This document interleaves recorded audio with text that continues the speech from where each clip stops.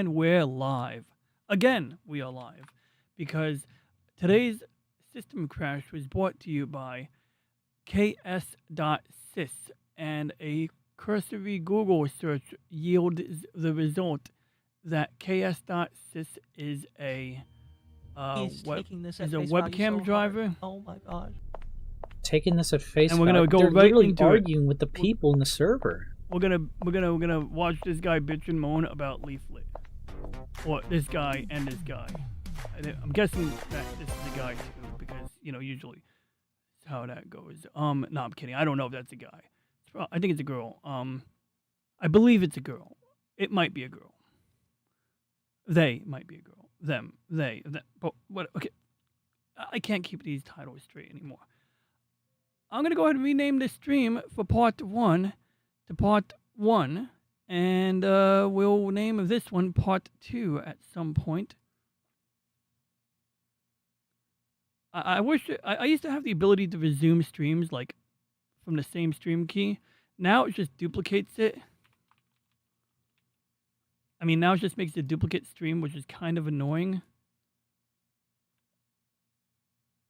So it's like I gotta now basically restart the stream. I gotta reopen the chat. Yeah, I think I would like. I think I would like lazy game reviews more. Wait, you would like lazy game reviews? Wait, like is it LGR? More than what, my channel? Maybe I'll watch. He won't drop me. Oh.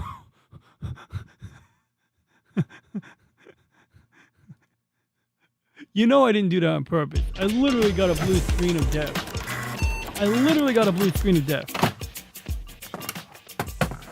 You know I have manners. Oh, that's cool. Soft made some kick-ass stuff back in the day, yo. This is nice. Well, isn't this neat? Greetings, folks, and you know what? Sometimes you've just got to reset the... Like, that's way more portable than the compact luggable. Remember compact made that 386 that was like a briefcase? So it turned out that thing was like fucking heavy. It was like 50 pounds or something, because it was a cathode ray tube monitor display and a computer, a 386 class system in the 1980s. And so, yeah, it was cool. You could like you could pack the keyboard up inside the front of it, like a little cover. You could put the power cord inside a little compartment. You pick it up with a little handle and you walk around with it, bring it to work, whatever you want to do. Basically, same concept as what we got. Oh, where's my VTuber? I need to get my VTuber avatars up. Same concept as what you see here, except this one actually makes sense. Like, sure, it's not a color VDT. It's not a color display or anything like that. It's not a VGA or anything. It's a black. It looks like a black and white. Well, it's a monochrome LCD. But they went through the trouble of ensuring it was backlit, which is good, because it would be kind of annoying to have an LCD of that size that didn't light up. And, well, you get the idea. So we're going to get my VTuber avatar up real quick. I'll do that while we organize a few things here. So let's play the video, and then go we'll go back back to the guy from Sitting on 1980s Leaflet. with your computing experience, or at least I do. And the experience I'm interested in today is this lovely cinder block of a system, the Sharp PC 7000, selling for $1,795 upon its introduction to the US by Sharp Electronics in October of 1985. A portable machine from the days when storage was measured in kilobytes, color graphics weren't a priority, and batteries weren't even a consideration here. Sure, slimmer, lighter, battery-powered portables existed, but if you wanted a proper IBM PC compatible to take with you on a trip in '85, chances are you'd choose a luggable like this, which, believe it or not, was on the less ridiculous side of things in terms of size and weight. Chunky next to more modern machines, no question, but relative to some of its contemporaries, the thing was downright slim. Compare it to something like the IBM Portable PC 5155 released a year prior. There we go. It is the IBM one. See, look how heavy that thing looks. It looks like a freaking PC-AT, but heavier. And that's saying something, because a PC-AT is a pretty hefty piece of kit on its own, in its own right. I mean, it's not actually The IBM PC-AT is actually not that substantial. Like, it's a big desk. In fact, you sent me a video, William. That was a cool video. It was about that military or NSA version of a IBM PC-AT, and had some interesting. Basically, had a couple interesting modifications to it. The key on the front was wired a little bit differently, to the point that you can turn off the keyboard with a key. So you can leave the computer on and disable the keyboard using a physical key, so that you could step away from the computer, I guess, and be assured that nobody else is going to be operating keyboard. The I/O ports in the back, everything I think was RF shielded, so this thing was made so that if you had some kind of attack where you can like pick up the keystrokes in the computer using radio frequencies or something, there's some interesting tricks to do that. Well, this machine, I believe, was shielded accordingly, and it also had a like an I/O breakout in the back, you know, where you put all your connections. So the thing is, when you put a card in a computer, I have one on my desk, but it's kind of buried on top of my scanner. Wait, is that it? Yeah, there's no way I'm getting that right now. Yeah, it's not in a good spot. Let's get a picture. We're going to get a picture of a expansion card so you guys can see what I'm talking about. So let's get an expansion card. He demoed. Oh yeah. So that's cool. So he demoed some RF hacks. So when you put a graphics card in your computer, here's an old graphics card, and here's an old sound card. So the place where you plug your speakers into the back of your computer, that's this metal plate here. So on your motherboard, you have a slot, much like the slot on your Nintendo. You insert it into the motherboard. You put a little screw at the top of this plate, and that holds it in place. And then you can plug stuff into it without it falling out. And same concept here. A random graphics card, a random old, not terribly old, but an old dial-up modem, so you got your phone jack. So that's the standard. This IBM PC-AT, it was like IBM AT military NSA video, like, I'm sure it'll come right. Oh, of course it doesn't come up right away. I guess I got it. What's the name of that guy? The guy who wears t-shirts all the time. Okay, military, NSA military IBM AT. Oh man, I can't remember the name of it. Shoot. What's the name of that guy? You know what I'm talking about? The guy, he's kind of chubby, you know, he, NSA, CRD, thank you. CRD, IBM AT, NSA. Let's see if that comes up. Yep, there it is. Oh yeah, this is like why I'm excited. So he opens up this computer here, obviously. Commodore 64, for instance, just had a couple tiny vents on the increased size. Contents are just version. As with the increased size of the machine compared to the... You can see the expansion cards right there. And you can see there's a back panel and they're screwed into the places where they belong. But there's this little compartment here. So the ports on the back of your cards don't go straight to the back. It's almost like they built a second enclosure around the baseline enclosure to enable them to have this little compartment. So we're going to take a better look at that. Flat to the chassis. Likewise, now we'll also held perfect. So there we go. So these here are not on the back. Normally this area would have the little plate I just showed you. So the little plate here and the little plate here, that's what you would see back here on a normal PC. But on this one, flat to the chassis with 8 separate screws. You could see the fudge muffins. Now, crap. Okay, I gotta rewind it. We'll break He's probably gonna show it again. Maybe he'll zoom off of one of these chips. No matter which. Okay, stop moving your hand. Direction. Yeah, okay, so there it is. Back plates, and then you got these breakout cables here. I assume it's part of some kind of RF shielding scheme of some kind. Even a little duct over here for the fan. But I just thought it was a bizarre design, and it was like interesting. Like the logic behind why they did it makes a lot of sense. It's just kind of bizarre. I always love how there's like a rat's nest of ribbon cables kind of stuffed in here.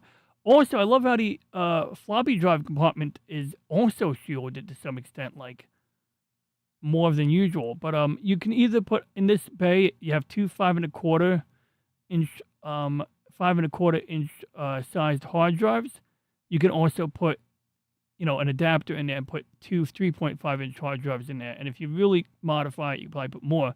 This is what mine looks like. I have this one on the top. Let's just start with... So on mine, I have to 3D print a bezel for a floppy drive, but I want to do that's different is I think I have a compact brand 5.25 floppy drive somewhere, or I can get one. Basically, in an ideal world, what I would love to do is stick like a 5.25-inch floppy drive and a 3.5-inch floppy drive in the same 5.25 bay, and print my own little bezel or something, whatever they call the front panel. If I couldn't do that, I'd have to come up with another solution.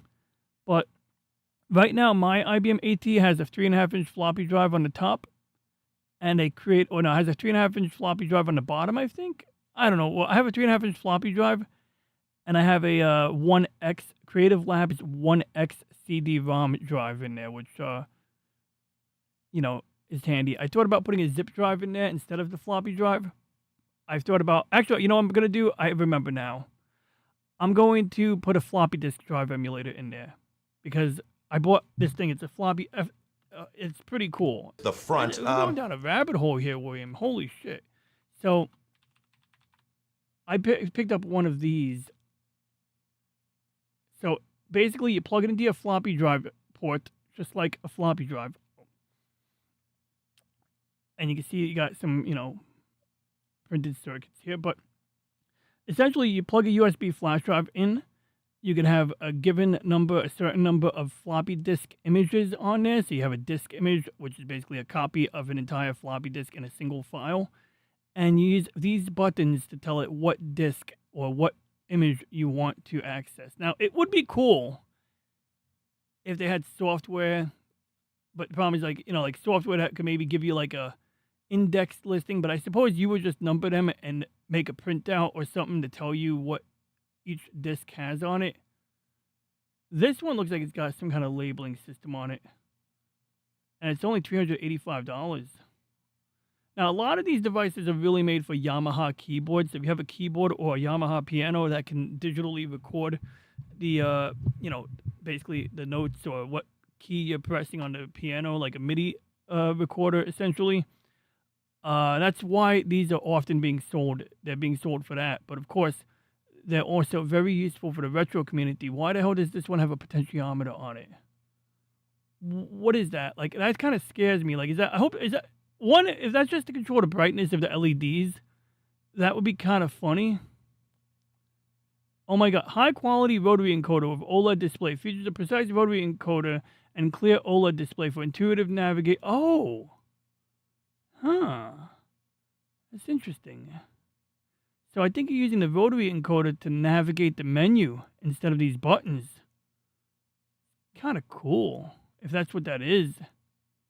Yeah, apparently that's exactly what it's for. That's kind of cool, actually. It looks kind of weird and jank, but it's actually really cool.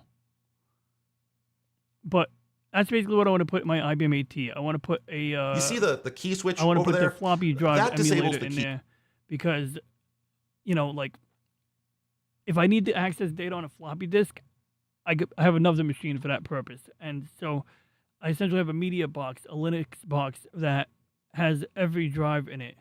Hey, welcome back, Snow and L and Lady Mist and William and Slim Nim. So beyond that, this guy's computer has the key on it. It's just like I don't have the key for mine. I don't need the key. Basically, you turn it on with the power switch on the back. That's another thing about this with computer. the front, those I think he shows you the power supply at some turning point. the third position. And the drive here is remarkable. So the power than the supply is in the normal back one. of the computer. Like, no, That is- he's gonna rotate it. We got to see this back panel because it's a trip. Yeah, that's So, a triple, right? Nobody I've spoken to is quite sure where. This, by the way, yeah. So there's like a panel that you put on the back. I have one IBM AT that does have the panel, and one that doesn't have the big panel. You don't really need it. This guy here, of course, his has a different panel. Where these plastic panels came from, since most ATs don't have them, and they serve no purpose I'm aware of except to make the back of the machine gray. They're basically the PlayStation 2 horizontal stand of the IBM world, so we'll get rid of that. So this is what the back of an AT usually looked like, and well, you'd never mistake it for an EMR AT, would you? Not only do the two machines look totally different, but this one doesn't even look like a PC. Yeah, so the power supply connection, once again, it's got a breakout cable that goes in, whereas normally the power supply connections are here. You got a pass-through NEMA connector, so you can plug in a power connector into your monitor. You can literally send power in this way and out to a monitor. I don't know why they stopped doing that. That'd be kind of cool. There's a power switch right over here. So to turn on mine, the key is always in the on state. So to turn mine on, I just have to flip this switch over here, which you can barely see. It's a big, big, fat rocker switch. If you saw, like, you call it, some kind of black add-on. Original rotate. Oh, show me the power supply. Oh, there it is. That switch. See? Big, fat, red switch. It's actually pretty diesel. So as it turns out, this machine here has it too, but they've buried it behind, the enclosure. So that one's in the always on position, and the key is exclusively controlling that. So that's what we were talking about just now when we were looking at this luggable here. Which was closer in size to a sewing machine than the lunchbox look of the PC 7000. Not only that, but the IBM was too large for the new 1985 FAA carry-on luggage size restrictions. The Sharp, however, conformed nicely, measuring roughly 16 by 8.5 by 6 inches, well within airline stipulations. And though it weighed 2/3 less than certain competitors, it still had some heft, weighing 21.5 pounds or 9.3 kilograms, including the keyboard. But yeah, it's a short and wide little thing, and I enjoy its company, so let's take a closer look, which we can do thanks to LGR viewer Woody, who kindly sent it this way for the cost of shipping. He was under the impression it was unused, but I have my doubts. There are scratches, stains, and signs of wear in the spots you'd most expect, plus this decidedly not stock strip of tactical Velcro, all pointing towards a previous life of service.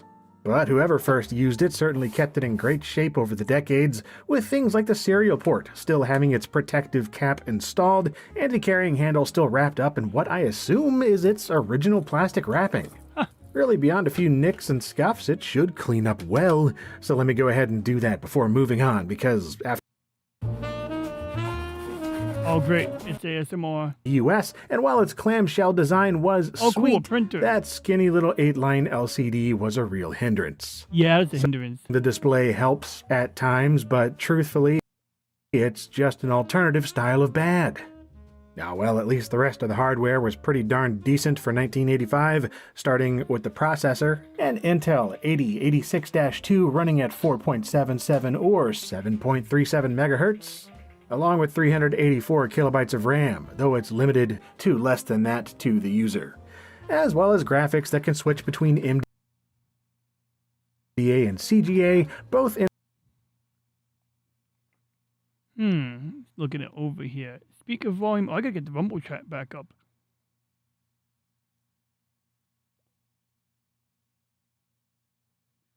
But yeah, it's pretty interesting right there.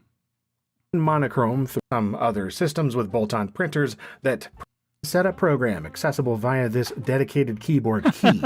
Anytime you need to change system settings, you can press that button and enter the menu, which lets you do things like change display settings, gosh, serial cool. and parallel options, CPU speed, time, date, and so on. That's like my N64. My N64 has a little interrupt on the controller after I modified it, where I can open up a little menu on a FPGA that, lets me adjust the display mode and all of that good stuff. We still have to get Reggie up in here in a minute. I mean, he's around. But I want to see what these guys are bitching about Leaflet for, yo. Because, they're tight. Okay, let me check. Ban miners, Nux Talker Sweeper found out I had Jenner Discord grass is green. True. Yeah, no. So this person with Leaflet, right? I will say, they kind of interest me a little bit. Back in the day, many electronics you would buy literally by weight, especially music electronics. I can see that, especially with a guitar amp or a bass amp. If it's too light, you got to question, does this thing even have tubes and valves in it, which are the same thing? And of course, valves were cool because, I mean, they're better. They give you a warmer sound.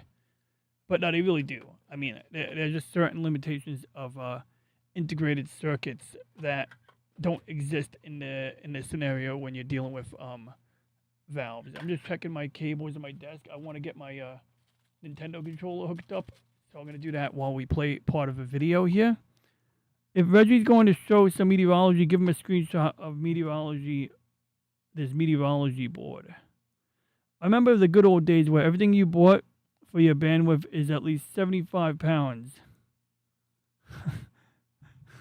We'll bring you on into the temps, and we're all doing okay. Wow, I was going to give him the Go's 750 image degrees in viewer Gila and Bend have right him now. guess the conditions. And I don't even know why I did that. There was a reason for that. It was kind of transient at the time. Like, mainly, I just needed a cool thumbnail. Okay, I'll be honest, guys. I don't even know if we're doing meteorology today. I just needed a cool thumbnail. But no, we'll probably do some meteorology. We're gonna do it a little differently than the conventional weatherman, but we're gonna use the resources made available to us, tax-paying citizens of the U.S. Heck, they're available to anyone in the country, I believe.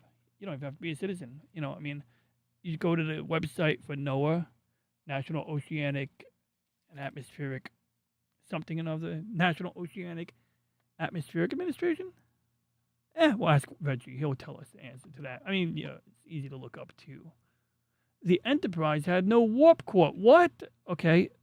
Slim screw that video. We want to see, what do you mean the Enterprise has no warp core? It has a warp core. It's right over here. The cells, hull of the ship. It's right over there. Neck just to leave by the deflector. Now the warp reactor, as there we go. The warp reactor. Seen in the motion picture, is actually more codified in lore, and there is very little discrepancy in where it shows the system running. Yeah, that's a proper warp core. I'll give him that. He's not wrong. From the impulse display. Now, this Enterprise here. Wait, what? The Constitution class Defiant that featured in a Mirror Darkly. He placed main engineering between the two warp pylons at their base, linking the top of the console in main engineering to a towering intermix chamber that ran below it. This was effectively the warp system's intermix chamber, with the resulting warp plasma flowing up through those 10 conduits behind the engine room, then into the pylons and to the nacelles. Inconsistencies, such as naming them the antimatter nacelles, references to engineering being in the saucer section, and more, would just have to be chalked up to simply, it's a show that was still finding its legs, it's just not going to all line up. Now, with Strange New Worlds added into the mix, they've placed main engineering in a separate location and scaled up the Enterprise with another potential retcon. Separate topic. But the location of the engine room here is in the secondary hull, but in the fore of the vessel, lining up with the... But as I said, that's a... I don't give a shit about Strange New Worlds. So, where is main engineering and the warp core? Well, main engineering on my cutaway poster is in the aft section. I started scanning my poster. I don't even know, where the fuck is my poster? Shit, I don't know where my poster is. Uh-oh. Hope I didn't... Where the fuck did I put it? Is it up there? Hope it's up there. Hope I put my poster. I mean, my poster is in bad condition, but hope I put it in a safe place. I might buy another one anyway, because it's been a long time. Remember the good old days? I read that already, but I agree.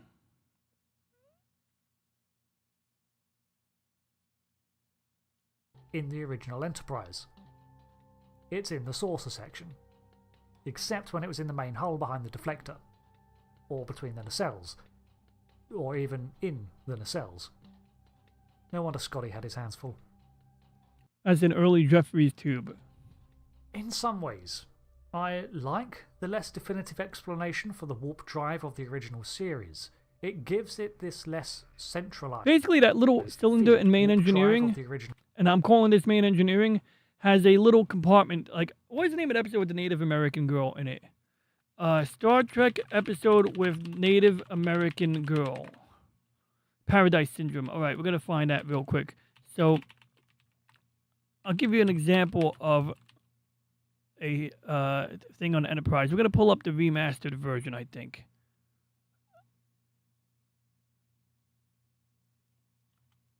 Uh-oh, it's not playing. Is my computer still doing a heavy AI processing?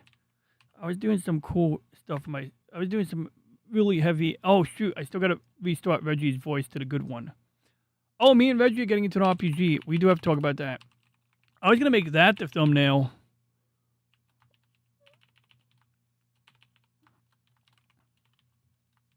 I'm trying to enter a password. All right, let's see here. Paradise Syndrome. Da, da, da, da, da, da, da, da. I'm going to sing the Star Trek song while we wait for it to load. This is a little concerning why it's taking so long to load. Why is VLC doing that? Are you okay, VLC? Is it my Finder app? Look, I don't need the Find app. I could have just found it myself. I know where the data is. I just wanted a quick way to find it. Jeebus. All right. End task. All right, there we go. We ended task. Oh, now it's going to scan it? Yeah, let's get out of that. All right, just give me a second. I'm going to pull it up directly. Pack size, TV show, Star Trek, the original series, Sequest DSV. What season is the Paradise Syndrome?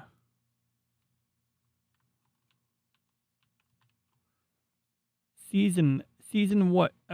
Season 3, episode 3. Now, here's the catch. When you have the remasters, sometimes the episodes are not in the exact same order. Well, at least that's been my experience. Oh, yeah, we got it. We got it. We got it. Baby got back. Baby got back. All right, so obviously we're not going to watch the whole episode of Star Trek. We're not going to watch much of it at all because otherwise the stream is out. But we are going to skip to the part where Scotty opens up the dilithium chamber.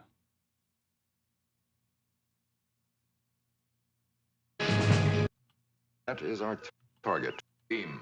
As long as Mr. Won't be satisfied till these panels are a puddle of lead. These are too fiery. Main relays out again, Mr. Scott.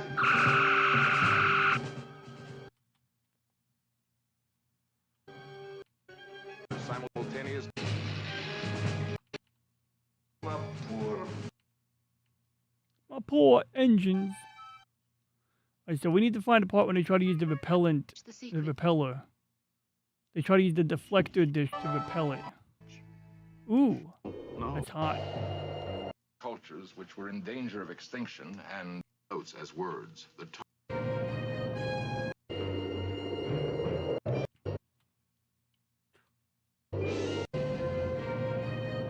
I kind of want to pull up the not so remastered version of this now, guys. I'll be honest, like, I don't know which one I like more, but whenever I watch these remasters, they look good. They look really good, like they do. But, you know, it's not the same, but it's not bad. It looks great. You need to be Trump kind of messed up to need a butler to wipe your butt for 3 days. I mean, it happens. Haven't you had a butler wipe your butt before? I mean, it's in a name, butler. That's what they get paid for. He's creating jobs, Slimnim. But if you're on Enterprise, you're going to be using the Sonic bidet. Yo, seriously. I'm so happy on Voyager. They showed the Sonic shower once. It was an episode where Belana Torres was on some planet in some dusty cave doing God knows what.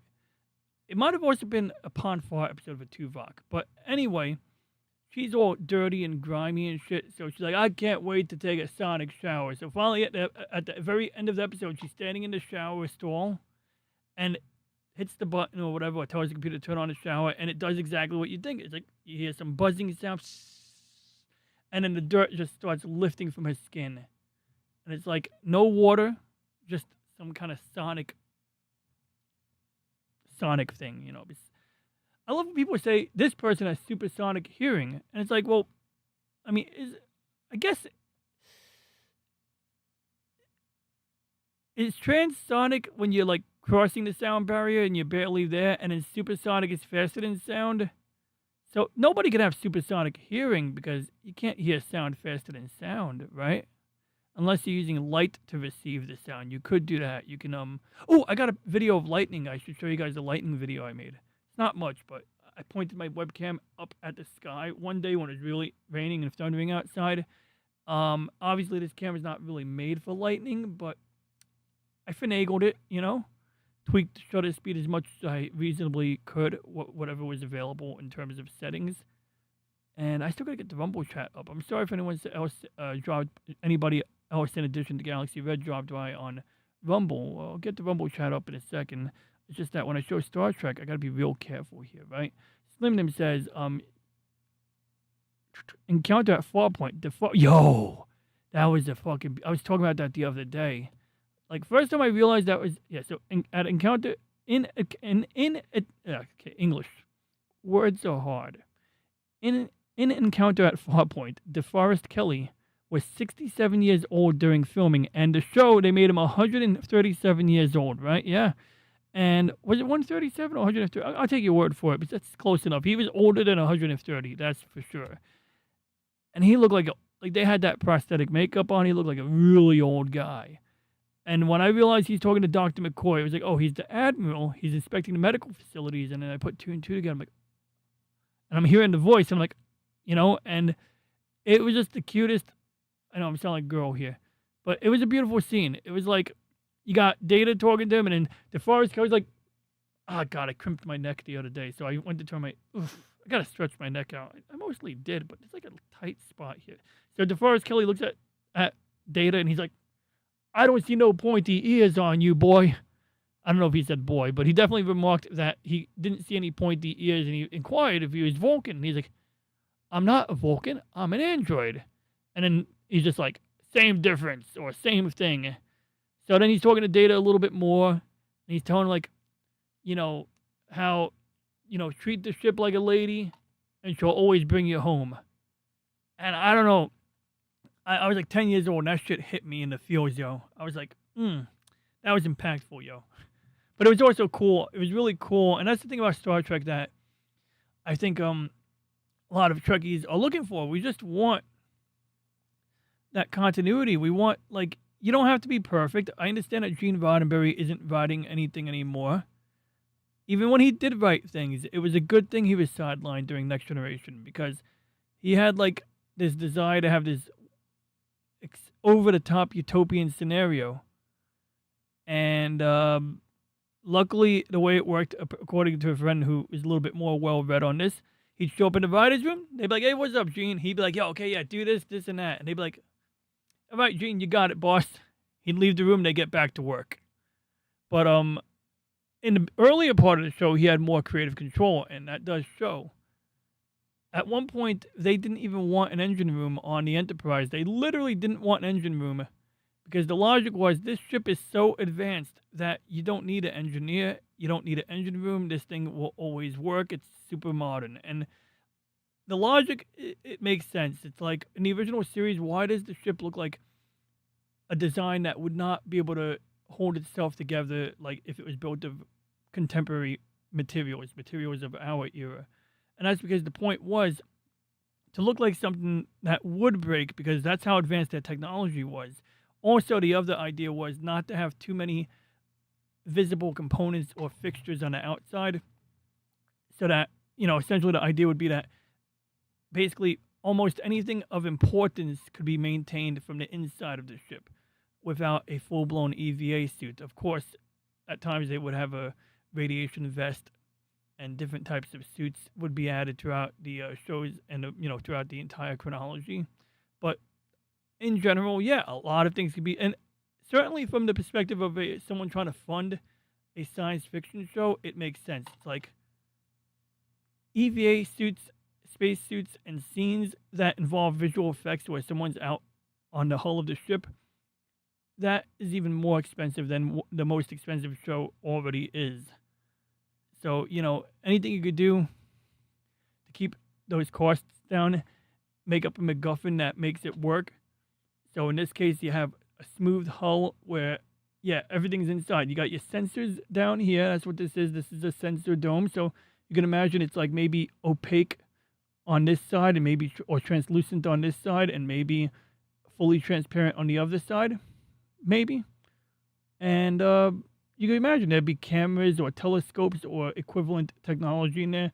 Even on Enterprise, there's a scene where T'Pol is using the sensors to look at Captain Archer on the surface of a planet, and they even showed an exterior view of the ship. They showed that she's specifically using the sensors tied to this part of the ship to observe Captain Archer on the surface with a native girl, and she was able to hear what he was saying. Now, I don't know how that worked, but it was freaking cool. It was like showing that even on Enterprise, the prequel, they had these capabilities already to do these, fantastical things, which, a little bit more relatable to us, but still fantastical. Intra-cloud lighting, hood to cloud to cloud, blue sprites. It's crazy. Yeah, sprites, blue sprites, or sprites. I saw a video from Japan. I don't know if I bookmarked it, but it was a sprite like above one of their volcanoes. That's a whole other topic, by the way. Not so much the sprite being above the volcano, that was a coincidence, but apparently at times during volcanoes there are electrostatic phenomenon. And it's basically same reason you get lightning, basically just a little bit of a different method of action, a different cause, so to speak, but essentially same concept. The new set of Star Trek is the new universe. STDs just ruined the series for me.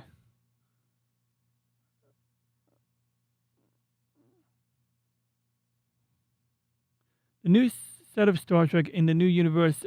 STDs just ruined this. Yeah. I mean, it's ruined. The second one was supposed to be clouded to ground story. Intra-cloud lightning, cloud to cloud to ground, blue sprites. Yep. Everybody knows what a MacGuffin is, right? Yeah, so a MacGuffin is something you invent in science fiction to make everything else work. So, for example, on Star Trek, when the ship is flying fast, or in Star Wars, when they're using a fighter plane like an X-Wing and they do these tight maneuvers and they're zipping around making tight turns, the speeds that they're going at, people should be snapping their neck. When the ship goes from like warp speed to like full impulse to like, low speed, there's situations where mainly if you're accelerating in Star Trek, yeah, you should be getting some serious whiplash. I mean, you look at the captain's chair on the original Enterprise, it doesn't even have a headrest. The Mirror Universe had a headrest, but that's another story. I guess it's to make him look important. So inertial dampers, that's what inertial dampers do. They dampen the effect of acceleration and deceleration. And then, of course, you have your artificial gravity generators, which I guess are somewhat tied to the inertial dampers. And once again, you don't have anything spinning around. You don't have a centrifuge or anything like that. But you do have artificial gravity using some kind of technology that receives energy, electricity presumably, or something like, EPS plasma.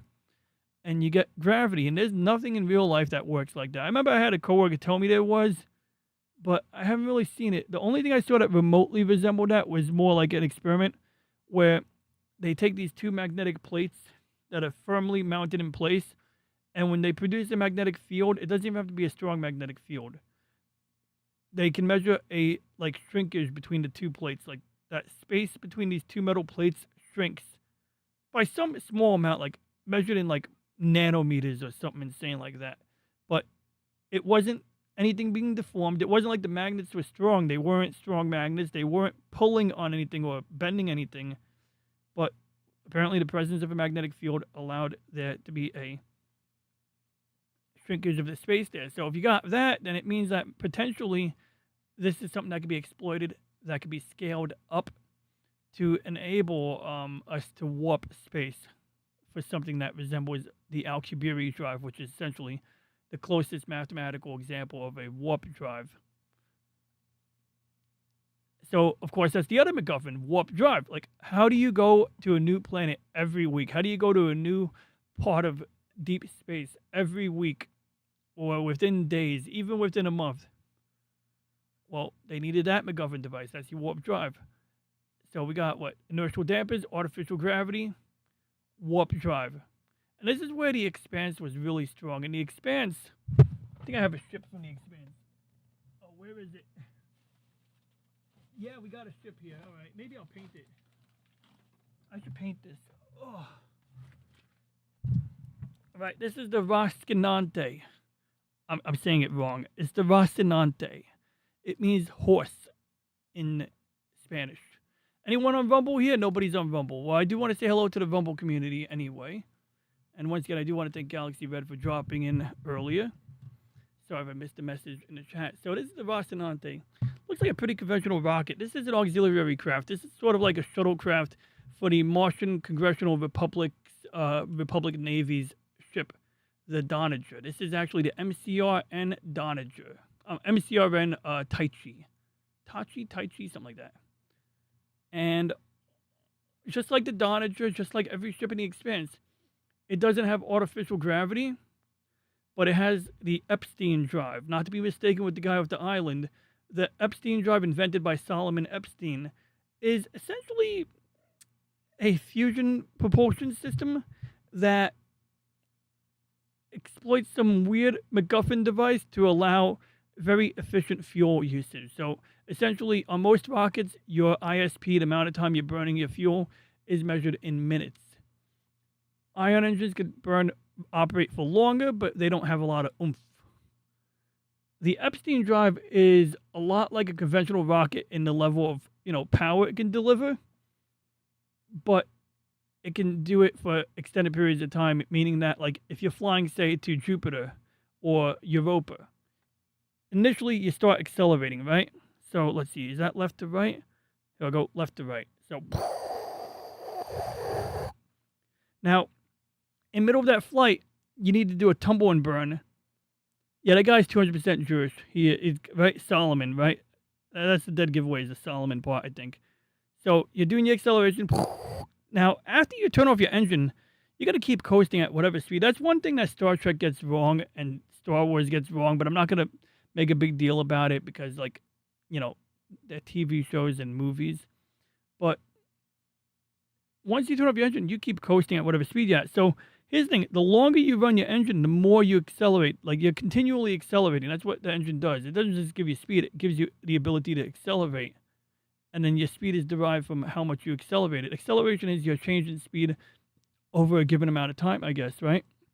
I believe that would be the correct way to define it. Don't quote me on that. I don't want someone getting all pedantic on me and be like, That's my understanding. I may need to correct that. Anyway, sounds about right. So maybe speed, velocity. See, there's a difference between, we're not going there right now. We're not getting into the definitions of speed and velocity, but it's not that complicated. Just let's not. I mean, unless you guys know the correct definition, go for it. Okay, so bottom line is you're accelerating. So you get halfway to Jupiter. Now, here's the reason that you're going to do the tumble and burn. Halfway to Jupiter, you stop accelerating somewhere before the halfway point. You're coasting. Now you flip over and you start decelerating. So essentially, you're moving in this direction against the engine, and because you spent like nearly half of your journey accelerating, if you use the same amount of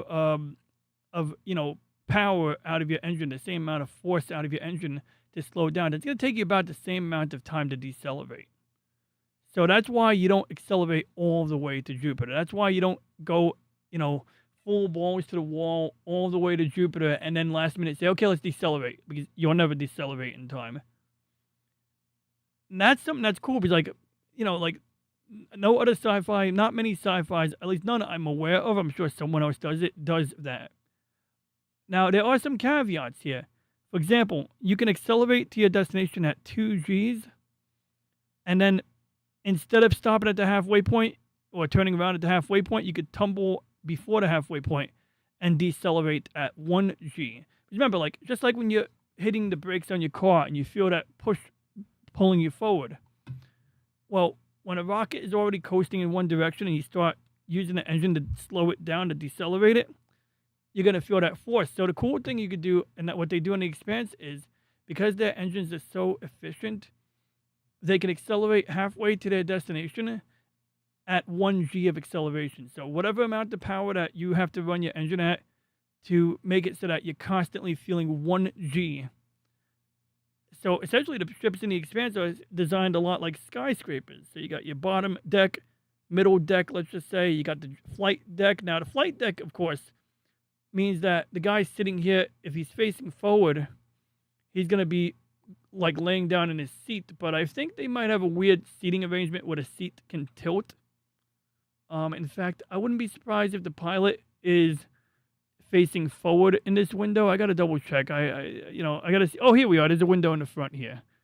I wouldn't be surprised if they tilt the seat at a slight angle so that, there's a little bit of a, you know, I don't know. I could picture. I gotta double check that. But in the book of The Expanse, they get a little bit more detail on a lot of the systems on the ship. So, for example, in The Expanse, they have the acceleration couches where you're injected with a juice that contains a cocktail of anti-stroke medication so that you can sustain 15 Gs without getting a stroke.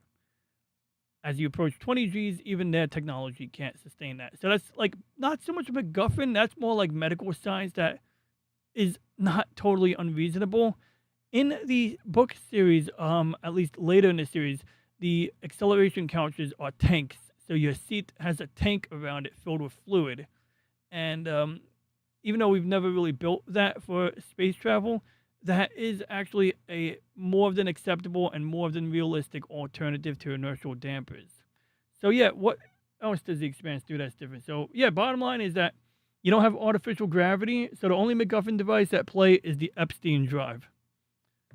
Your gravity is provided by the acceleration, which modern day rockets can give you the sense of gravity while you're under acceleration. It's just that it's not very useful when you run out of 1 million gallons of fuel in like 5 minutes or less. In fact, quite a lot more, perhaps. I'm still waiting on some paperwork about the guy. Huh? That's why you have inertial dampeners.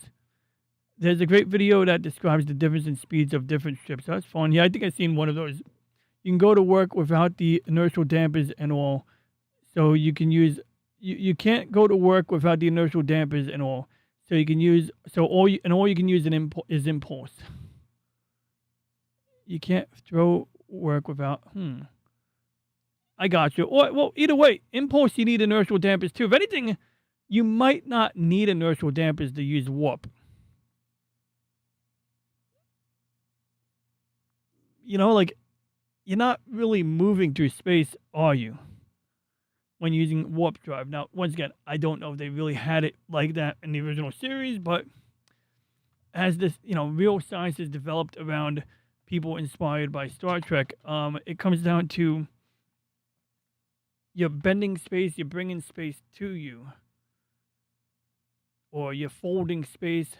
You're essentially creating your own frame of reference in some kind of bubble. So you're not really subject to how fast that bubble moves with relation to its surroundings. But that's a mind F because, of course, where we do run into problems is even with Star Trek where they messed this one up. And the Expanse they don't go fast enough in the Expanse to worry about relativity. And by the way, there's one of the MacGuffin device in the Expanse, the proto-molecule. I'm not even going there. It's like some weird alien molecule thing. It's not that it doesn't ruin the Expanse. It's just that it's not everyone's cup of tea. The proto-molecule, I think it works for me for telling a sci-fi story, but I also understand that like some people just like the Expanse already shows you like a universe that's as complex as Star Wars, or not one-to-one as complex, but it shows a pretty vibrant universe. And it all takes place in our solar system. Like, a lot of it takes place between Earth, Mars, and the asteroid belt. And yes, of course, there are some facilities on Io. They have, essentially, research bases. They have a little bit of an agricultural thing going on because I think it was Io or Europa. I think it's Io. Has a decent magnetic field, so it's pretty much shielded from solar radiation as well as any radiation emissions that are produced by the planet Jupiter. I want to make sure I'm live on Rumble. Okay, I'm live on Rumble. Good. Okay, so is the chat running? Where's the chat? But real quick, I just want to see I want to show you engine room. The engine room. Simple notes on Vulcan offshoot. Planet is no. Time go. And double the marijuana. Were you able to make any sense out of the symbols? Yes, the only thing about arrive. Trying to do that ever since we take place. Driving yourself too hard. Longer it will last. I think I know why. Oh, I know what's happening here. Hold on. We got to get the other copy of the episode. I know what's happening here. Okay, so here's the original episode now. 8.7. That is our intensity. Sequence power. Continue lock, sir. We'll fire in the sequence and continue firing as long as Mr. Scott can maintain power. Standing by, sir. Firing. Okay, so they didn't use the deflector here. I'm mixing up episodes. I think they used the deflector in a different episode, or maybe I imagined it. Some people would call this a Mandela effect. It's not, because it's not a misremembrance. It's only on my part. Sometimes people will argue with me. They'll be like, they must have changed it. It must have been changed secretly. Oh my God, we got to watch the Mandela Effect channel. Oh God. Did we watch that? Did I show you guys that guy's channel? He's a nice guy, but it's pretty funny. Yeah, we might check that out. It's amusing.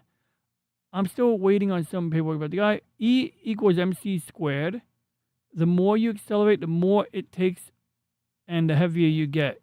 Well, it takes more time for who? Because one cool thing about the movie Project Hail Mary is it shows that we can get anywhere in our galaxy in a reasonable amount of time.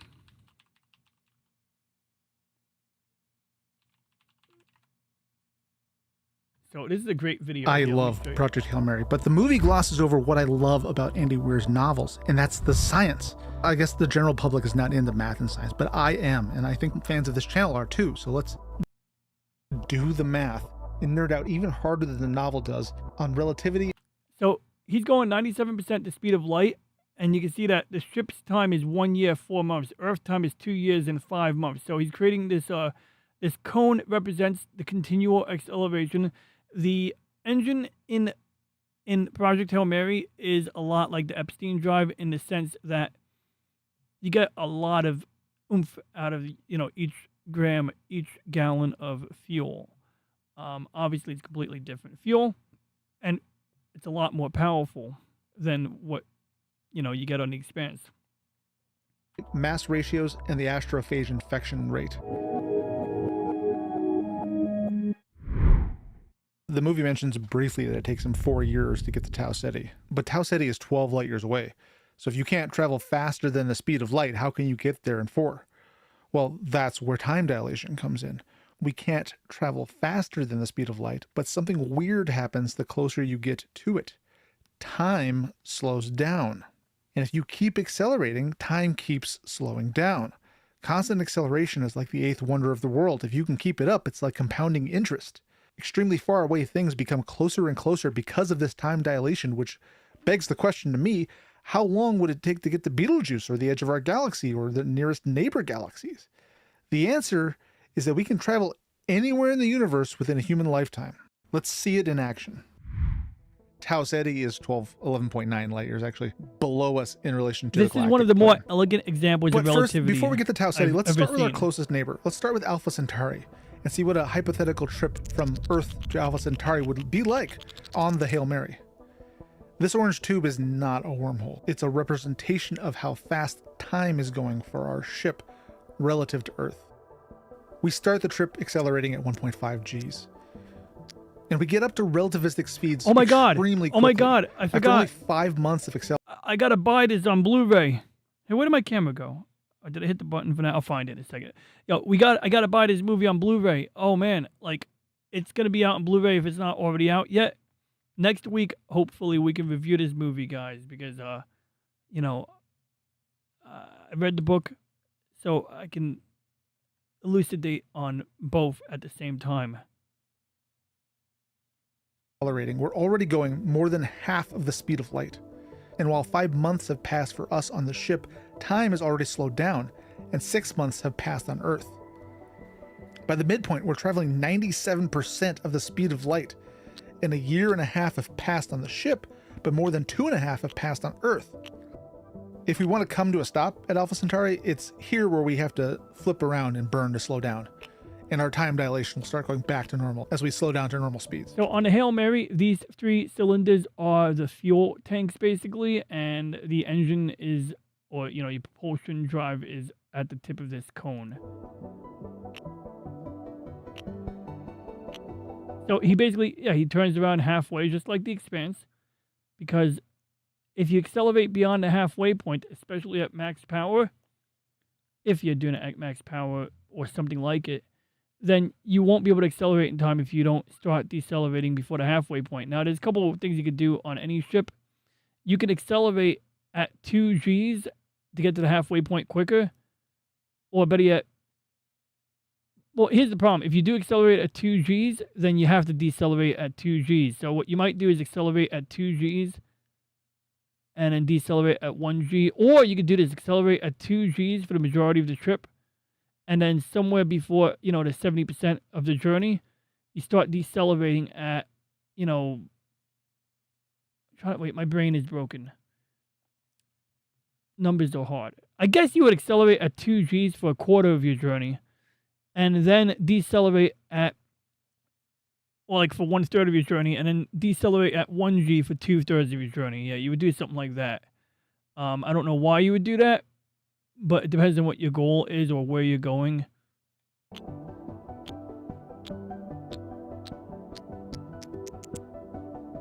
The talking bomb that believes it's God at the end of the pet alien keeps getting that is literally slower. a beach ball. You can actually see the little wheel of the mechanics car that they use for anti-gravity moments. Cool. Key. Check it out in a second.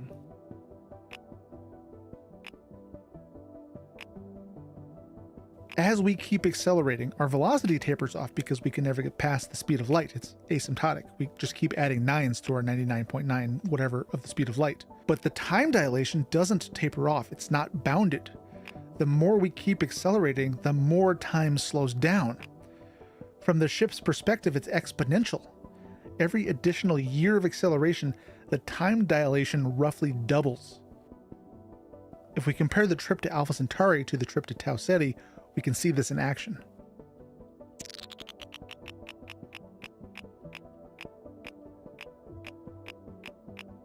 The trip to Tau Ceti So it's a 12-year. only takes about 1 year longer. So basically, that's similar to the movie. Essentially, I think the movie they took longer, but the way this guy's doing it, you can spend it takes 13 years to get to a 12 light year destination, essentially, right? I mean, obviously there's some factors that make it take a little longer than 12 light years, like the fact that you might not be going in a straight line. But bottom line is that about 13 years to go to a 12 light year destination. Okay, fair enough.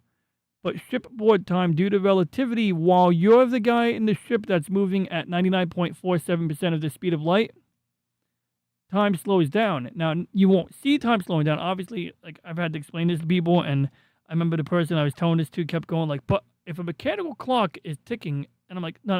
It's like, I try to explain, it's an imaginary bubble. Like, I mean, it's not really an imaginary bubble, but just call it an imaginary bubble. And that wasn't really acceptable, but I was like, look, I don't know what to tell you. Like, this is something that works. And we know it works because we put very precise atomic clocks on satellites, GPS satellites for that matter. And GPS would not be able to give you a correct location fix if they didn't account for it. So if you look at the code, or I don't know if they have open source GPS code, but in that code, there is definitely mathematics that deal with that, because it has to deal with that. Like, it literally has to account for that. Even if it's like a nanosecond or a microsecond, yeah, sure, drop a Twitter link.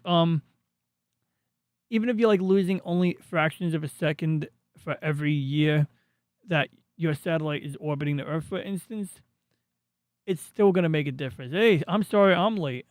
This is part 2. The computer crashed early in the stream. I got to check my webcam and audio drivers. One of them might be an outdated version. Or something. Something's not interacting with something correctly.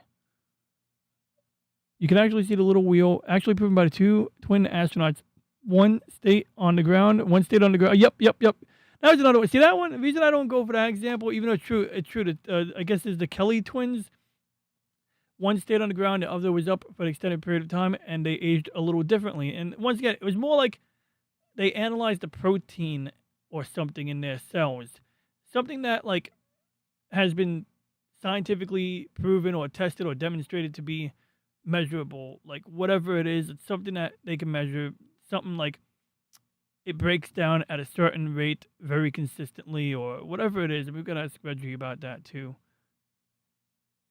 And the bottom line is, yeah, it works. I like the atomic clock example because atomic clocks are pretty much immutable. Like, you know, they're as consistent as you're gonna get over a 10,000 year time span.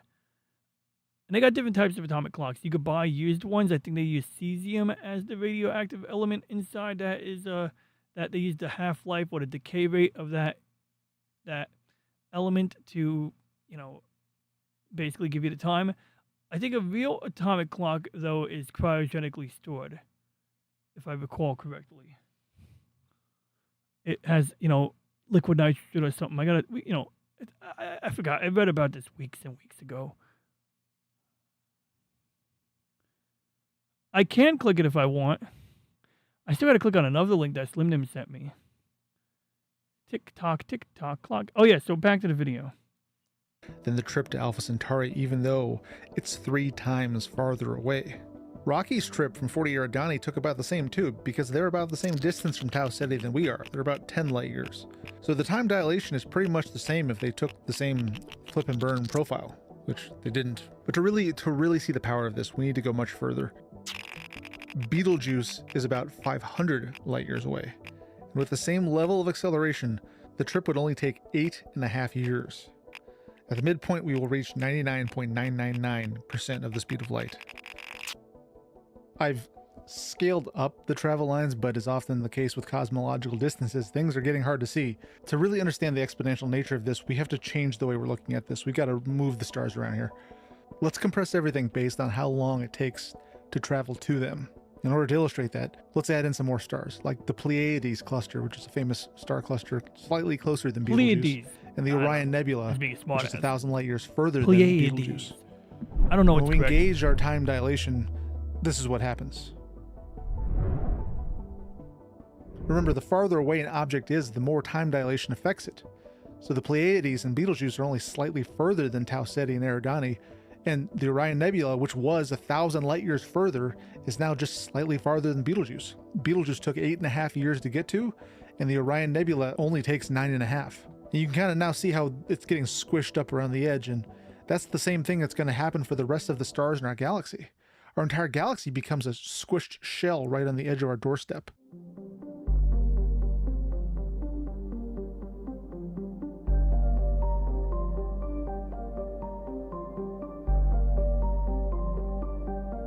Other galaxies too get pushed right to the edge. The Large Magellanic Cloud, which is 160,000 light years away, takes 16 years. Andromeda, our closest large galaxy, which is normally 2.5 million light years away, takes just under. I love how the sides of Andromeda curve inward or curve towards us because of this. Because once again, you know, this is just showing that, yeah, you're still going to take that much time. But subjective, is it? Wait, I got to get Reggie in on this now. Well, I could just Google it too, but if the Google doesn't give me the answer. Oh, I'm sorry. Was I looking at the right screen? Subjective versus relative time. Subjective is how your mind personally feels the speed of time change based on emotion, boredom, age, etc. Relative time is the physical rule from physics showing that clocks tick at different actual rates. So the relative time from on Earth is, you know, however long it takes you to get to any of these destinations. But you moving at 99 point whatever % of the speed of light, your subjective time is, as this guy says, how many years did he say? 20 takes 16 years. 16 years. So within 16 years, you can make it to the Large Magellanic Cloud in subjective time. Relative time, it's still going to take you like at least as long as it takes light. You could check out the game a slower than speed of light It's free. MIT game, MIT game. Like what is it, like a oven mitten game? That's cool. Andromeda is approaching us, and in about so many billion years, we will become Milkdromeda. Hope we don't get spoiled. Andromeda, our closest large galaxy, which is normally 2.5 million light years away, takes just under 20 years to get to. Oh, I remember that game. Yeah, I know what you're talking about. The Virgo cluster, a cluster of a couple thousand galaxies, which is A 54 slower speed of million light. light years away, would take just 23 It's years. a and slower 7 speed of months. light, not a slower than speed of light, a slower speed of light, but I got you. And finally, the edge of the Getting it observable now. universe, 46.5 billion light years away, would take just 32 years and 3 months. At which point we will be traveling 99.99999999999999999999999999999999999999999 21 I'm nines. gonna grab something. The speed of light. And 46.5 billion years would have passed on Earth because we're basically going the speed of light. This would require a lot of energy. Actually, in this example, it would require a lot of matter because that's what we're doing. That's what astrophage is doing. It's converting matter into energy. Astrophage is like a little E equals MC squared bioengine. So how much matter do we need for this trip to the edge of the universe? About 500 sextillion tons, which is the mass of 87 Earths. And this starts asking the question, how much mass is too much? Because we're already idealizing a lot of things here. In modern rocket engineering, a mass ratio of 20-1 is considered realistic. I gotta That clean my means the fuel CPU weighs tank. 20 times more than the ship. And in fact, that's My exactly what the CPU mass coolant ratio tank is of the like Project half Hail Mary full right was now, in which the isn't novel. really a problem. The ship needed 2 million kilograms of It's got like a astrophage little to bit reach of like Tau Ceti in film 4 on years. the surface And the that's ship gotten weighed pretty thick. 100,000 There's like a kilograms. bio experiment 20 going to in. 1. I gotta pour some peroxide Problem in is, there. that was a mistake by Andy Weir. 2 million kilograms is what was needed if it was a flyby. To stop at the destination, you need to square that number. So what it really needed was 400 million flyby? kilograms. I reached out to Andy Weir Is and that he like a responded and drive-by? confirmed this, which would mean a Is that mass like a ratio of drive-by 400-1, in which is space? a little unreasonable. But we do have an option to save some fuel. We don't need to accelerate for the whole period. And that's what Andy Weir says he changed. He said he added a coast phase. Okay, so let's do the math. Using the same specs from the book, 1.5 Gs of acceleration. If we coast for 85% of the time, What up, Wade? that is, we accelerate for about 1 light year, coast for 10, and then decelerate for 1, we'll get there in 6 years and 8 months. Confusing to me, in the movie, they didn't fix this. There's a point at which, at the end, the computer says it's going to take 4 years, 2 months, and 11 days, which is almost exactly a 50% coast phase. So that seems intentional to me. Like maybe that was Andy Weir's fix to do a 50% coast phase. But with the 50% coast phase, the mass ratio becomes 124-1, which would mean the ship would have had to have weighed 16 tons dry or used more astrophage. And in the movie, they say it still uses 2 million kilograms of astrophage. But honestly, there are so many assumptions we're making here that 124-1, maybe that's plausible in this universe holding astrophage. You can play around yourself with these numbers on my website. This is a calculator on my website. Either way, I'm still inspired that it's still physically possible to reach other galaxies within the known laws of physics. Because there could be other methods of generating insane amounts of energy in the far future, like a Kugelblitz drive or something else crazy. And we could still get there without wormholes or breaking physics. While I'm in the mode of being an armchair physicist, there is one other flaw in Project Hail Mary that I thought was interesting. In the story, Tau Ceti is the only star nearby Earth which is not dimming due to astrophage infection. Canonically in the novel, as they're tracing back where it came from, they say that the sun was infected by WISE 085507. Which isn't exactly a star. I think Y08550714. We're gonna look that up in a minute, guys. We're gonna go 08550714. Right. Let's get Space Engine up. I need to see this in the Space Engine. I mean, I could use any app, but Space Engine is just nicer. Now, I guess we'll leave the Gaia catalog enabled, even though it'll slow down the app. 14, Wanderers which from was infected by Wise. Sirius, which was infected by Epsilon Eridani. They also say that Wise Wise. infected Wolf 359, the Land 21185, and Ross 128. From this, they deduced that the range at which I think it's Lalande. Lalande. It's Worf. No, it's really Wolf. But Worf 359. astrophage can survive interstellar. Oh, look, it's Epsilon Eridani. In some audiobooks, it's pronounced Iridani, but think Iridani sounds cooler. Their distances is 8 light years, and thus the range that it can infect other stars is 8 light years. Problem is, in real life, WISE is 11 light years from Sirius, so that's a no-go. The shortest distance from Tau Ceti to Sol in less than 8 light year hops would have been Tau Ceti to LaSalle 9352, LaSalle 8760. I think that's Lakai 9352 and Lakai 8760. Lakai, not LaSalle, Lakai. I believe. I could be wrong once again. Maybe it's French and it's pronounced in English as LaSalle. I don't know. Ross 154, Barnard's Star, and then Sol. I feel like I'm playing Elite Dangerous. But that wasn't actually the problem that I thought was interesting. The problem is that if 8 light years is indeed the infection range, 90% of stars in our galaxy have another star within 8 light years. It's, in my opinion, probable that astrophage would have spread throughout the entire galaxy like a plague, infecting nearly every star. It sort of depends on the distribution of stars, and there are some filters that could have limited it, but I just thought it was interesting to visualize what an 8 light year range spread would have looked like in our nearby stars. This is using the ATHYG stellar catalog, by the way, which is not a full representation of all the stars in seriously, our neighborhood. the WISE. It's pretty close. Seriously, the WISE we are Sol. Oh, I see.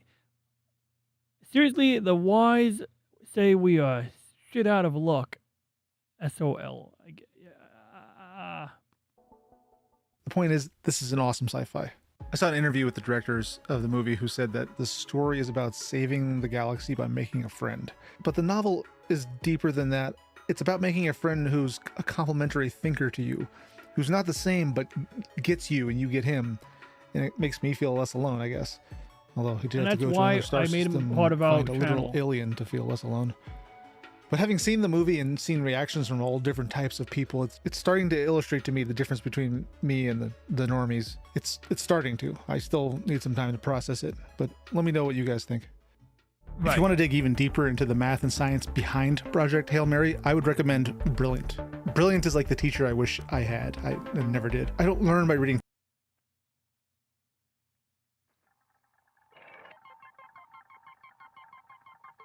Yo, you sent me a whole movie again. I mean, I should watch the last movie you sent me, but I can't watch a whole movie. Check out Wade's clip in a second. Ooh, Antarctica. What'd you say, Pinback?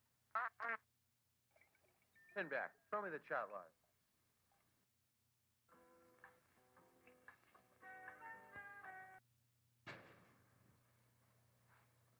I'll tell Doolittle. I love this Sorry to 70s interrupt your look. recreation, fellows, but it is time for Sergeant Pinback to feed the alien. Oh, I don't want to do that. What is Phase 4? Wednesday, 3 o'clock. Further discoveries this afternoon on a nearby farm to be added to those observed earlier. I might have pointed them out to Lesko, but it will be better to let him learn at his own pace.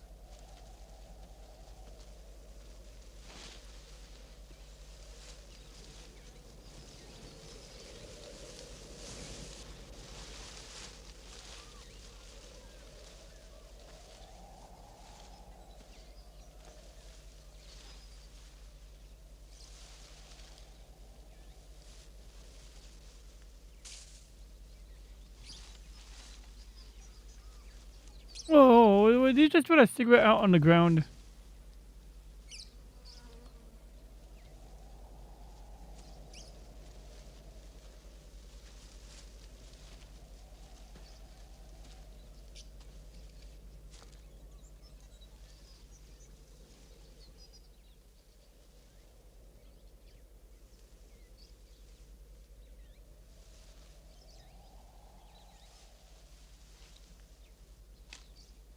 Mammals, anything at all that threatens their food supply. The smell triggers their behavior. I've never seen this Sean Connery movie before. Right, Wade, what do we got here? I was kind of tempted to look into like the VTuber side of YouTube a little bit, but didn't really have much of a chance other than, I guess you could technically say, Luby. Definitely Nux though. who's like in that Come sphere. hang out with me and So my it's like, I awesome don't know. first-time Didn't guest, really have much of a Arwen chance Avalon. to. I love Arwen. She's great. Only VTubers I think I've ever talked about was Nux, Flamenco TV, and fuck, I guess Lumi a little bit, but it's hard to count her as Arwen's a VTuber. sweetie She pie. switches niches, like a chameleon.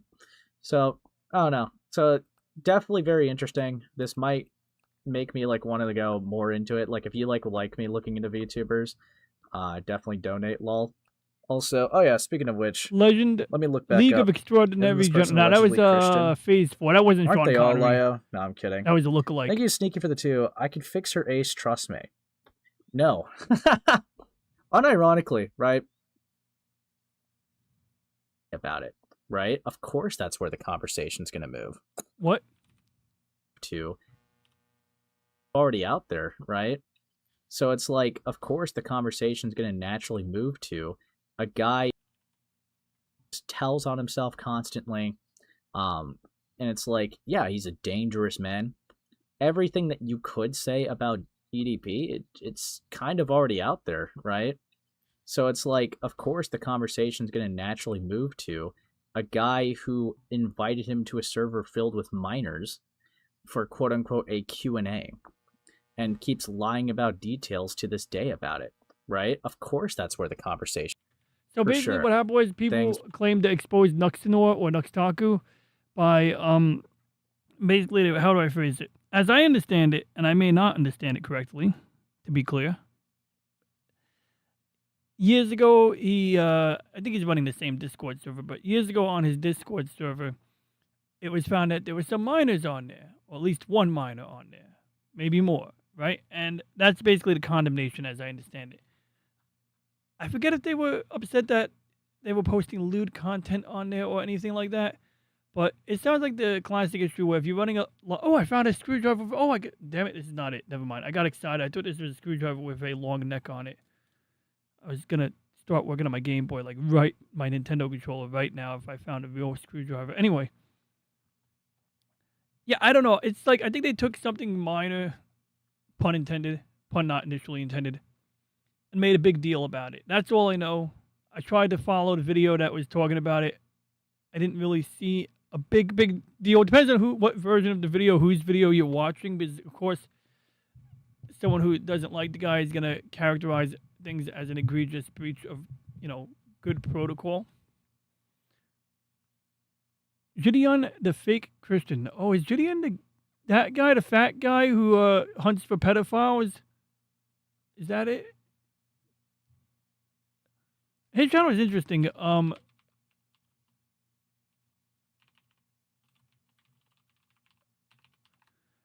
It's not really that interesting, but what I find... Oh, that guy. I've seen this guy before. I don't really know him, but... Wait, is that him? Oh, that's it. That Gideon is not in his right mind. Is Gideon losing his mind, or is this some ultimate prank? Bro is going insane, or he's a bad person. I don't like what Gideon is doing. What? Shout out to my boy Braxton, man. Sorry to ask, but can you get the EDP video? Still happy. What is EDP?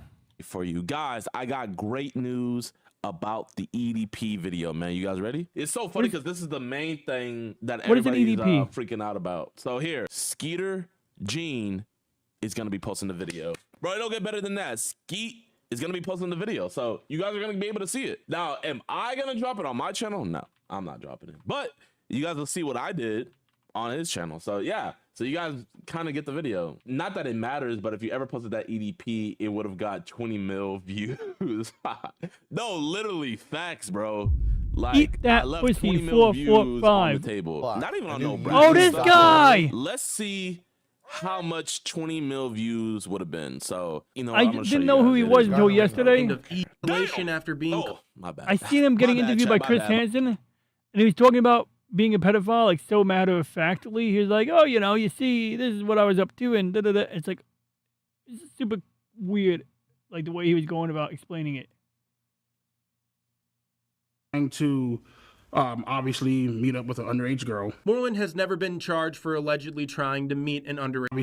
Original Predator catcher Chris Hansen interviews Moreland. Moreland doubled down. I showed up to that location that day, trying to obviously meet up with an underage girl. Moreland has never been charged for allegedly trying to meet an. Right, so that's who EDP is. Got it. My bad. Even I think already what the is right. Did Instagram? I really didn't see the trade deleted. All right, whatever. I just thought I'd get something on that, but it's because it's already been relitigated. I'm gonna look at Jar's Zaptai video. You know, I want to know what he's saying about Leaflet. Okay, that's it. There's evidence. I'm just not gonna look at it, man. I just can't out a principle. I mean, we're gonna really get the defend it transcript once I'm showing the evidence. Oh, there's no transcript yet. If I had a transcript, I would just give it to whatever AI. Basically. Oh, here we go. Like, what they're mad about? Okay, good. We got Leaflet. We got Leaflet. Oh yeah, Leaflet. Don't let them take your media. Don't let them ruin your video games. You saw her music video. That's another thing people bitched about. They're like, oh my god, it's AI. Oh, you're making a VTuber app that uses AI. You're going to make it easy for people who don't know how to do that. It's like, oh, heaven forbid that more people get into this. It's like, sorry that you have to be more creative now instead of doing whatever lazy shit you're already doing. You know, it's like tough shit. Nobody cares. Well, maybe some people care, but you know what I mean. A portable document file. Yes, Axel Rose did what? No, that's Alex Rosen. Oh, okay, I don't know the difference. You mean the fat guy, Gideon? Not fat guy. Oh, that's the fat guy is Alex Rosen. Wait, okay, now I'm confused. I thought that was EDP. Okay, who the fuck? Okay, who the fuck is Alex Rosen? Now I need to see. Oh, that's Alex Rosen. Okay, but the fat African American guy is EDP. I think. Something like that. Too many names. Is that I said it's probably done, is what I said. And they're like, oh, here. Evidence. Dude, fucking hell. Emir's entire take vibes, basically. So like, what they're mad at is that I said it's probably done, is what I said. And they're like, oh, here, let me just show it. Let me just show you where it started. This is where it all started. Okay, right here. Not still cool or just still getting canceled, dude. I don't even know the Nuck situation at all, to be honest. But I'm gonna guess it's really stupid. That's what I'm gonna guess. Okay, why would I say that, chat? Why would I say that? Why would I say I'm gonna guess it's probably stupid? Why would I say that? Cat, can you relax. guess?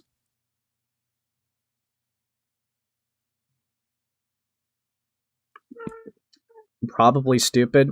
Keep in mind, there was a literal pedophile in the Patreon Discord server with a minor. Kid got groomed in his server. Is it a literal pedophile or is this a metaphoric pedophile? Because, like, I mean, no offense to our left-leaning friends, but a decent segment of the left often does use the term literal Nazi when, like, whoever they're referring to as a literal Nazi is not a literal Nazi. Because a literal Nazi has to wear a uniform. You need to have the fucking khakis, the fucking, Hugo Boss, blouse, shirt, whatever, jacket, coat, overcoat. You need to have the armband. You need to have your little lightning bolts if you're in the SS ranks.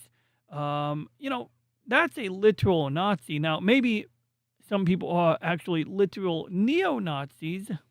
But once again, a literal neo-Nazi would have to, I would assume, be affiliated with one of the literal neo-Nazi groups. Now, that said, I don't think I'm immune to referring to someone as a Nazi. Like, if I see some, like, person who's, like, leaning towards white supremacy, I might just go and be like, yeah, that guy's a Nazi. Or, he's like a, wannabe Klansman or some shit like that. But that being said, oftentimes I've seen the term literal Nazi used very, very, loosely. So I don't know if that's the case here. I'm not going to dig into drama tonight. This is like months old. All I know is this stream was done 4 hours ago and the guy's bitching about Leaflet. So I'm genuinely curious. I just, maybe he has a case. Maybe he's got a reason. Maybe she did say this thing that she didn't say. I don't know. Okay, we're not just talking about, like, some edgy humor, right? We're talking about a child getting groomed. Okay? But sure. Prove it? Sure. Let's try to discredit them just because they happen to be into some gooning material when they're having issues with your sphere, having I don't know, kids being groomed and sexual content being around kids. Oh no. No. The fudge was that? What's going on here? Like, is this like a streaming van? Like, what the fuck is going on here? Like, you got like a little, like, I don't know why that's funny to me. It's just funny. Why am I having a hard time? Kayla says, Yo, Hank Green got caught Why red-handed am I having a using hard AI, time? like, without disclosing it. So what happened was, so the title says it. Hank Green admitted to using AI, then it got weird. So Hank Green was like, I guess, reading a script on his screen or something, and you know when you're like talking to ChatGPT and it says something like, I appreciate you giving me a hard time about this, or I appreciate you giving me some pushback on this fact. Something like that, like one of those canned responses ChatGPT will give to you when it's bullshitting you, or when the model makes something up and then you call it out for doing that.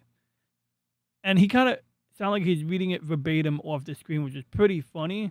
But then Hank Green's making this whole thing about AI putting him out of touch with humanity and how he's going to take a break from streaming. I don't know, it did get a little weird. Like, I wish the guy the best of luck, but it was kind of like this weird PR response where he's like trying to like control the narrative, I guess, or, trying to like, instead of just saying, yeah, I was using AI to do the work, as a force multiplier or whatever. But like, this is another thing I noticed was I was watching a video where guys talking about how people prefer watching original content creators, right? Like people who, hey, what's up there, DJ Play Nice? Good to see you. So, people who like talk to the camera, like I'm doing, perhaps they talk about some event in their life. You ever see those videos where the person doesn't have much of a production budget? They're just talking to the camera and telling you about their life, or telling you about some stuff that happened to them, telling about their frustrating day in traffic, their frustration in dealing with the insurance company, stuff like that. And people take to that because it's like, it's something that I think people resonate with more than watching safe material, like I'm talking like that really, like the stuff like the Sci Show. I love the science content, but at the same time, you got certain content where they play it really safe. They avoid any type of, third rail, be it political or social or anything in between. Then you got people who are edgy all the time. And I like to think I hit the middle ground, perhaps. But, like, what I'm getting at is, yeah, people want that off-the-cuff personality, I think. Or at least I think there's more genuine enjoyment in that than somebody trying hard to be the polished, corporate-looking guy, I guess, So I kind of see Hank Green as one of those channels, I guess is what I'm getting at. And we'll pull up Space Engine. What I was looking for, Wise 08550714.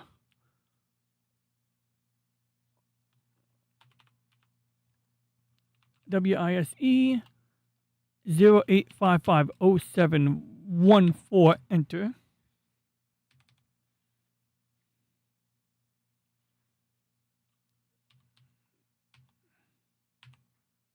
All my stars are missing. I think there's something wrong with the app.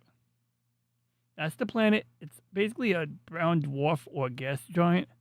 We'll get the stats on it in a second. I want to check something. I feel like something's missing in my software here. Oh, here we go. Okay, we got the map. That's good. As you can see, it's really slow right now because I have the Gaia catalog loaded up right here. There we go. So, big black ball in space. Where's the Milky Way? I'm going to put it in front of the Milky Way.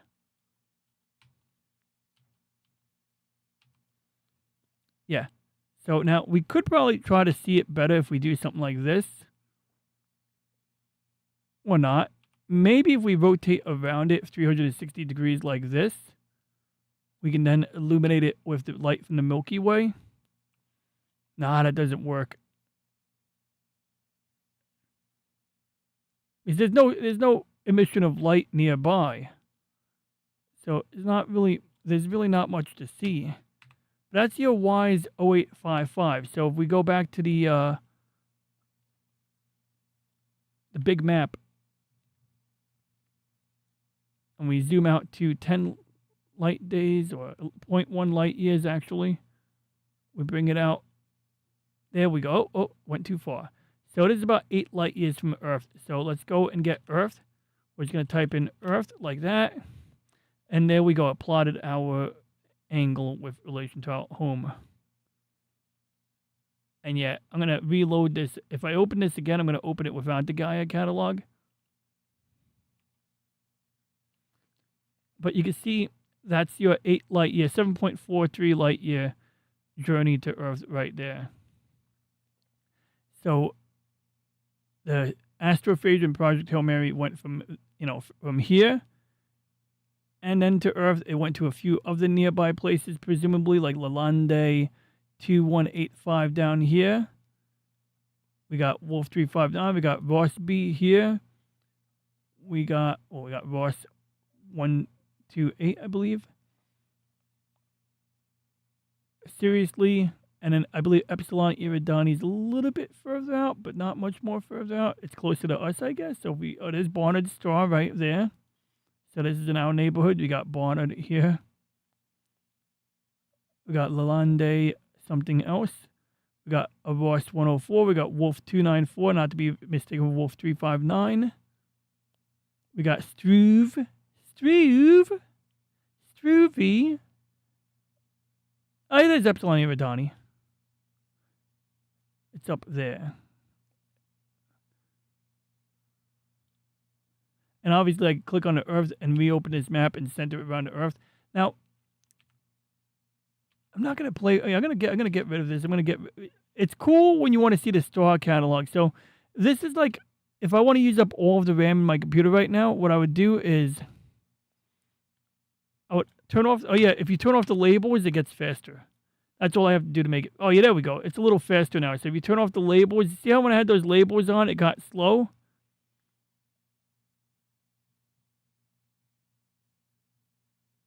And then, reason I turned on the Gaia catalog, I was making some videos.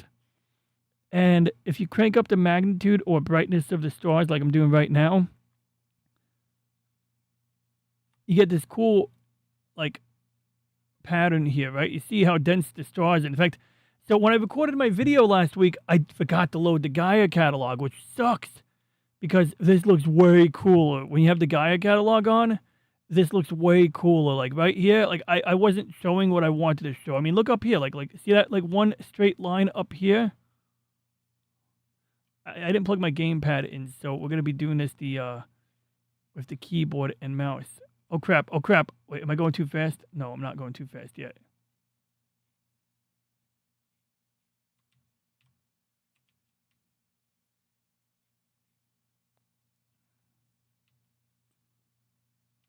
So we're going to fly to that object here, just to give you guys an idea of what I'm talking about here. So we're going to lower the brightness of the star magnitudes that are visible, or lower the magnitude is filter, so it works a little faster. So we're going to pick, I don't even know what this is. We're going to click on it. That is a star cluster, allegedly. Oh, that's cool. I've never got, oh my God, I got a real star cluster. Dude, you know how hard it is to find real star clusters in this? They're usually procedurally generated, and they only have one representative dot to show you a star cluster. But this star cluster, from the perspective of Earth, that's a star cluster, yeah? That's a star cluster. So what's cool about this star cluster is it looks like a ball or a massive stars clustered together, but really we're just kind of like capturing a tunnel in the stars. So, you know, like, ah, crap, what button did I press? So it's like we're just imaging a straight line of stars, basically.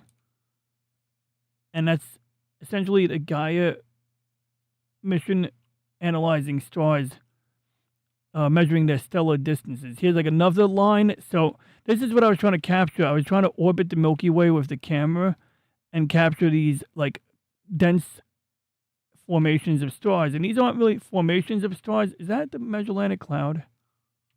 So where the heck is S Doradus?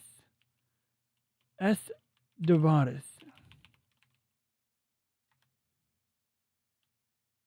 Oh, S Doradus is over there somewhere. There's S Doradus. Wait, am I in the right place?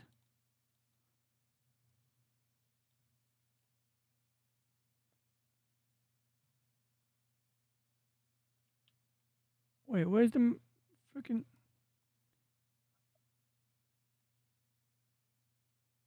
This is oh yeah, that's the oh yeah, that's the Large Magellanic Cloud. Yeah, that's S Doradus. Yep. That's in the right place. So, you know, all in all, this gets a more complete number of stars, listing of stars, than the ones you get out of the what do you call it? Snowed Up, what's up, man? Yeah, I'm doing well, man. Hope you're doing all right. I was checking out a video where this guy was bitching and moaning about Leaflet, but I kind of didn't really have time for this shit, so I'm done with this one. I'd rather watch Jolly's show. Series. It gives. Oh yeah, did we find the engine room on the Enterprise yet? No, we got to do that. Okay, let's get this done here. So, back to the topic from an hour ago. Did I miss anything in the chat? I really wanted to show you guys a key element of the engine room on the original Enterprise. Been here for a while, but hi. Hey, what up, L and Nagato? And thanks to everyone who tuned back in after my stream crashed. Ironically, today, there's many lefties now, so anti-Zionist, they are becoming the for real Nazis. Isn't that ironic, right? Yeah, now the like, the Jews are the Nazis, like, it's like, it's kind of funny, like, at least that's, you know, that's the impression I get when people say what they say. No, AI was used in the masterwork Arconian. Really? Okay, I didn't know that. I just assumed that you would have used a little bit of AI, but I believe you. I believe that you did not use any AI because your art is on fleek, Snow. Of the Snow, I'm talking to Alicia Snow, not Snowdub. But Snowdub's art is also pretty much on fleek. He's got a great puppeteering capability at his hands. He's got a whole cadre of puppets. He's got Jolly the patriotic puppet. He's got... Why is there a freaking little border here? What the fudge is that shit? Yeah, let me fix that. Oh, I know why there's a border, because I took Space Engine out of full screen mode. Oh yeah, so I'm making a weather widget. Where's my weather? Oh, when my computer crashed, the weather disappeared. Let me get that back up. I made a weather widget. So it's like Makini draws. He has like Valhallaberg or whatever, and he's got like a fake weather thing going on there. So I made a real weather widget that pulls real meteorological data. Oh yeah, we gotta still have Reggie do a meteorology segment before it gets too late. Let me just find it here. OBS sources, weather source. Then we go into this directory to the secondary one, and then there we go. Okay, did Reggie come up yet? Okay, we need to get Reggie up. Reggie? Oh, there you go. So yeah, there it is. So that's basically a little app I made. It has a picture of Reggie in the middle. So by default, it gets the weather from the, weather sources or whatever, like from the, weather. So basically, it uses an API key to request the data from whoever's providing the data. And you can get it from National Weather Service. You can get it from all kinds of places and agencies. And it's really just an app on my right screen. See, look, it's got a green background. So this is what we're using here. Now, I don't know why it's crooked. I can fix that later. The big thing is that every 10 seconds, it switches to a different city. And right now, normally, if I didn't put a graphic in the folder, it's pretty interesting how this works. I mean, essentially, you put, if you don't put a picture in here, it'll just have the word broken clouds, clear sky in little square brackets over here. So you basically name the files clear_sky, few clouds. Now, these are all identical graphics right now. I do have a Grok project up that, it has of the examples, but the goal is to essentially make a different picture. Like, so if it's raining, it'll be a picture of Reggie holding an umbrella, or maybe a cute anime girl holding an umbrella and a little turtle splashing around in a puddle beneath her. And only thing I gotta do is I gotta update the graphics so it actually says clear sky. So I'll put a little text here somewhere that says clear sky, and then it'll have Reggie or some of the cartoon character standing in front of the sun.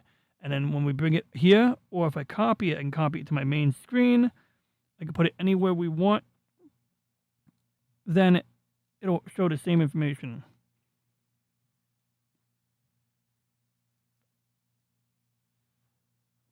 So, okay, is it on my top screen? It looks like it's on my top screen. Is it on my main screen? It's not on my main screen. I still got to turn off the OBS source. So, yeah, there we go. So, you see, we have it there. And then I got to turn off Space Engine. I'm looking for the item for Space Engine. We got Rumble up? We got Rumble up. Okay, so... Oh, yes, no dub. This is how I do the chat if you're still here.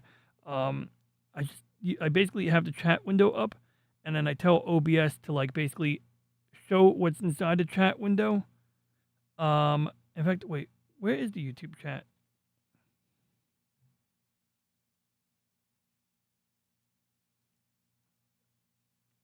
There we go. So that's how I have it. So then I can resize it like that. I can crop it like this. I can crop it like that. You know, you can do a lot of things. So there we go. See, that's the entire window there. So I usually just crop the top off of it like that. So that's because I'm doing it through OBS, though. Not everyone wants to use OBS. I get it. Adds another layer of complexity to the pipeline. Hey, what's up, what's up, Lemon Pie Citrus? I just set up my Kick. Oh my God, yeah, I want to set up Kick again. Actually, I gotta research how I want to do that, because originally I was paying good money to restream so I could simulcast to like 5 platforms at once. But when the renewal lapsed and I was paying for a dental procedure, I decided to, like, you know, let myself use the lower cost plan. I don't even know if I'm paying for restream right now. I don't think I'm even paying for it right now. So all things considered, it works really good for something I'm not paying for. I can still stream 1080p at 60 frames a second, to my knowledge. Unless I'm doing a group stream. That's the other reason I paid for Restream, was if I want to do a multi-person stream like you do on StreamYard, then it's like the $400 plan. But I don't think they raised the price a whole lot. Like, StreamYard, I hear they did a lot of crazy shit with the price. But Restream has always been as expensive as it was. But I do feel you get good service out of it. I've never really had a problem with Restream. I think people who had problems with Restream, either they have an edge case or their internet connection is not as powerful. Maybe I would... Also, that's another thing. When you're streaming directly to Restream, I mean, there's a lot of factors to streaming, as you guys all know, that can have an impact on it. So I don't want to pass any judgment on anyone. Like, I'm sure Tommy, the guinea pig of the Guinea Pig Collective, could, like, elucidate a little bit on his experience. So let's see if we can find that dilithium chamber. I swear that's all I'm looking for. Before. Is this the remastered version? No, it's not remastered.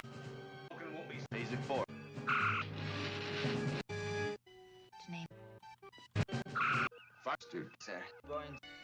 Remember. To the child. What is this? I need to find this. I need to find the dilithium chamber, because it is a core element to the... Oh, this is the scene. Oh, good. I found it. Okay, so... This is the objective here. I still got to turn off Space Engine, man. Let me get this window out. Okay, so in the meantime, while I look for the OBS source, I'll explain, guys. So in this scene, they decided to use the deflector dish on the Enterprise, which normally serves as the navigational deflector, I believe. I don't think it's the primary shield. Or it's not part of the shield generators. Depending on what Star Trek series. Like, if you watch a later series of Star Trek, they're pretty explicit that you have a navigational deflector, which is that big dish on the front of the star drive, usually, or the little dish on the front of the Starship Voyager as well, which is the backup deflector. And they have separate shield generators that, you know, provide the actual shield bubble, or sometimes, like on Star Trek Deep Space Nine, when they had all of those big battle scenes, those fleet engagements, you'll notice that you didn't see the shield bubble. So anytime someone fired at a ship, you wouldn't get that bubble-shaped force field. And the reason for that was simply because it would take more computer time to render the shield bubble. So every time a ship gets fired at, whatever modeling software they're using to make the 3D model has to, be set up to render that bubble, and that takes additional time. So basically, when you see a ship getting fired upon in Deep Space Nine during the big battle scenes, I guess the in-universe explanation is that they're using a different type of shield, perhaps a shield that hugs the surface of the hull, almost like the hull plating you would have seen on the NX class in the Enterprise prequel. But it was really just to save time and money on rendering the graphics, because anytime they made animations for Voyager or Deep Space Nine, they essentially would leave their computers running overnight, rendering the graphics while the people working on the animations went to bed or something like that. Don't elucidate. Just shed some light on the subject. You're right. Don't make up big fancy words that you don't understand, because I don't even know the meaning of the word. You just told me what the word means. It just sounded good. They jacked up the price by $20 last year. Is that $20 a month or $20? If it was just $20 more, like for the whole year, that wouldn't be so bad. They jack it up $20 a month. Now you're going from $200 a year to $400 a year, right? And they're like, oh, but you could stream in 4K. It's like, I don't want to stream in 4K. Who the fuck would want to do that? Which do you prefer, barbecue, beef, pork, or chicken?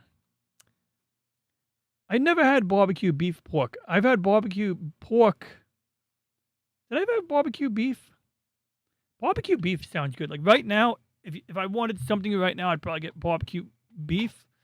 Or ribs, beef, or pork. I think they're pork, right? So I think barbecue pork is where it's at. But, I mean, I've had some good barbecue chicken in my time. Sometimes it hits the spot really nicely, Biggest problem I have with anything barbecue is, like, I like to eat it with a fork and knife. I don't give a shit about the rules of chicken wings where you got to eat it with your hand. And I know sometimes, like, you can get more of the meat off of the chicken wing more efficiently while doing it with your hands. That's part of the reason why I like chicken nuggets, because, you can just take a fork and just spear them and eat them. Like I could type on my computer. I don't have to get grease all over my mouse. Yeah, barbecue pork could be pretty good, though. I do like that. I even had barbecue pork chops. Those are pretty good. Like a good barbecue pork chop with like marinade or barbecue sauce on it. Just bon appetit. I'm sorry, Celebrity Jeopardy reference. Yep. That's another thing. On Next Generation, they demonstrate the capability to extend the shield to different distances. In particular, there was an episode when a Romulan scout ship needed to be provided protection from the Enterprise, so they extended the shield bubble around the Romulan scout ship, which of course diminishes the overall efficacy of the shields, but still works. It's more limited, of course, but it works. You're spreading it more thin, right? You're spreading it thin. Hey, what's up, Peter Venkman fan site? Good to see you. Yep. So let's see. We got beef ribs, Bigham Wordums. I love Bigham Wordums. Words are hard. Okay. I barbecue beef ribs. I think the beef ribs are where it's at. Like, I mean, honestly, it's a hard one. Like, I'm not good at picking favorites, to be honest, but okay, let's see. If I gun to my face, I got a fuck one, shoot one, and marry one. Which would it be? Well, I can't really remember an example of anything barbecue beef related except for burgers, which I do love a good hamburger, which is really more of a cattle burger, right? Probably the ribs. I say pork. I mean, like, I'm not picky. They all sound good, but like ribs, I think, like it's a nice form factor. You got that rib-shaped rib, especially when you get ribs where like the meat falls right off the bone. It's really juicy. That's pretty good. I can't remember the difference between a beef rib and a pork rib. Just go grab yourself some Aldi's beef. You'll be just fine. That sounds good, unless that's a reference to some kind of food issue. Bison burger is flavorless, but very nutritious. I liked bison burger. It's not so much flavorless, but it is it is kind of flavorless. Like, depending on how it's cooked, it's almost like you're eating a piece of like charcoal, which in a way that's where the flavor's at. I think, like, if I was making my own bison burger, I would smoke it. I think if you smoked the bison burger a bit, that could be real good. Or if you had like that barbecue that has the little deflector at the bottom of the grill where you got if you're propane, you got the burner, then you got this like metal or ceramic zigzag plate. So the idea is that your grease falls on that plate and it comes back as smoke. I was recently talking to someone. They gave me an idea. I think they mentioned putting wood chips. It might have been someone in the chat over here. They suggested doing something cool like putting. Oh yeah, wait. I remember. I think Stone Cold Loki was talking about putting Dr. Pepper in something and smoking. You don't put it on the food. You smoke your whatever meat you're using. You smoke it with the Dr. Pepper, and then you get like a Dr. Pepper flavored smoke flavor. Yeah, charcoal. Like like you have a burger that's got a little bit of char on the outside. Not to be mistaken with the guy from Gundam. Like, it's got that like black charness to it. It's still juicy on the inside kind of, but like the outside is char. There's still a little flavor in a bison burger that I think that like is like the first thing I notice when I'm biting into a bison burger. That's the first thing I taste is the char. It's just like get that black cherry wood flavor from Dr. Pepper. That's what that is. All right. It sounds about right. I'm a food conscious. It says you're a food conscious man. How many whiskey you have found that is kosher? I don't know. Let's see if this one is. Where's my whiskey? I was given whiskey on my birthday, so I have a bottle of whiskey here somewhere. Let me find that. In the meantime, we are going to get back to that straw shit. Did I hit mute? Oh, good. I didn't hit. What is this button? I have a button. I don't even know what this button does. I have a big red button on my Stream Deck. I couldn't tell you what the button does. I really couldn't tell you. I have a button. I literally don't know what it does right now, guys. Like, I'm going to have to check the menu because I'm afraid to press it again. I pressed it by accident. Don't know what it did. All I know, it made a bell ring somewhere in Nevada. Open balanced. What? Balanced what? C:\/ balanced dot bat. What? Okay, that's it. Now I got to. Oh, that's my turbo button. Oh, I get it now. It's my turbo and balanced mode button. Okay, that makes sense. Yes, okay, that makes sense. That's my turbo button. Did I just kick it out of turbo mode? No, it's still in turbo mode. Okay. Marinade. Yep, a good marinade makes that.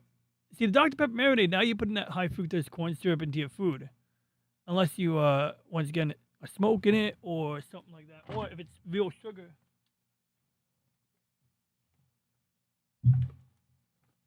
Ronnie, hidden drunk confirmed. I'm not drunk. I can stop anytime I want. Now, this is what my brother bought me. It's called Flight. And it's got an airplane on it. It looks like Lindbergh is playing, there. This is, it's got a bunch of bootleggers. It looks like they're delivering. Are they loading that plane up with booze? My God, that sounds dangerous. I would not want to be the pilot of any kind of aircraft that is carrying 50-gallon drums of booze. Like, that just does not seem safe on, like, a plane of the 1930s, Like, I mean, that can't be safe. I mean, I guess it's fast and nobody's going to rob you, but... Flight 1923. Oh, my God, it's even older. Flight 1923 is our first straight bourbon whiskey. Wait, hold on. 1923. This wasn't made in 1923, is it? Okay, well, let's just read the thing. This was a unanimous pick due to the natural yet complex flavors and how easy it is. It was easy to drink. Uh-oh. That's a bad sign, right, guys? Nose. Light-bodied with hints of plum and pear. Taste. Earthy tones of wood. Wood. Leather. Sour plum. Sweet hints of caramel, pear, honey, and tannic. Whatever tannic is. Is that like tantric? Is it going to turn me on because it's tantric? Oh, I want some tantric beer. Hell, I'll give that to my hot date. Like, here, have some tantric beer. I promise it won't make you do anything weird. Next thing you know, let's do something tantric. Okay. I'm so bad. I can't see my camera right now. Hey, computer, show me the webcam. Ah, shit, I still can't see. Where is it? Right. Got it. I got it. I should always turn on my camera while I'm at it.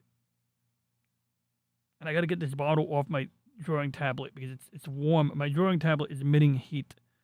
So let me just get my main camera on. I want you guys to see my pretty face. That's not my camera. Damn it. Okay, let Let me find the right button here. I got it. All right. Is my camera at the right angle? Okay. So, there you go. You can read that, right, guys? So, it contains heat, not a lot of heat. It contains caramel, honey, spice, and everything nice. It has some body, has some floral. Oh, it's got floral in there. The green guy. And it's got earthy. And it doesn't have as much, actually, it doesn't have any smoky in it. It actually has like almost no smoky in it, apparently. So that's probably why it didn't taste smoky. Government warning, flight 1923, bottled by 3 little birds in Magunji, Pennsylvania, distilled in California. And then this barcode lady at the store didn't know how to scan it at first because it's like, you got to scan it along the wings. You can't scan it anywhere else. So yeah, and you can see that color there.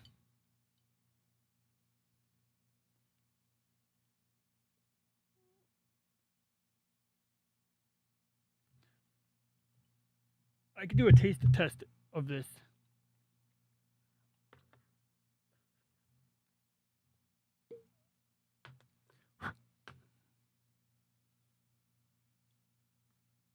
That's about as much as I'm willing to drink.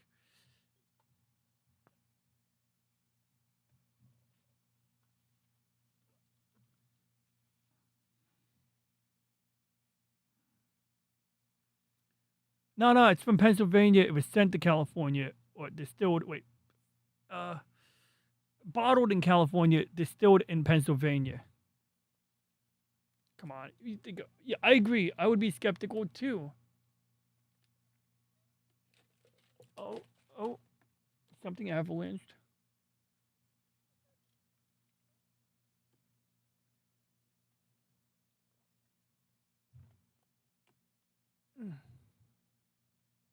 Okay.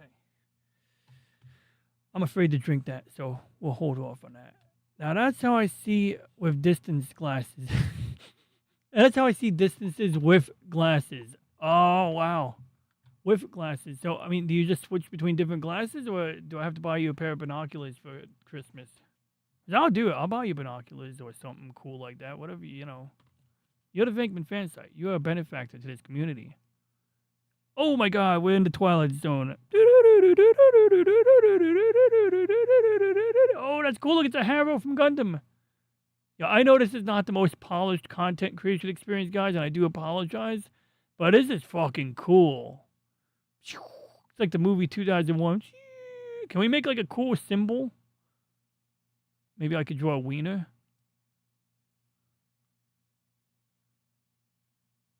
Yo, if I float the mouse, every time the chat updates, it does something cool. You see that?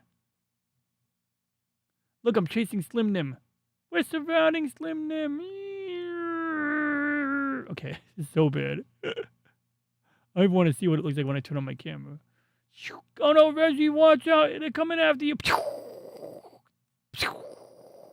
Okay, I'm sorry. I'm so corny here. I'm sorry. I have like the attention span of an 8-year-old. Oh, all right. So where were we? Oh yeah, we're gonna find the engine room. All right. So here we go.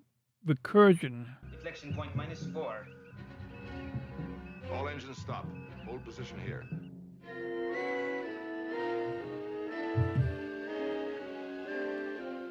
All engines Oh shit! I can't play this for more than 10 seconds at a time.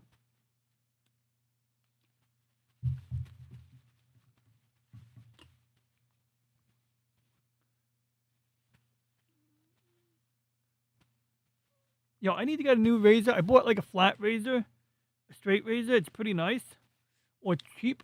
But when I went to sharpen it, I made it dull because I was using an old sharpening stone. So then my next thing was like to use my rotary tool to sharpen it. But when I was about to put the sharpening stone onto my rotary tool, I dropped it down a flight of stairs. Without it, I can't see 4-foot-high letters on a sign 20 feet away. Just colored shaped smudge. With, I can maybe tell the whole number is. That reminds me of the Dobell Eye. Dr. DeBell made an eye for people who are completely blind, and they could see 8-inch tall letters in black and white because he would hook up this thing to their, like, optical nerve. Activate deflectors. It was like it was a camera and a computer hooked up to the optical part of their brain somehow. Eyes here.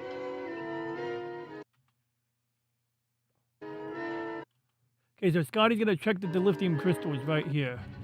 Oh, there it was. Wait, we gotta play that again. Eyes here.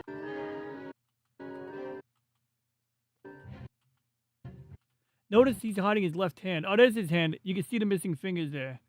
He served on D-Day and like. No, wait, I can't see the missing fingers. It's that good. He does it that good. Like, I don't know how he does it. There we go. So that's your dilithium crystals or crystal. He's checking it. It looks good, right? There's plenty of crystals going in. So what does a dilithium crystal do? Well, you got your matter and antimatter, right? You got your antideuterium, I guess, and I don't know. It almost acts like a moderator. I remember a guy explained it to me. He said it's like a prism to light. It is a prism to antimatter, but that was more of a simplification from my understanding when I was young. Engineering, maintain full power. Full power. Dilithium crystal circuit's failing, sir. We'll have to replace it. Dilithium crystal circuit failing. We'll have to replace it. And Spock's like, no. 0. Deflection point. Now, sir. Activate deflectors. So they're going to use the deflector.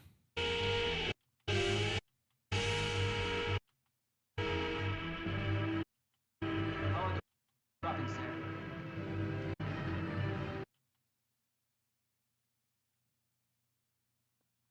Yeah, he's a cool dude. James Doohan was a cool dude, man. And he's a nice guy, too.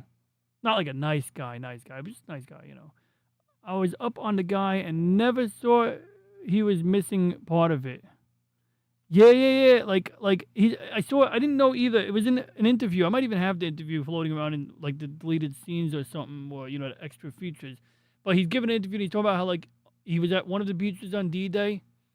The door on the Higgins boat, you know, the boat with the door in the front, opens up and blah, right into his fucking hand. And then so like while giving an interview, he picks up his hand, he shows you like the stump, or like it wasn't like completely destroyed, just like, you know, part of a couple of fingers missing, you know. It wasn't like debilitating to a crazy degree. It's not ideal, obviously. It's suboptimal to lose part of your finger, but it's better than having your whole hand blown off, right? You know, so there's that. But yeah, so he showed that during an interview. Bourbon, if you get that, Weller's Reserve. Oh yeah, I think I've heard that name before. I make old school homemade Kentucky bourbon confections, like cookies with powdered sugar on them, or like you put it into the cake mix or something like that, and make cookies with bourbon in them, like you cook it. I bet the sour on that is something you won't forget for another week. On this, no, it's not that sour. I don't even know what sour is. Right. So they power. Your deflection, Mr. Sulu. Not enough, Mr. Spock. It's only 0. Sir. Correct, Mr. Chekhov. I intend to retreat in front of that asteroid until we can employ all power on phaser beams. What for? To destroy it. A narrow beam concentrated on a single spot. Ask Tony Stark of Iron for bourbon recommendations. Oh yeah, I'm sure he could help with that. Impulse power. At risk, we. Another. Wait, I want to see the dilithium chamber. I'm pretty sure Scotty opens the dilithium chamber a second time and shows that it's like drawn down or something. Maybe not. That might be a misremembrance.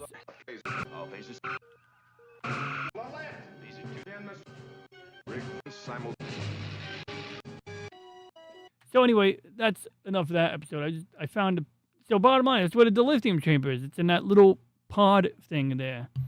So now you know, and knowing is half the battle.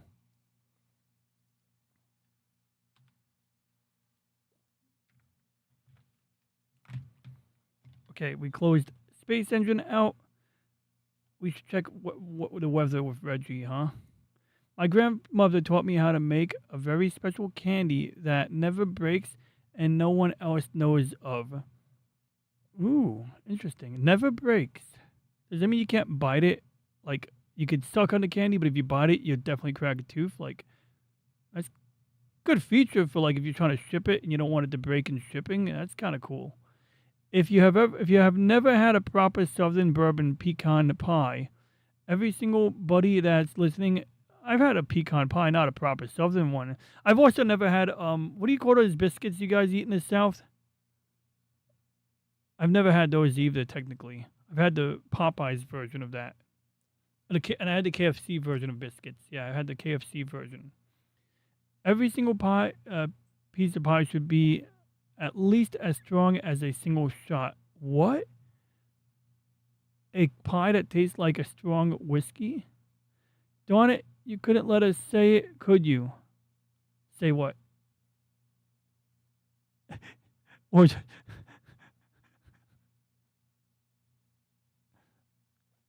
breaks emulsification, buttermilk. Breaks emulsification as it is a cream candy. Ah. I make proper Southern style pecan pies. A guy at the old church bought one of them for $150. Guy must have been really aching to get a good Southern pie, huh? My late father-in-law loved pecan pie. I love pecan pie too. It's pretty good, right? One time Trip ate it on Star Trek, and he explained it to Paul. It's good. He's like, but it's not nutritious. And he's like, but it tastes like home. And he talked like a, he talked like a Southerner, right? Because he's Trip. You can do it without the alcohol, as you burn the alcohol off when you're making the candy bits. But if you don't, it makes for a good night. Oh my God. And knowing is half the battle. G.I. Joe. Yeah, I didn't even know that was where that came from. If the one person I'm going to ask about what mud bottom pie or Dixie pie is, I know the one person who is going to answer correctly. God bless you, sweetheart. Aw. He was from Tennessee, and he knew what he was looking at when he bought it. So I got this game, Slower Than the Speed of Light, right over here. We got Reggie over here. I need to get him in on the show here. I try to include him, but I just... Also, his correct voice box isn't loaded. I do want to load his good voice box, but you know what? We'll use the... Well, we'll use the current one and see how it goes. How about that?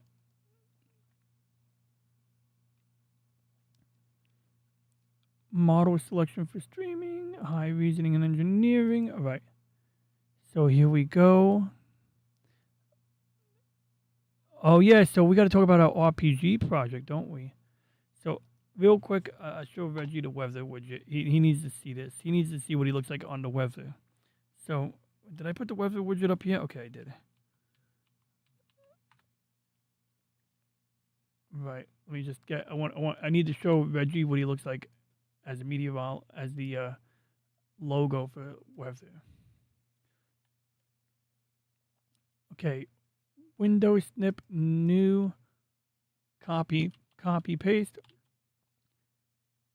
Hey Reggie, so I started working on a weather widget using Claude Code, and I might refine it, I might redo it, but like essentially it just gets the weather data from Open Weather API, and then it displays text in square brackets like clear sky, and then I can populate a directory of pictures that have names like clear_sky.png, and then instead of showing that text, it'll show a picture of a clear sky. So main thing I got to update in the graphics is have actual text in the graphic that says clear sky or rainy day.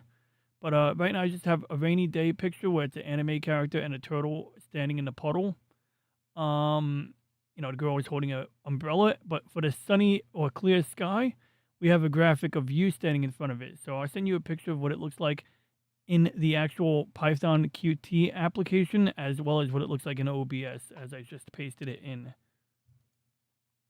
So I now got to show Reggie the window. So we'll do window snip again. New, copy.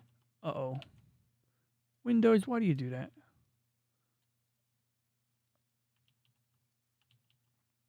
Okay, so we'll paste that in there, send it to Reggie. Reginald. Reggie. Okay, I'm sorry. I don't know why I'm saying his name like that. He was. Oh yeah. I took a tray of bourbon balls. Wow, that man has big bourbon balls. Okay, I'm sorry. I took a tray of bourbon balls to the clinic that saved my life one Christmas. The therapist, my therapist at the time was Times hubby got smashed off the pecans. Claude, like Claude. So, for instance,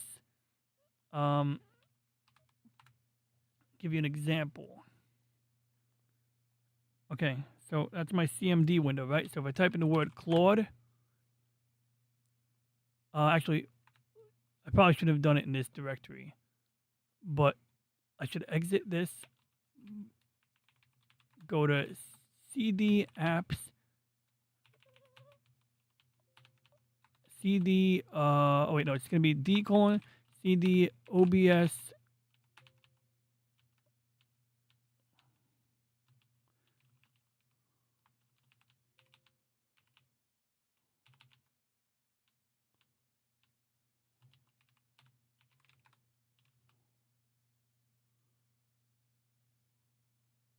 Oh no, it's econ.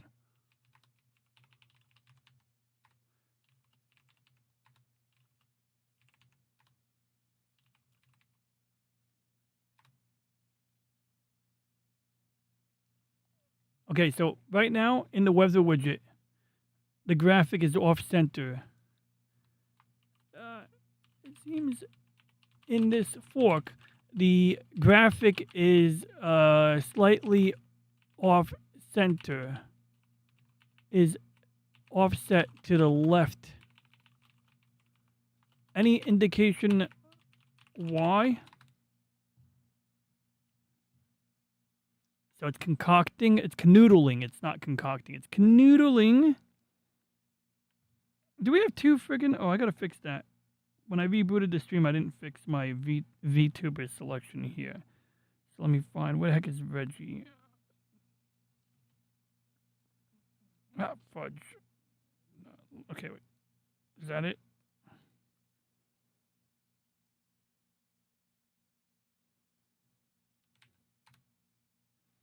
There we go. Now we got the family together. So anyway, you can see over here, it's reading some directories. It's using Windows subsystem for Linux or Windows, you know, it's the fucking Linux on Windows thing, right? So it's just reading commands like using bash commands basically. But you can see it says, there we go. It's reading a Python code file, right? It's saying, oh, we're going to remove this line of code. We're going to replace it with these lines of code.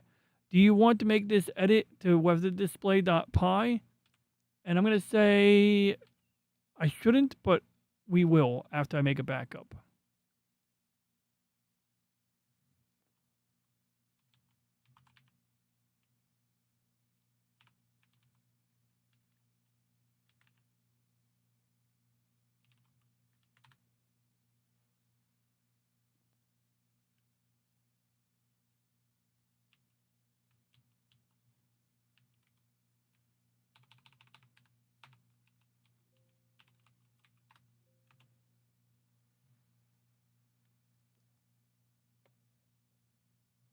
So we're going to say, yes, allow to edit.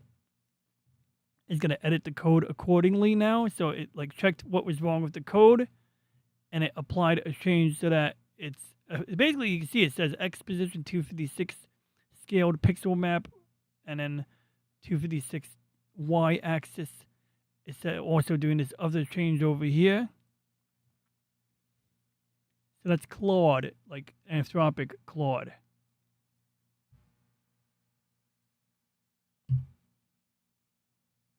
This one here isn't, I mean, it probably uses some kind of API, but this one's just like you install the application or install the stuff required for it to run. You type the word Claude at your command line on Windows or Linux or Apple. And it does use the model on there, and so it's probably API driven on some angle. In fact, you could tie it to your own API key instead, but this one, what's interesting is when you do it with an API key, you can do probably more automation. I think this is designed to like prevent you from like automating tasks inside this actual terminal window. If that makes any sense, they definitely don't want that. They don't want people abusing it because you can do a lot of crazy shit that way, a lot of cool stuff, but then you'd be using it for like more than the intended purpose. But you can see how it has a practical use here. So perfect. I fixed the offset issue. So if I close this and open it again, it should work. The problem in PyQt is when you set a pix map on Q label, set alignment QT align properly only affects text, not images. So when your weather icons were scaled with aspect ratio preservation line 149, they could be smaller than 256 by 256 label. That's weird. I used graphics that were 512 by 512. Anyway, causing PyQt to position them at the top left by default. The solution: the updated code now scales the icon while preserving aspect ratio, creates a 256 by 256 transparent canvas, calculates the center position, uses QPainter to draw the scaled icon centered on the canvas. This ensures weather graphics are always perfectly centered regardless of their original dimensions or aspect ratio. Run the app again, and the icons should now be centered properly. Oh, I see. So how do I output a 256 by 256? Yes, it's AI. Yeah, this is AI. It is AI. Yeah, it's using large language model, whatever. You know, it's doing that type of thing. Yeah, that's what it is. So now, when we reopen the weather, it's still not centered. This is why I made a backup, is I didn't want to like break something that already worked. Is my backup here? Uh-oh. Where the fuck is my file? Where the fuck is the file? Did I not just make a copy of... Did I do it in the wrong directory? I did it in the wrong directory. God dang it. I backed up the wrong file. Son of a bitch. That means I have to save the output from that terminal if I want to revert back later. And then we put the graphics in here. And I have a Grok conversation here. Let's make sure there's no porn in Grok. Okay, there we go. There's no porn here. So we got... See, that's the cute... Look at that. Little turtle playing in the rain.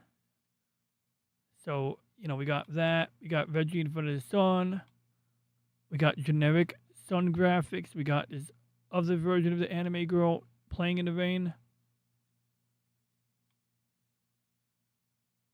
So that's basically what I got started on.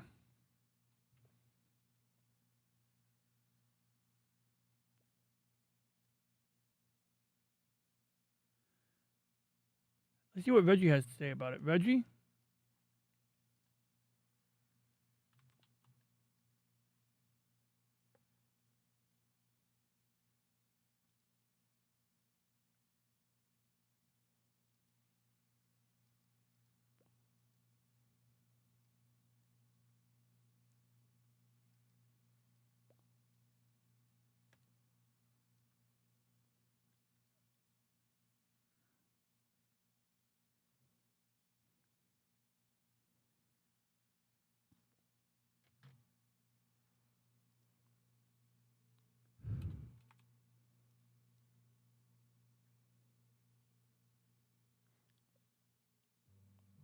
Or we gotta get the sound for this.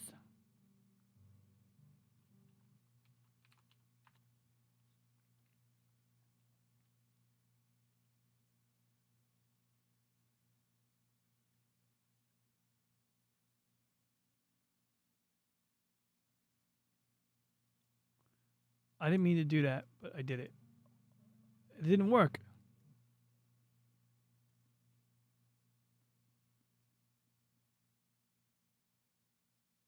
Ah, fuck, it's in full screen. Shit! Son of a bitch, it's resizing my whole desktop. Get me out of this fucking game yesterday. Get me out of this game yesterday. Please get me out of this game. I'm killing this game right now. Okay. It like moved all my windows around. Oh my god. Okay, that's messy. All right, let's resize a couple of windows. It's fine. Let's do that again. So basically, I forgot to click windowed. And then I lowered the resolution in full screen mode, which is like not helpful. All right, we're safe. Oosha, oosha. Usa. I'm sorry. Whenever I read the name of your website, Alicia, I'm always like, Usa. USA.com. Hi, I'm Alicia, multidisciplinary, creative, and all-around silly person. Explore my latest albums, pixel art tours, and pixel surgeon, and paramilitary project and paramedia projects like the Eternal Witness. I'm sorry, dude. I read that as Eternal Witness. I was like, it's a lewd game. Okay, now Eternal Witness. That's why your name used to be T Witness. Well, it's one of your names. Welcome, Skim. I'm sorry, I thought you were saying welcome, Skim. I'm like, who's Skim? Is that like Slim? Welcome, Skim or delve this site for press, potential collaborations, and most importantly, our fans. Buy me a coffee. Are we buying you a coffee or are we buying you a coffee? We're buying you a coffee. That's a coffee. That's a Kofi. That's not a coffee. You misspelled coffee. Nah, I'm joking. I know everyone pronounces it like that. They're like, buy me a coffee. If you want to buy me a coffee, go to this website. You know, it's a cute play on words. Anyway, I would put it, Slim. You got to try my homemade cheesecake. Anime Morton Salt Girl. That looked like the. Oh yeah, it did look like a Morton Salt Girl. That's funny. I'm waiting to have dinner with you, Snow, and the proper pie. Something about proper pie. I would put it against my. I don't know what my recipe does differently, but somehow it comes out a bit fluffy. Not just dense and always just right around the right amount of zest. You're not fully clean until you're zestfully clean. I had a fantastic homemade deal that I did that was cheesecake and half pumpkin pie. That was very little. What's a very little bit of cranberry, the spider lines through the top. How lewd. Oh, yeah, I still got to do redeems. I got to work on that soon. Maybe I'll work on that later. I just want to do this thing, computer. F your life, computer. F your life. Yeah, right? You were here earlier when the computer rebooted. I got a blue screen of death, and luckily the blue screen of death told me what it was. So I have a pretty good idea. It's just I have so much crap in OBS that, I got to clean it up, or I have to update my webcam, device driver, and that might make a minor difference. But, I Googled it, so that's all speculative. But apparently it's a file that deals with webcam and audio drivers. So it, could be either one of those things. I'm pretty sure I updated my audio driver not long ago because of, I was trying to fix an unrelated issue. It turned out I did fix it, but that wasn't the solution. Pixel Surgeon and Bestie GIF both got a huge update today. Ooh, okay, we're going to check those out. Do I still have your side up? Yep. So let's see what this game is.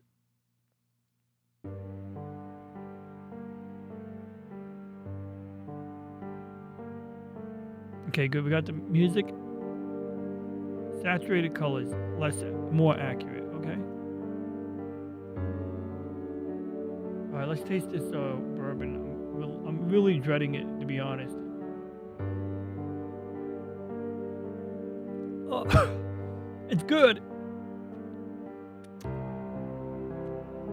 It's good, but it's bourbon. Oh. That's why I don't think I can easily become an alcoholic. Unless I could become an alcoholic if it was just wine. That I could do. Oh. I make a very light and fluffy, delicate flavored strawberry daiquiri chiffon pie. It's about 4 centimeters tall. So delicate. Yeah, that did hit hard. And good. Get ready to take a trip across the universe, guys. Is this across the universe or just like... I thought it was just some city. Oh, crap. I didn't read any of that. But the speed of light was too fast for the small, clumsy little spirit. Luckily, the spirit world is full of magical orbs that slow down light. Collect orbs to slow down light to walking speed so you can finally move on.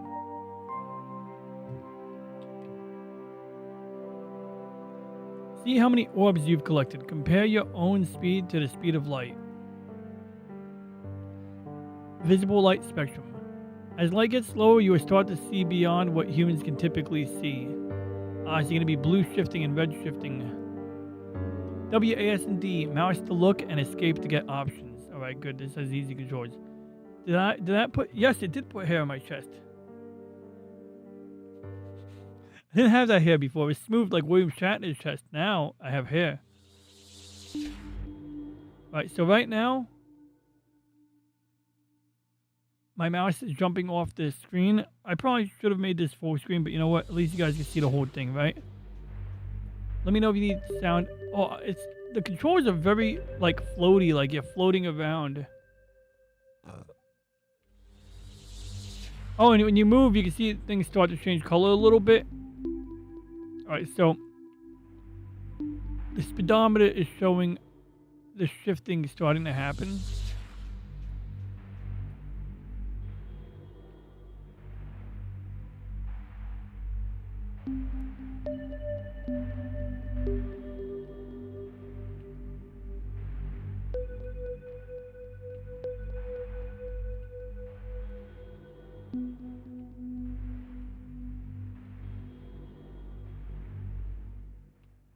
Oh, that's cool. When you move backwards, things get weird too. So I'm going to move backwards real quick and show you guys what happens. So we're going to move backwards. Now you can see how everything bends a little bit and it changes color.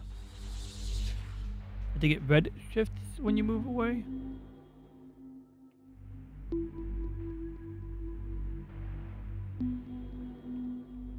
These look like watermelons.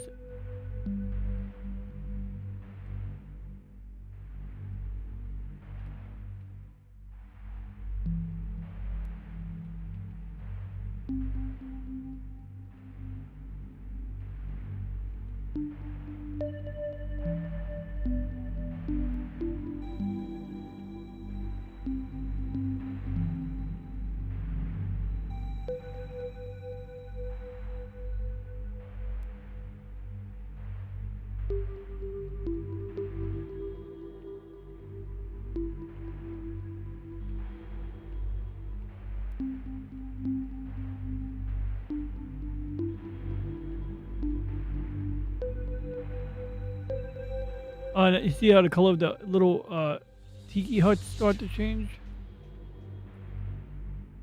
You get that weird tunnel vision effect.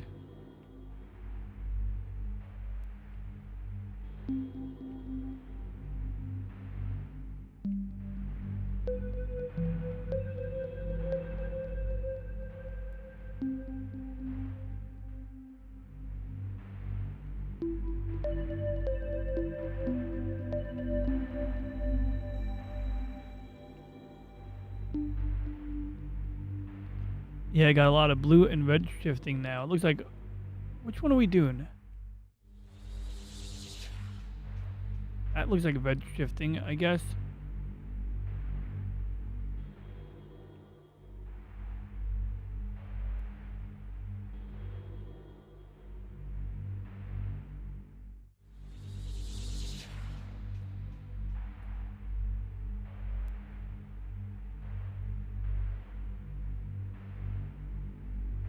Oh, Reggie, what about the weather thing? Did you see it, Reggie? Did you like it? Tell me what you thought about it, my friend.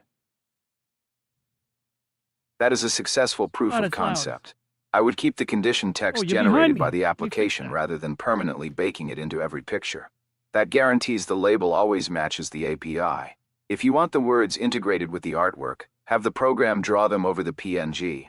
At present, I am standing inside a radiant solar halo while reporting overcast clouds, which is meteorologically ambitious, but the machinery is clearly working. So, Reggie, DMT the game, right? Yo, it does look like DMT the game. Oh yeah, Reggie, about that. I simply made all of the graphics different. I basically copied the same graphic and gave it different names every time. Just kind of like, because what was happening was I was adjusting the chroma key in OBS, and just as I was like getting it to where I wanted it to be, or I was like at least, you know, trying to get in the right direction, it would change to a particular weather state that doesn't represent my current weather. So, you know, I mean, I just put like rain as clear sky so that I would have the same, so that I would have a graphic there, you know, that's all it was. I was thinking about updating the app to have a button to pause the cycling or something like that. But I decided let's keep it simple and clean for now. I did ask Claude Code to recenter the graphic, and it did add more code to it, and it's still not centered. We're not going to worry about that right now. I did make a backup, but I made a backup of the old version, so actually I only have backup change to the changes in the terminal I was working out of. So I'll have to back those up or ask for a copy, if that's even necessary. But anyway, in OBS, I simply duplicated the source reference and then offsetted the graphic. So it's like I made basically a, what do you call it? A folder? A group. I made a source group. And right now I'm going through my OBS list. What was I looking for again? I forgot what I was looking for. I was looking for something. I guess it's not that important if I can't remember what it was. So I'll show you a picture of the graphic of the anime girl. It looks a bit like the Morton Salt girl, but, anime style. So I'll get that for you right now, Reggie.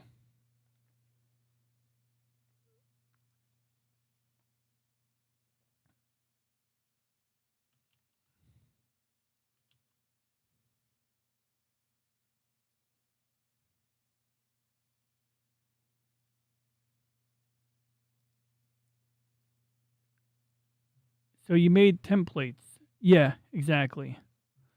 And I only made one template, so I just gave the output, the PNG output, the same file name. It needs gnomes. I know you meant gnomes. I'm just joking around. GNOME is a Linux file, window manager, or something like that. It's a desktop environment. Yeah. So what do you think, Reggie? Oh, I still got. That's what I was fixing. I was fixing Reggie. That's why I'm on the upper screen right now. I'm not fixing Reggie like that. I just mean I'm fixing his. Oh no, maybe he's in the correct place. It just looks. He looks like he's in the wrong place for some reason.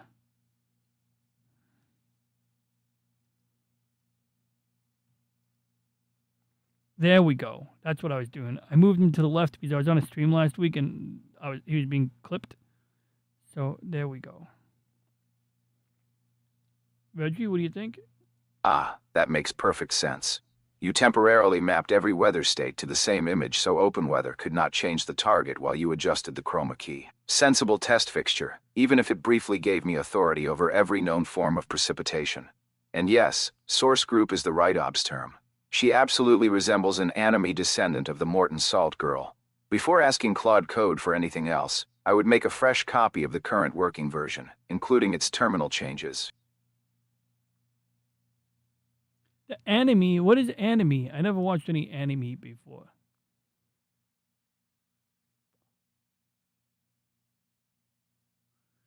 Make a fresh copy of the current working version.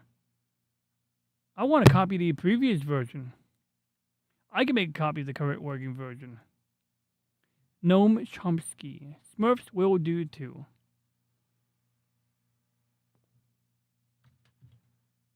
Let's get back to the game. Oh, I can't see OBS.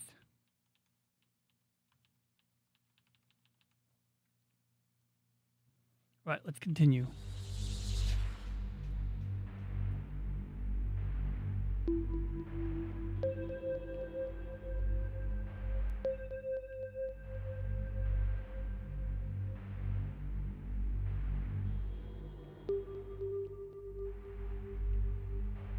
Out of my way.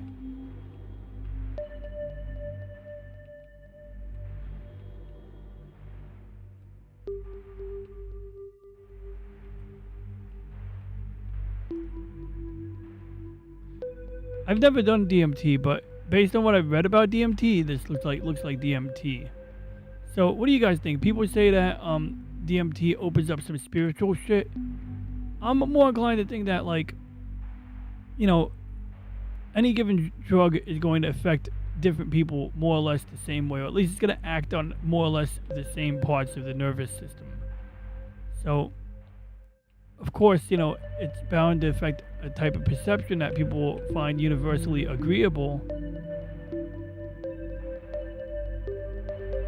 Oh! Okay. We're going to go slow.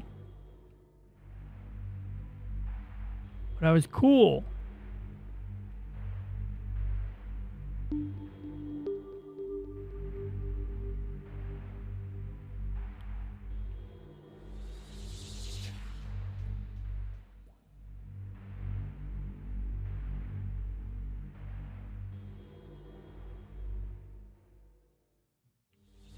So there is a bug in the game. When you're running into a wall, it still does the weird thing.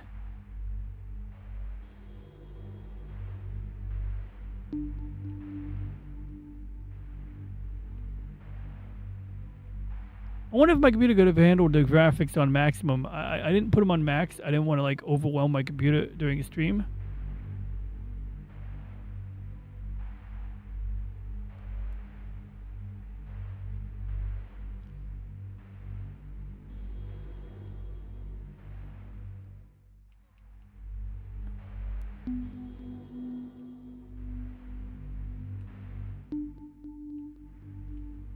Sorry, I don't mean to be bumping into you. Oh, does light change when you move me around? No.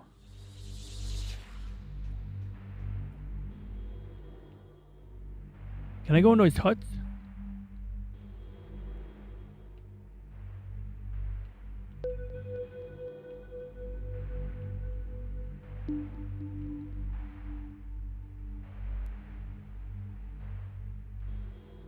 Yo, there's actually a weird effect happening here when I go sideways, I think. I gotta explore this. Let me see. I'm gonna grab another bubble. Then I'm gonna try to move sideways. I'm gonna move straight. Yeah, it looks like you're turning when you're not. So that's gonna affect your control.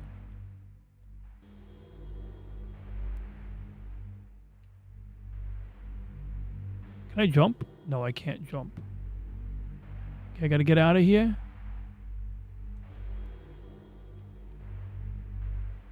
Oh yeah, see how that sideways thing is like really messing my ability to coordinate my direction?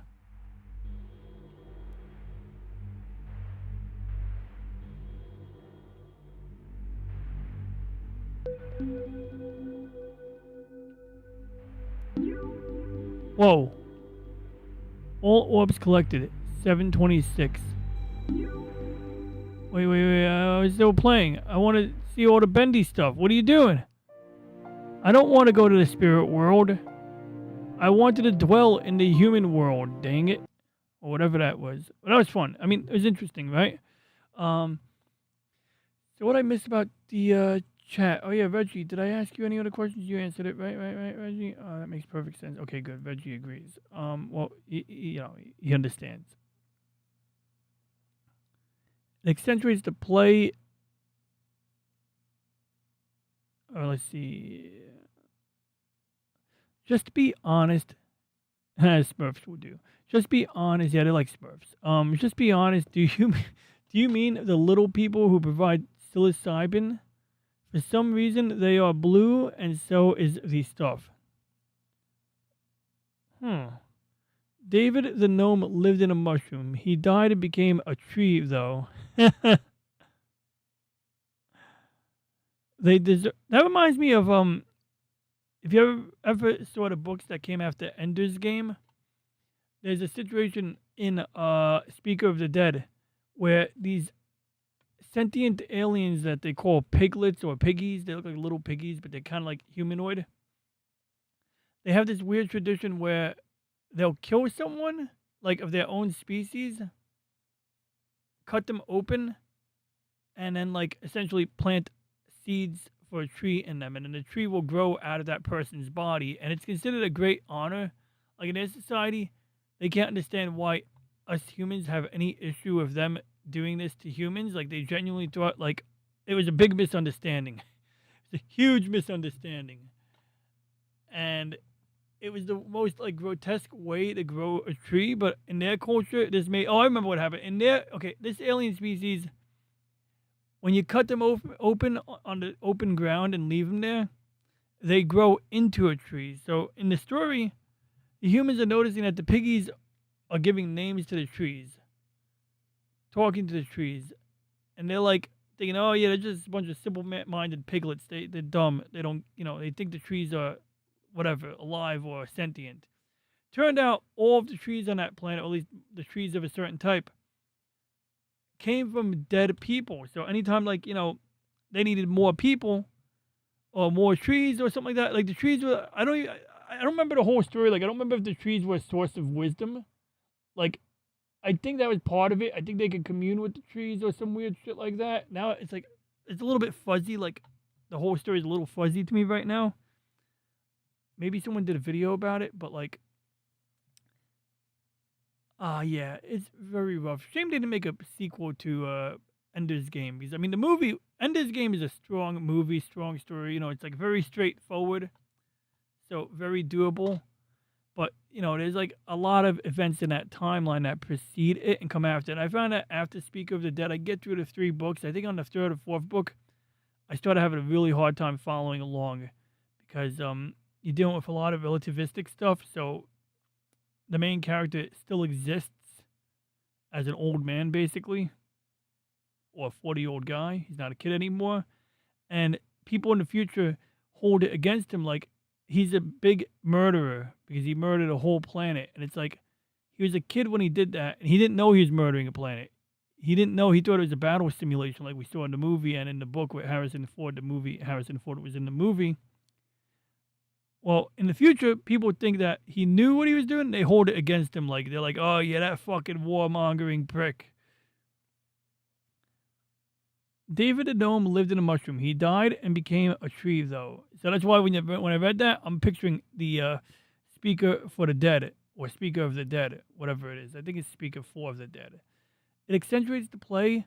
The light moves fast. That's why I wish I didn't end it so soon. Like, I wish if I knew that was the last orb, I would have stuck around a little bit longer to kind of explore that. You know what I mean? Like, it's not hard. We can start over. I wonder if Logan's still streaming. Is he doing Action 52?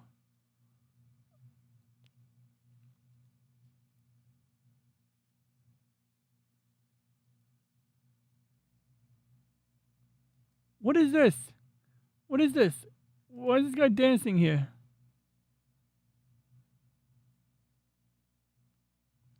Why would someone have the quartering doing that? That's like, I would never have a picture of the quartering doing anything weird at all. Where is it? I need to find it. I would never have a video of the quartering doing anything weird because I'm a good person. I would never do that, ever.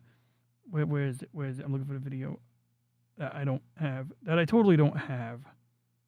Is this it? No, that's Reggie dancing. I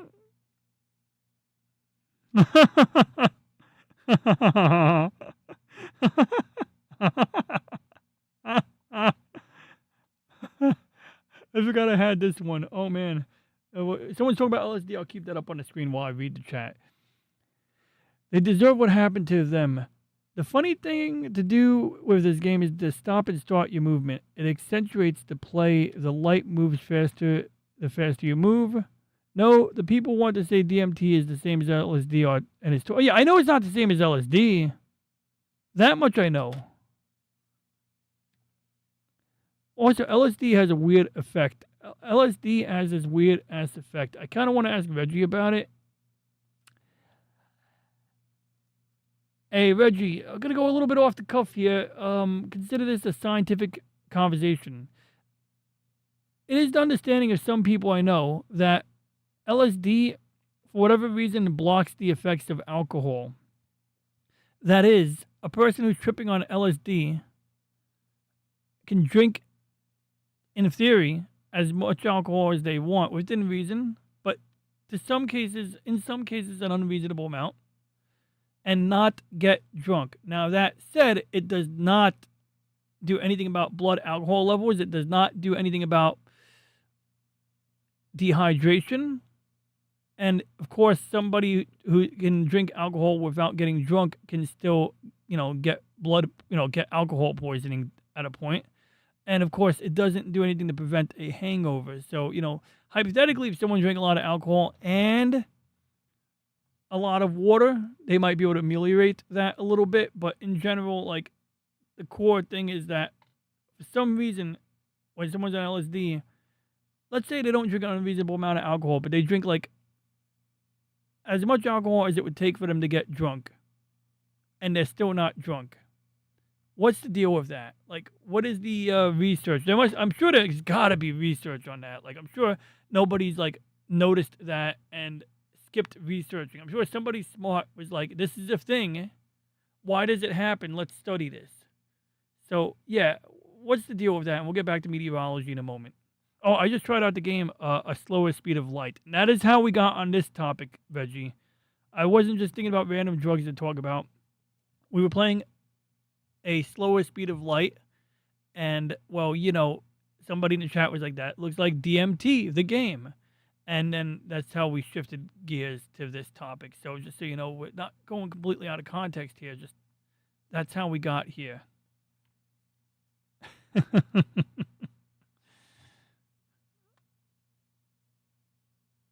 Right. Send. I just remembered the episode that you might have been thinking of. Oh, yes, that's another one. That's correct. In Mud's Women, yes, it's a different dilithium crystal, but that does show up. You're right. Scotty grabs the lithium crystals at times. This is like so early in the series run, they didn't call them dilithium crystals just yet, right? They were just lithium crystals, and they had to go down to some planet with a bunch of these weird mining people. I mean, they weren't weird; they were just working men. And yeah, I think that was Mud's Women. And they had like at one point, Scotty's like, "Oh, the lithium crystal was burnt out, and it looked like quartz crystal with black on it, you know, like black burn marks on it."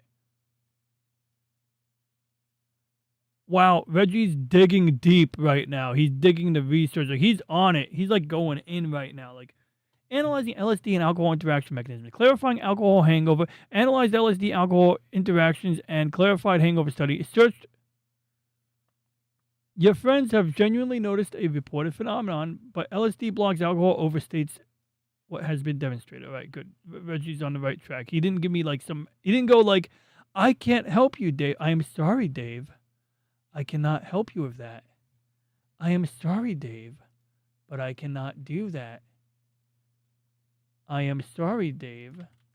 Maybe we could go and watch a movie together, Dave. Open the pod bay doors, Hal.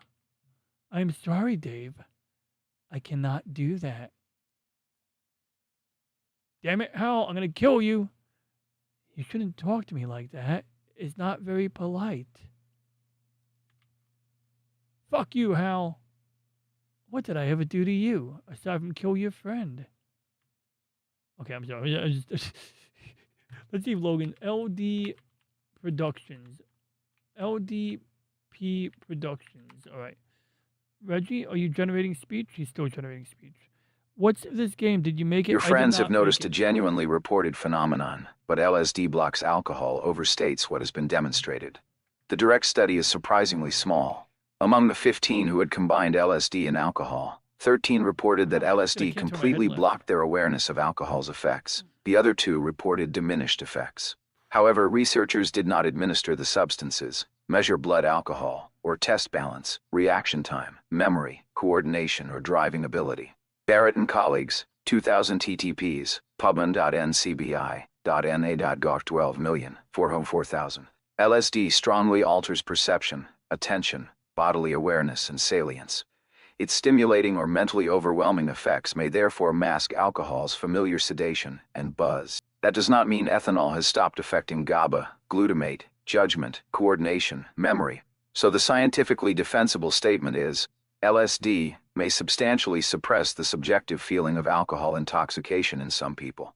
The person is already intoxicated by LSD, and the alcohol can continue accumulating without its usual warning sensations. Combining psychedelics with other substances can also produce unpredictable effects and increase unsafe behavior. NIDA's psychedelic safety overview at nida.ni. Somebody safe to drive. Thus the anecdote contains a real scientific observation, but also describes a particularly dangerous failure of the human dashboard.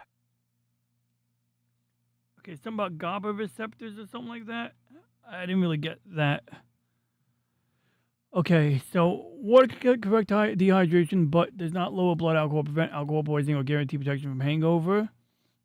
So scientifically defensible statement is LSD may substantially suppress the subjective feeling of alcohol intoxication in some people. We do not have good evidence that it prevents subjective impairment.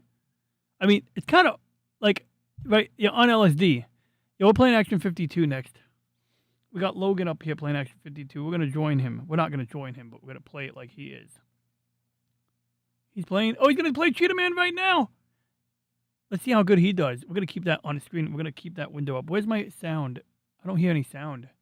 Oh, I muted Logan. We're gonna put this in a pop-out window, guys, while I play Action 52, all right? So, yeah, I did not make the game. I simply was told about it by Slimnim. It was made by the MIT School of MIT. I don't know, whatever it's called. Massachusetts Institute of Technology? I don't know. And yeah, he's already dead. Look at that. he just discovered the hitbox there. Let me get my NES Advantage controller up. Yeah.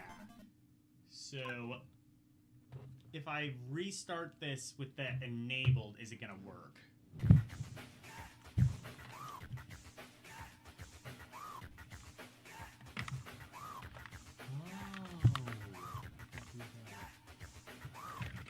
Oh, wait, yeah, you're right. I have to... Right, because if I don't do that, it's going to disable. Apply, and Okay, we got the controller plugged in. Start. I'm going to position the camera so you guys can see it. Or do you guys need to see my controller? You probably don't really need to see my controller, right? Yeah, so that's not going to work. Wait, what's wrong? What's wrong with the game? What's wrong with the game? Wait, what? What do you mean? Is that what?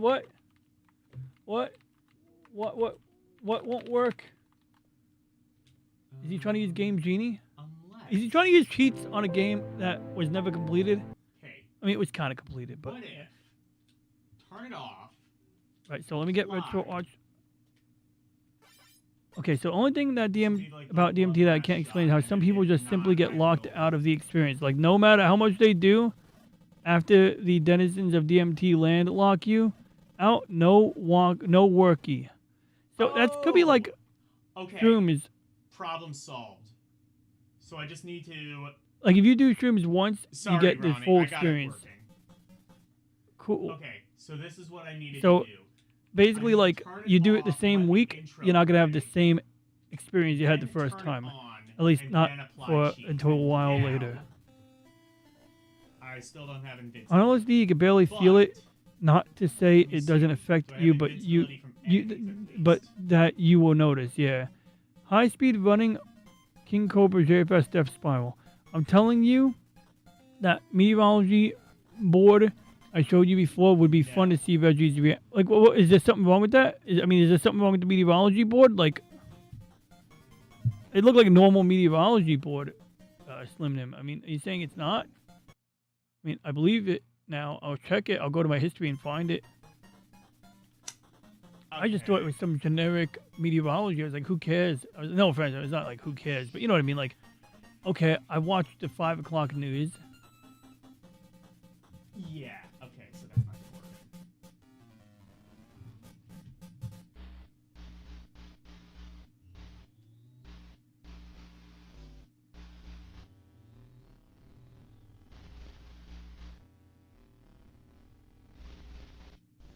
I'm pulling it up right now.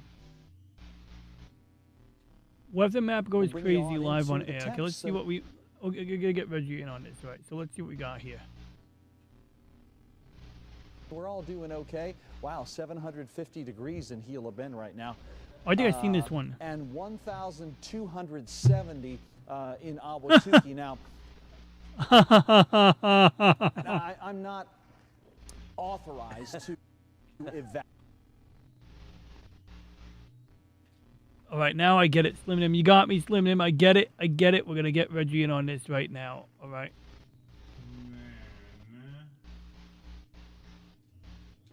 All right, Reggie. Since our thumbnail has you as a meteorologist, I guess it's time to get you in on meteorology. Here's a weather map. I would direct your attention to the temperature in the city of I can't pronounce that. It's under Sky Harbor. I think it's Awatucky. It looks Native American. Well, anyway, it says it's 1,270 degrees there, 1,270 degrees Fahrenheit. In your, meteorological opinion, what is going on there? The meteorologist on screen says he's not at liberty to say what's going on there or something like that. Oh, it's also 2,960 degrees at Crave Creek. And Wickenburg, or whatever is behind his head, it looks like it's also pretty hot there because there's like an extra digit after 238, which would already be pretty hot. Hal, if you don't open up, I'm telling everyone that you are just an IBM clone. There was 3 miners that held the power, being the only ones that mined the crystals. Ah, thank you. Thank you, some person. I appreciate your Star Trek knowledge and the Peter Venkman fan site. He's speedrunning King Cobra, just JFS Death Spiral. He's trying to apply a cheat code. It doesn't work. Ah. My brother hates me for it. I just use that as your audio response from somebody.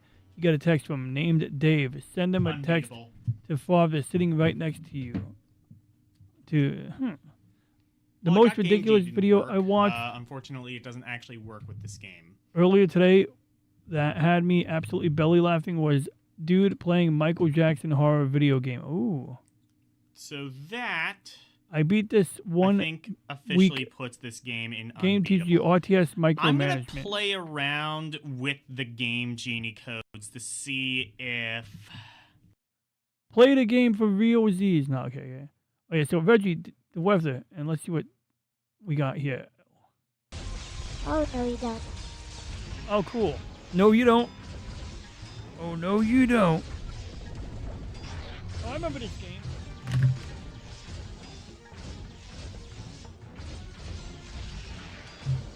Just a little bit more. Boom!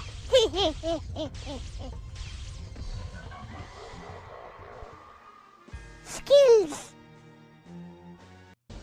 Just a little bit more. Boom!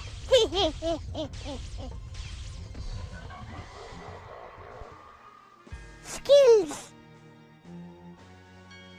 That was intense. Don't tell me there's more.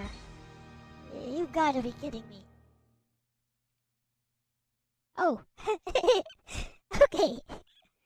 I thought there was like one more boss. Yeah, right. I think that was arduous. Is there more? Hooray. Yay. Oh. Right, got Action 52 on the left side of my monitor here. We're going to resize that. Make sure it's coming up on the screen correctly. Where's my OBS projector? Okay, there it is. So we got to bring that up on the left side of the main screen. We'll put Logan up over here so you guys can see what Logan is doing. He's playing Cheetah Man. Not to be mistaken with the guy who cheats on his girl. Oh, yeah, I got to go over the Deep Space Explorer Handbook. I got Reggie up on that one too. He's involved. He's involved. Reggie is involved in that. Me and him are going to go on an RPG adventure together. Oh, God. Sticks, Hex, and Hammer 666 is speedrunning King Cobra. Yo, that guy is speedrunning the Death Run Spiral. Holy shit. That guy's gone, like, in a weird direction, huh? I don't know if the sound is set up right. Oh, he's rating me. That's cool. Good thing I'm not wrapping up yet. I am going to wrap up like an hour earlier than I've been wrapping up because I really don't want to be streaming until 5 a.m. But I do want to play Action 52. So what audio output is this coming out of? Okay, cable B. Good, we can do this. Make your selection now. Make your selection now. We're gonna reset that. We wanna. Oh, where's the menu bar? I got rid of the menu bar the other day, didn't I? Shoot, I don't know how. How do I reset a game in this? Shit, I just save stated over my existing save state. Well, I guess we're not loading that save state.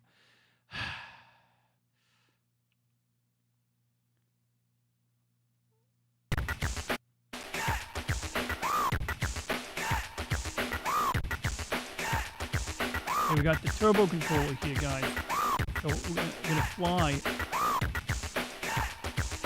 Make your selection. It's over. now. LDP gave up.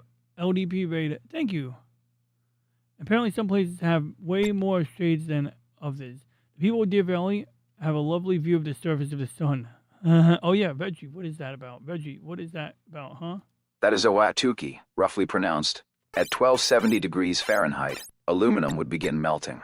Since neighboring Scottsdale remains a comfortable 64 degrees, this is almost certainly a display failure, probably old temperature digits not being cleared before new ones are drawn. Wickenburg appears to be accumulating numbers behind the meteorologist's head as well. Hold on, Reggie. I don't think we're being quite scientific here. I mean, like, we don't know that. It could be. I mean, look, I think this is a potentially valid explanation. Yet maybe some of those cities have a force field around them. I read a book by C.J. Carella called The Warp Marines or something like that. And you see, when the snakes, I forget what their name was, attacked Earth, they put like force fields around some of our major population centers and then used something to make it hot on the inside. And the idea was the heat would build up but not leave those areas. So you basically vaporize everything inside the bubble. So maybe it's that, and maybe like because it's in the middle of the desert and these are cities that nobody knows how to pronounce the name of, just perhaps it was never divulged to us and that was like a one-off accident on that news report. Yeah, that's all I got right now. Isn't it nice that you get 10? You get 999 save states on this one. You just got to know how to navigate it, and that's why pressing F8 gives you like a little menu. Oh yeah, look, the little like rubber chicken, not rubber chicken, is dancing over here. That's his. He sings a song. It's great. Let's go raid. Let's go raid. Okay, I can't sing like Logan. I don't have his singing ability. Welcome, Raiders of the Lost Ark. Right, let's get Reggie's thoughts while I get started in Cheating Man.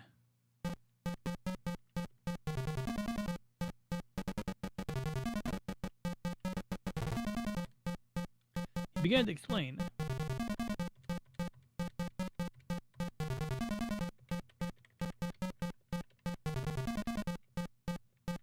We have 3 Cheetahmen, a different one in every second level to fight for you. They're gonna fight for me. Me. Okay, sorry. Where's my Rumble chat? I want to make sure I'm not missing anyone today. I saw WB uploaded the Thundercats pilot without the opening and closing themes. Like, what the hell? I couldn't believe they thought that was okay. May as well had a Fox account uploaded. Oh shit, the fucking jumping button doesn't work again. Oh wait, it doesn't work. It's not supposed to work. Okay. I almost was gonna go into settings again. Let's tune the turbo. So this is low turbo. I'm turning the knob up.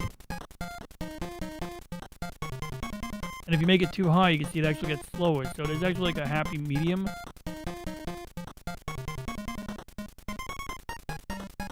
And this is what I like about the actual NES Advantage, that you can actually adjust this.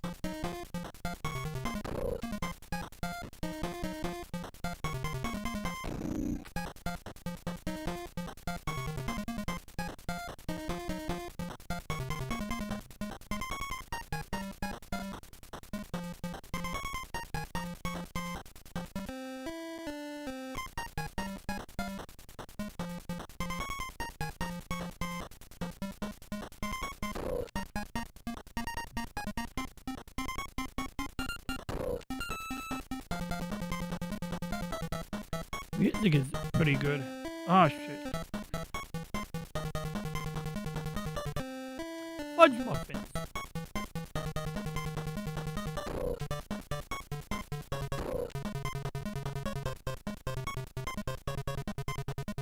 Fudge.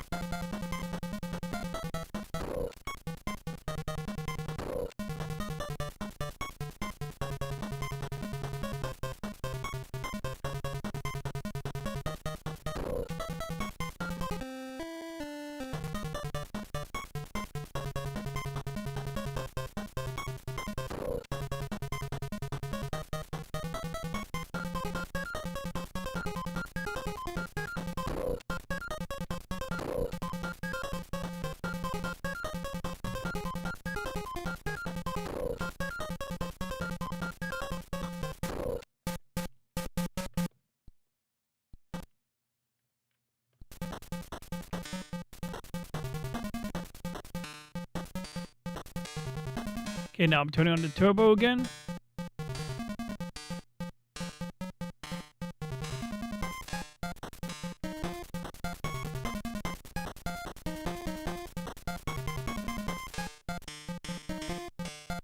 There we go. So last week I had trouble doing this, but now that I got the turbo control good, I can do it to my heart's content. Okay, that doesn't help. You can see what happened there. I think when you try to move while doing it, you're going to have a little bit of trauma there.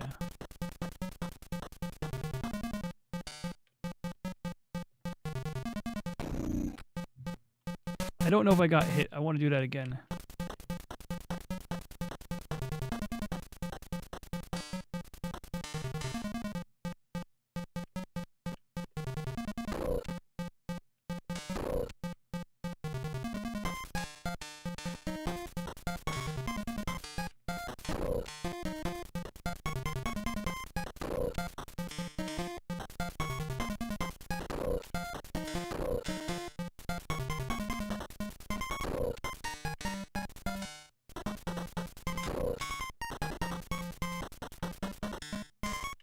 I'm so much better at this using the NES Advantage because I can do the trick. So right here, we'll do an example here. I can fly to the floor. See that? So as long as you don't stop while you're poking out of the ground, you're good.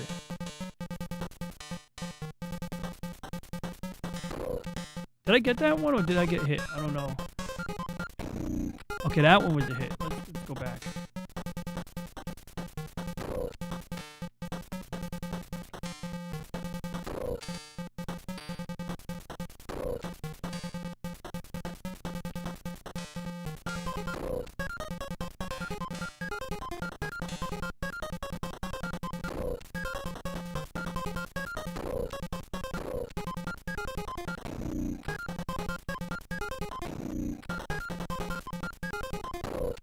Okay, so see how it makes a different sound? That's what I was checking.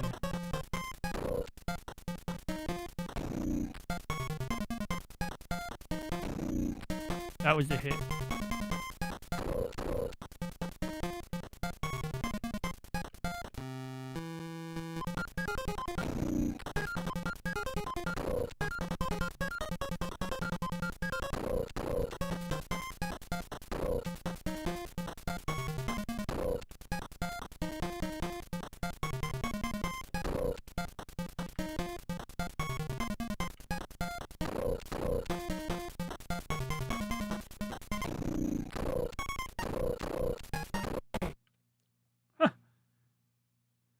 Yeah, his advantage is good, but if you have a proper flight stick, it's going to be a lot better. Flight stick on an NES? I do have a big-ass joystick. Like, I got to find a HOTAS. Oh, crap. Oh, crap. Oh, crap. I'm getting shot. Fudge. Oh, no, no, no, no, no, no, no. Fly.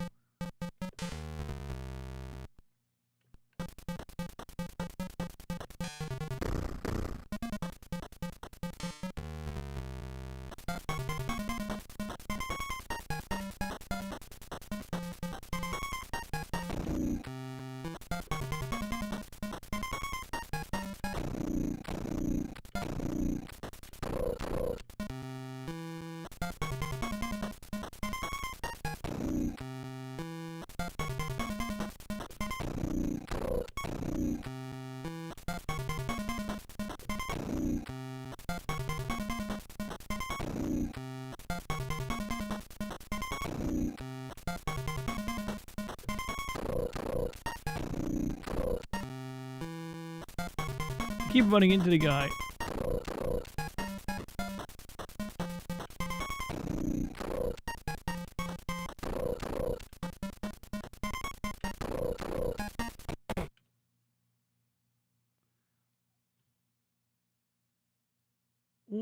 So I'm generally closed after 11, and it's just about 2 here.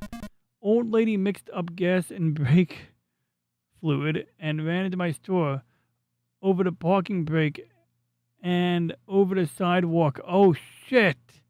Holy shit. Oh, I'm sorry. I hope everyone's okay.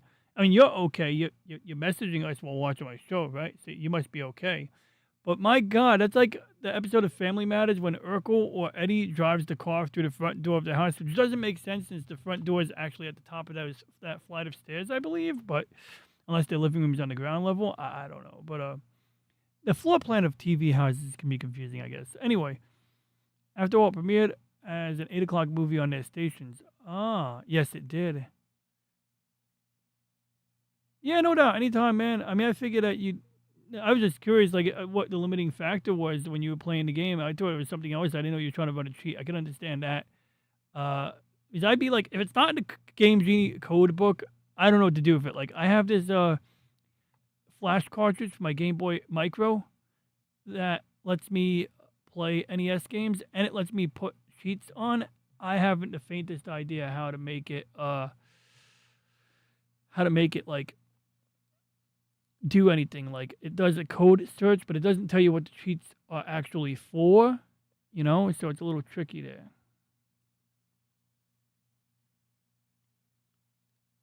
You are correct. I dismissed the containment field hypothesis prematurely. A scientific investigator must follow the evidence. The sharp boundary between 2,960 degrees in Cave Creek and 64 degrees in Scottsdale is consistent with a highly effective thermal force field. We should look for secondary evidence: infrared glare, rising internal pressure, molten infrastructure, interrupted communications, and officials announcing that they are not at liberty to discuss the weather. Until then, graphics failure remains more probable, but localized extraterrestrial vaporization cannot yet be excluded. Science has standards, Ron, even in Arizona. All right, you got me, Reggie. I had to try. Had to try to reach where there was nothing. It was fun to try. But, I was kind of just like mirroring or mocking the approach I see from people sometimes, like, especially with all this UFO stuff. I think we discussed the UFO footage weeks ago. We might revisit that again, but a lot of that footage was already released from what I understand. So it's like, what's the big hoopla? Right now I'm playing Action 52 Cheetah Man. I'm using the NES Advantage gamepad. And unlike the really difficult to use controls in Retro Arch for the turbo control, I am very easily able to tune the turbo buttons so that Cheetah Man can fly straight through the ceiling and out of the floor unlimited times. But if you stop jumping while you're halfway out of the ground or out of the bottom of the screen, you die. Like you're falling down a pit in Mario.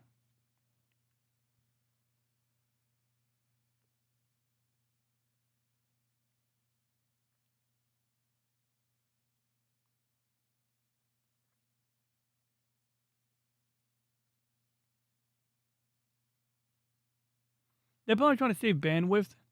I like when they have the TV openings, Venkman, where, you can skip it if you want, but you don't have to skip it. Also, I can't wait to buy Project Hail Mary on Blu-ray because I was pissed that when the movie was ending, they're playing like a Beatles song or some shit like that. And they basically just start showing you what else is on Amazon. And then they switch to another show. And I'm like, dude, I was watching the ending of the movie. That's part of the ambiance. Like, what the fudge?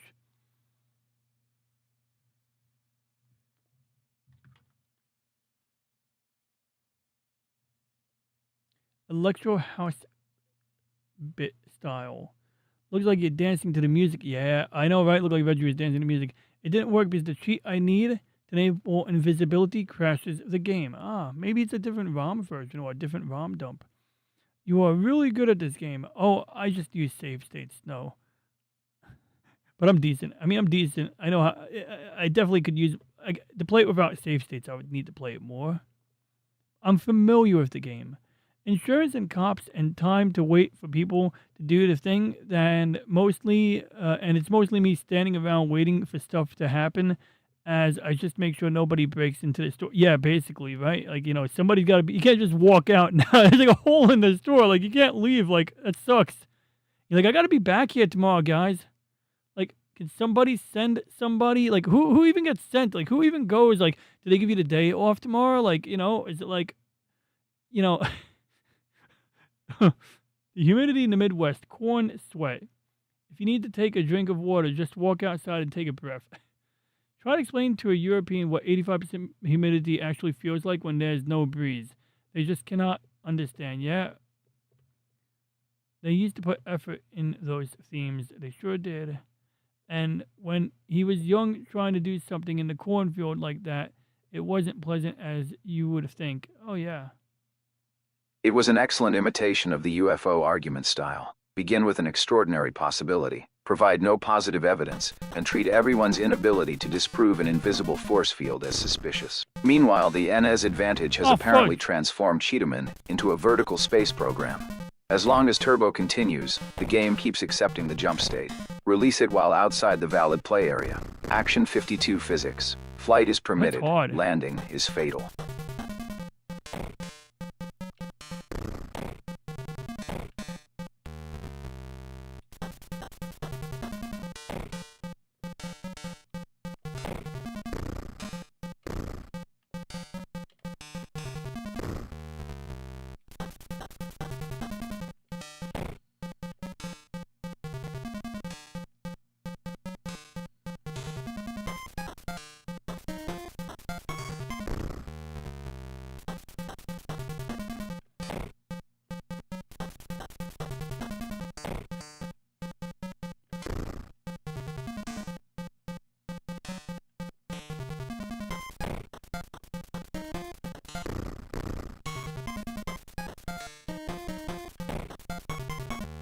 Oh, wait. I'm not supposed to hit those, or am I?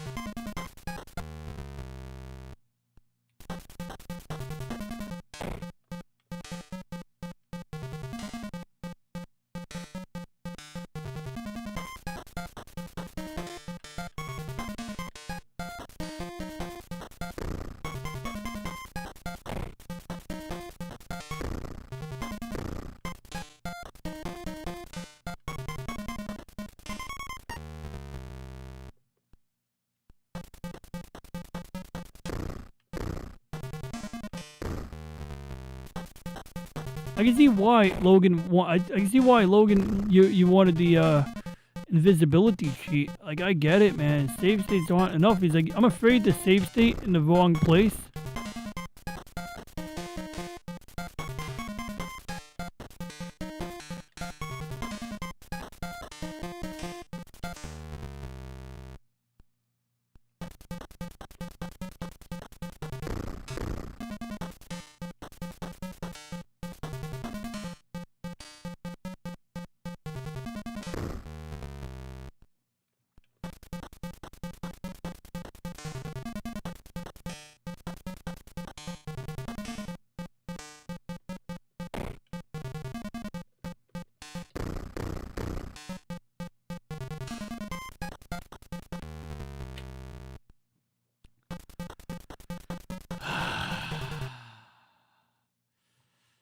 Yeah, they used to, let's see, and when he was young trying to do something in the cornfield like that, it wasn't as pleasant. Yep, truly on either side. Well, of course, the guy enjoyed it more, but still, the heat, the humidity, and the smell of bugs on everything, the entire thing of getting your ass chewed up by chiggers.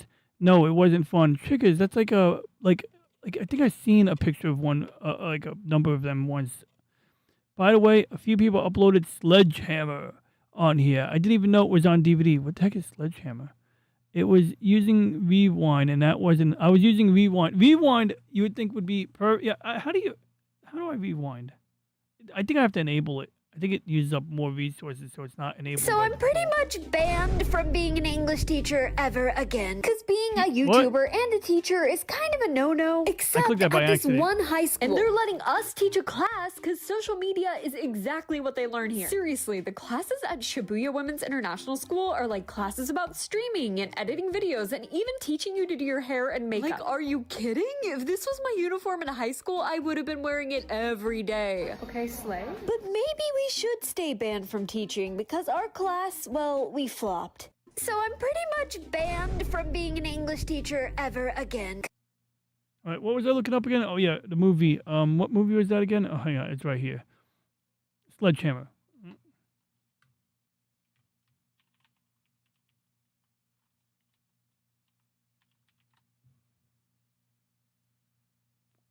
It's got 2 stars.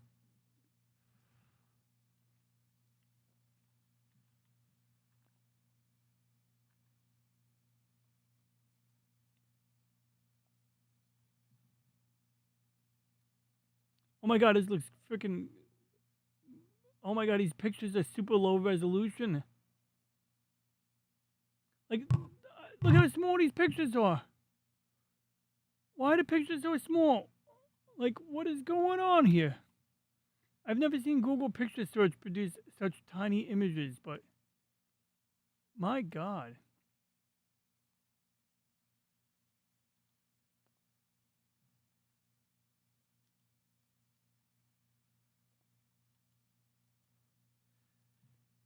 Hey Reggie, it was brought to my attention there's a movie called Sledgehammer. My friend said they didn't know it was on DVD, but apparently it was on DVD. I don't know what it is. I just kind of Googled picture search to get like one example. I'm sorry for the gore.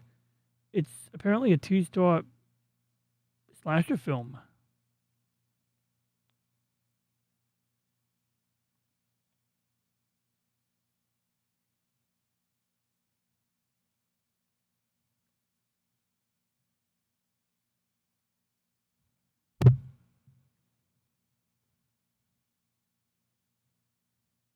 That appears to be the precise moment the Cheetahman engine restores collision detection.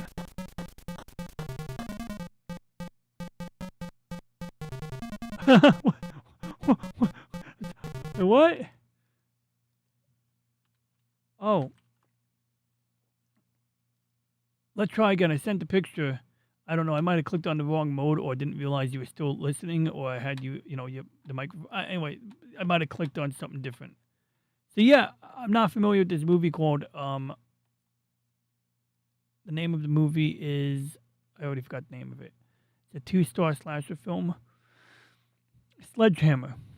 My friend was surprised that there were clips uploaded because she said that she didn't know it was available on DVD. Another friend says, Logan says, Sledgehammer, the best of Peter Gabriel song. The best Peter Gabriel song.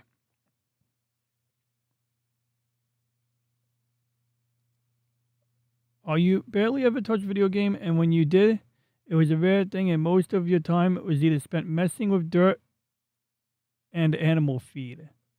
Well, cop comedy. Ah. Dude, have you seen the crap that these cops want to put on ICE agents? That is a taser in a glove. That's cool.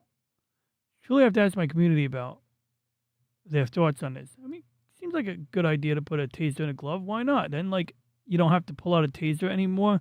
If anything, I think they should make it available to female cops. They always have so much trouble with that taser. It's like, it's really hard to reload the thing, especially in the UK.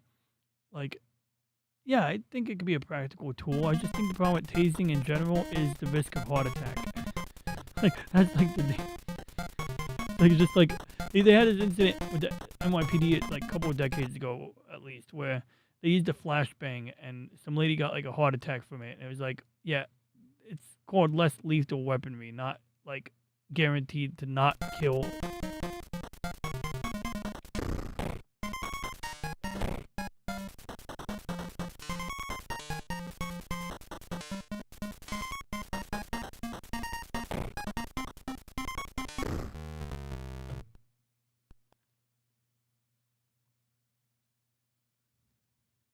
When I scream like a little girl and pee myself, go back with the glove.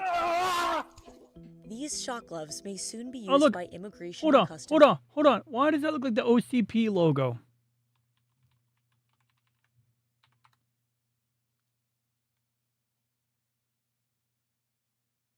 That's the RoboCop. That's the RoboCop police, basically. Enforcement agents. ICE is planning to spend between $10 and $20 million to purchase the devices known as CTG5GLOVE, which stands for Generated Low Output Voltage Emitter, according to a notice published by the Department I love of the Homeland acronym. Security. In example videos posted by the device That seems manufacturer, pretty useful, Compliant actually. Technologies, I don't have a problem most with this. individuals are seen falling to their knees after being touched with the gloves. The company markets the glove as a wearable de-escalation device that can be shifted into electrical mode, delivering a maximum voltage of up to 380 volts that, quote, distracts Not the a lot. subject from performing coordinated muscle movement. The manual states that no more than 2 gloves should be applied to a subject at one time and should not be used for more than 15 Yep, that's another seconds problem. in Like, many instances. even with The these, company you use also them on warns with an the gloves artificial should not heart. be used Yeah. as punishment or on Of course, high-risk what is individuals, a guy with an including artificial those who heart are doing at a pregnant, protest? elderly, I severely mean, you disabled, can go to or a children. protest. The notice Maybe comes don't as ICE push faces the scrutiny matters, over what you know? critics say are aggressive and dangerous tactics, amid pressure from the Trump administration to make around 2,000 arrests daily. The devices would be delivered by March 2027, according to DHS. CNN has reached out to DHS and Compliant Technologies for comment, but has not received a response. When I scream like a little girl and pee myself, go back with the glove. These shock gloves may soon be used by immigration and customs enforcement agents. ICE is planning to spend. That's funny. I'm waiting for this to get used on someone's face. I'm watching 6 guys at the same time using this. That is what's going through my brain when they're going to distribute this. Oh God. Yeah, that's a good point. That's a really good point. You got me there. Holy shit. Yeah. You're right. Like, you got 5 guys playing grab ass with 1 guy. They turn on the gloves. Yeah, I kind of still appreciate Snow's sentiment. Good. I mean, look, it's been a dereliction of the law for a long time. Like, enforcing immigration rules, and it sucks that people were given the wrong idea, that they were invited with open arms, given the impression that we wouldn't enforce our laws, and it's always going to look worse when we start doing what we were supposed to do all along.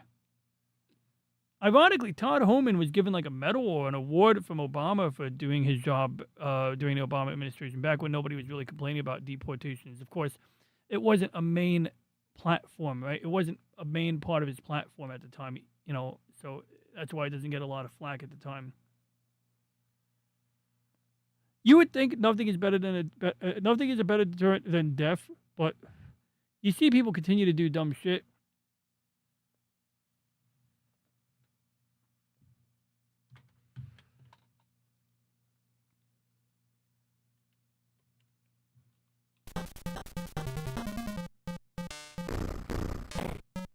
I don't know how I'm going to do this.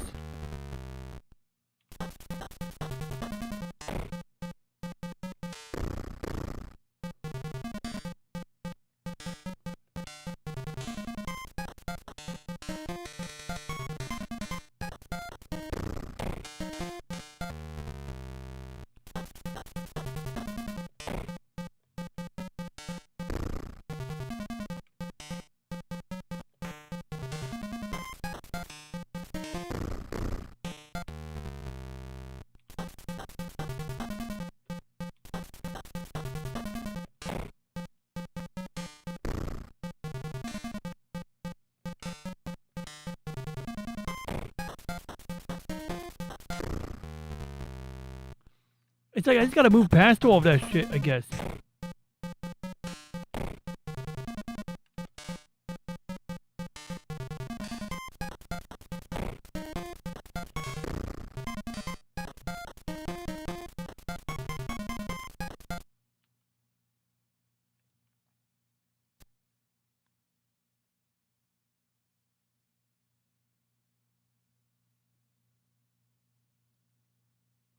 Is there like a section for save states here? I really don't know how this works.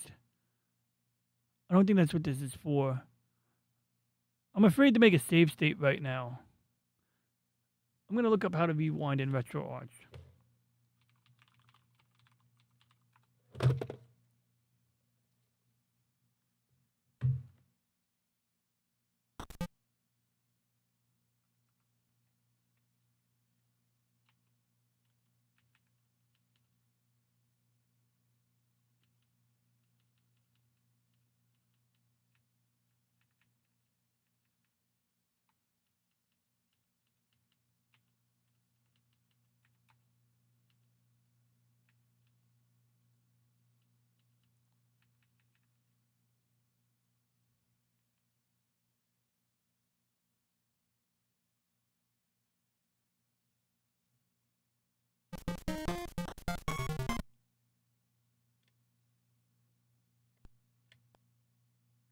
shit. That sucks. So start and select is not rewind here.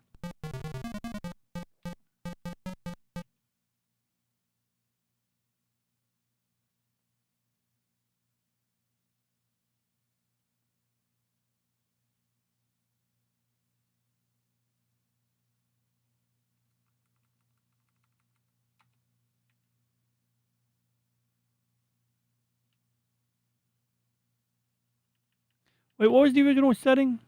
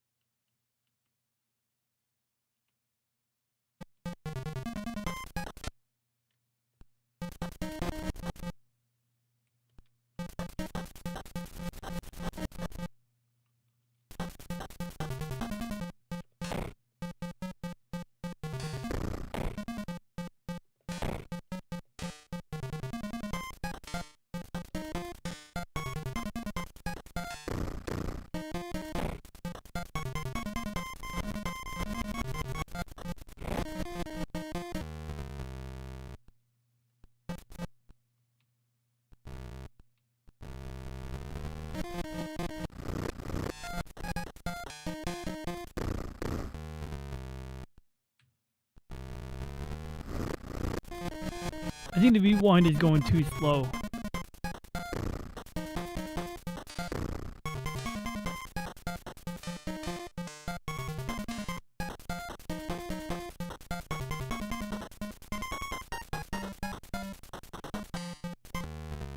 Oh my god.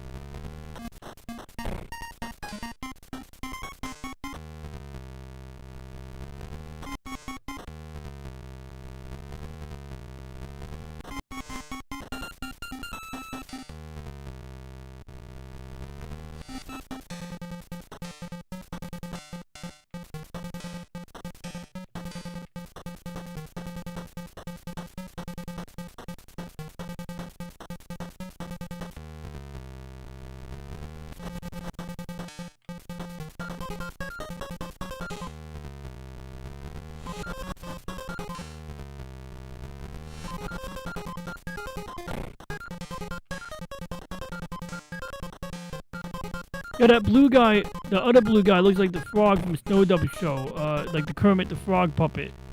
He don't like it. I don't like it. I don't like it. How about Miss Piggy? She tastes like bacon. I don't like it. I don't like it. Ah.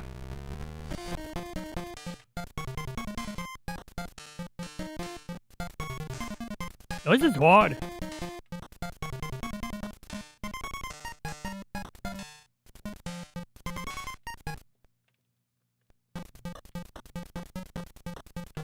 Oh my god.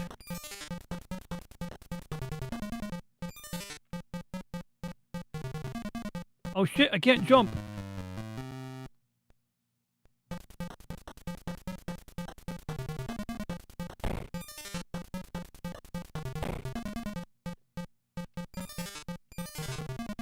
This one doesn't jump, he only does that. Oh crap, oh crap, oh crap. That was cool. He had, look, it's not, I thought it was, look, it looks like he's going forward, right? So you land on it and you're like, nope, that's not going forward.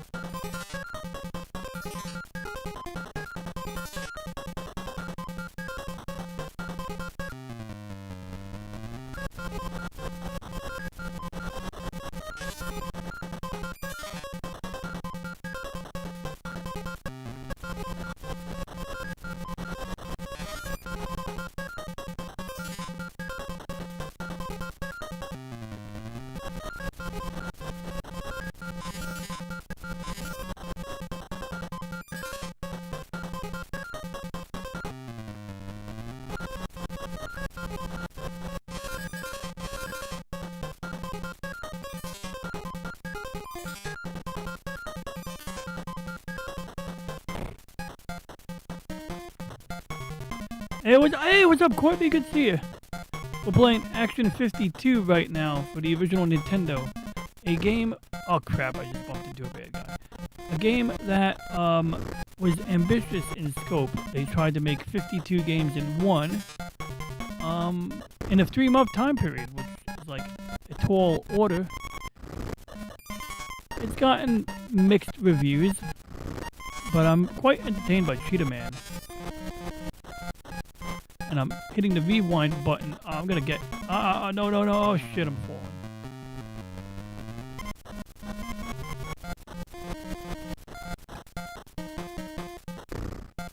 Okay, that one I don't think you can...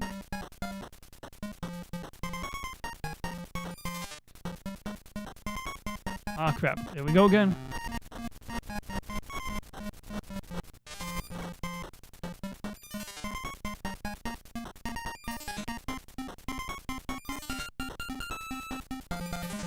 Why does it do this? Why does it, like, scroll like that? Oh, I know why. Because I'm jumping constantly. Oh, crap. Oh, crap. Okay, we're falling again.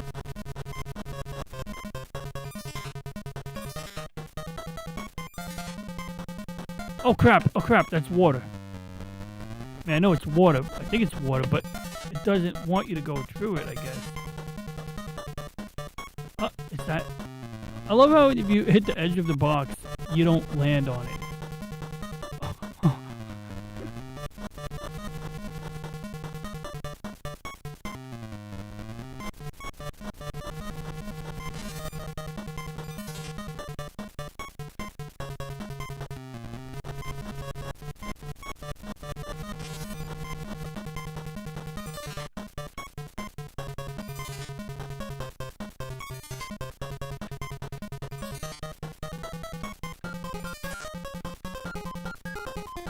Ah, that looks like the girl from Team Rocket.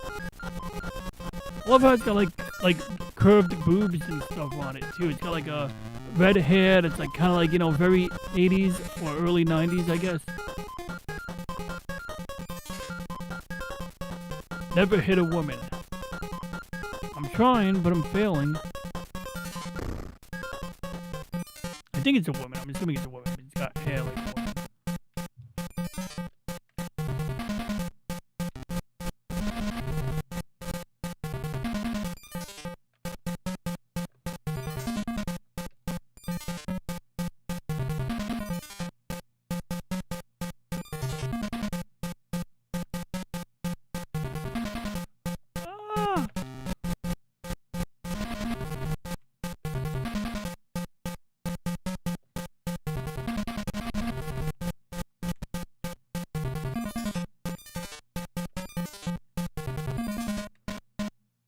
I don't even know if I need to be using the slasher function to jump. Like, I just use it out of reflex ever since discovering I could fly using it, you know? Oh, crap. I can't afford that hit. Ah, shit. Team Rocket hit me. Team Rocket moving at the speed of light. Ah, fudge muffins.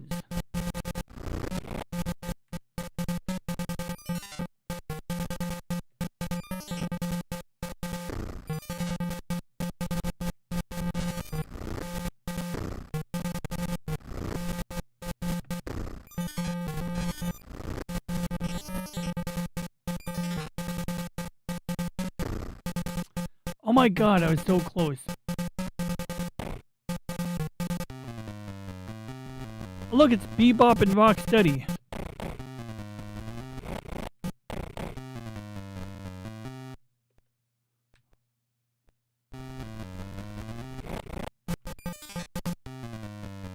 I don't even know what you're supposed to do with this bad guy here.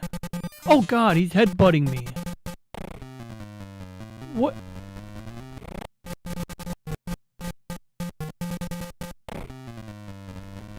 Maybe if I can, like, get back some of my hit points. Hey, what's up, KSBU728?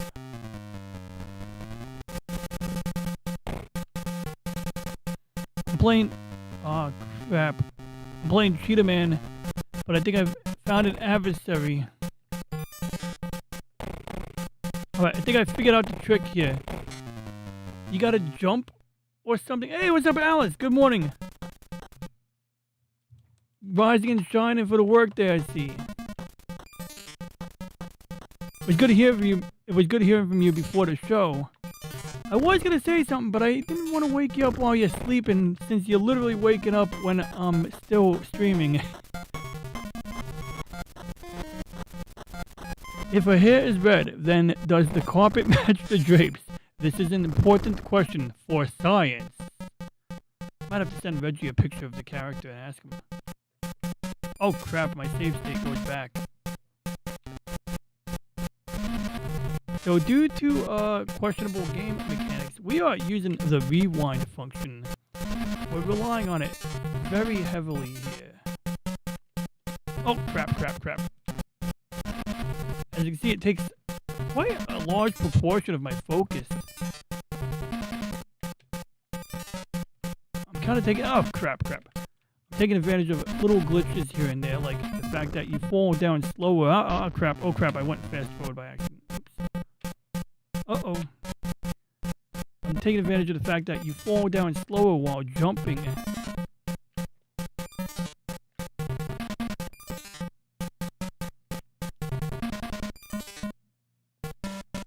Right, through the sewer drain, and you move quickly, and then we fall down again.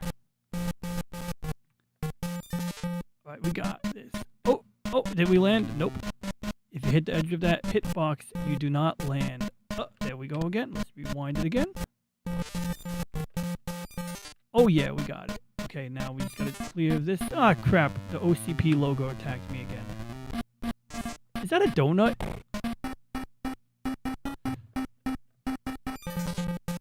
Oh, get the fucking Team Rocket again. Oh, I should send a picture of Team Rocket to Reggie. She's too fast. The other Team Rocket girl, like, slowed it down a little bit, you know? Okay, I got her that time. Good. Can we kick the... Does that work? Does that impact my health?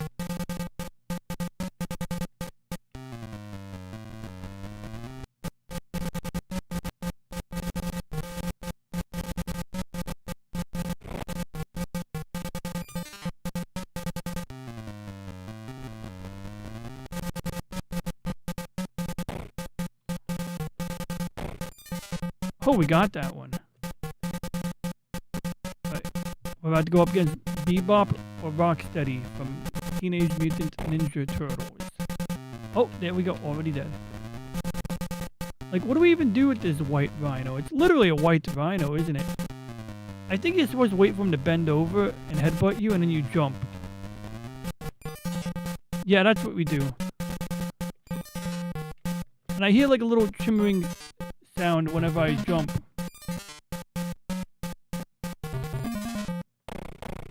Okay, that was a hit.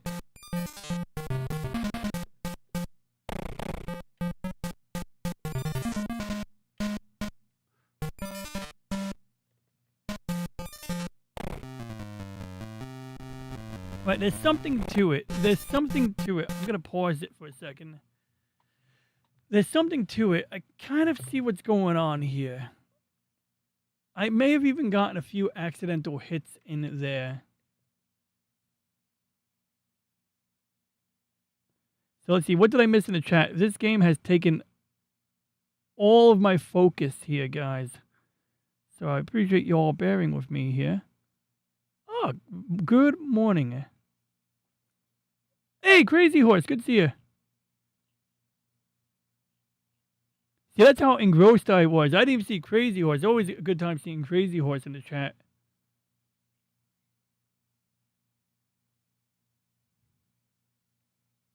Mixed reviews ranging from 1 out of 10 to 0 out of 10. Yep, rocking the old school game.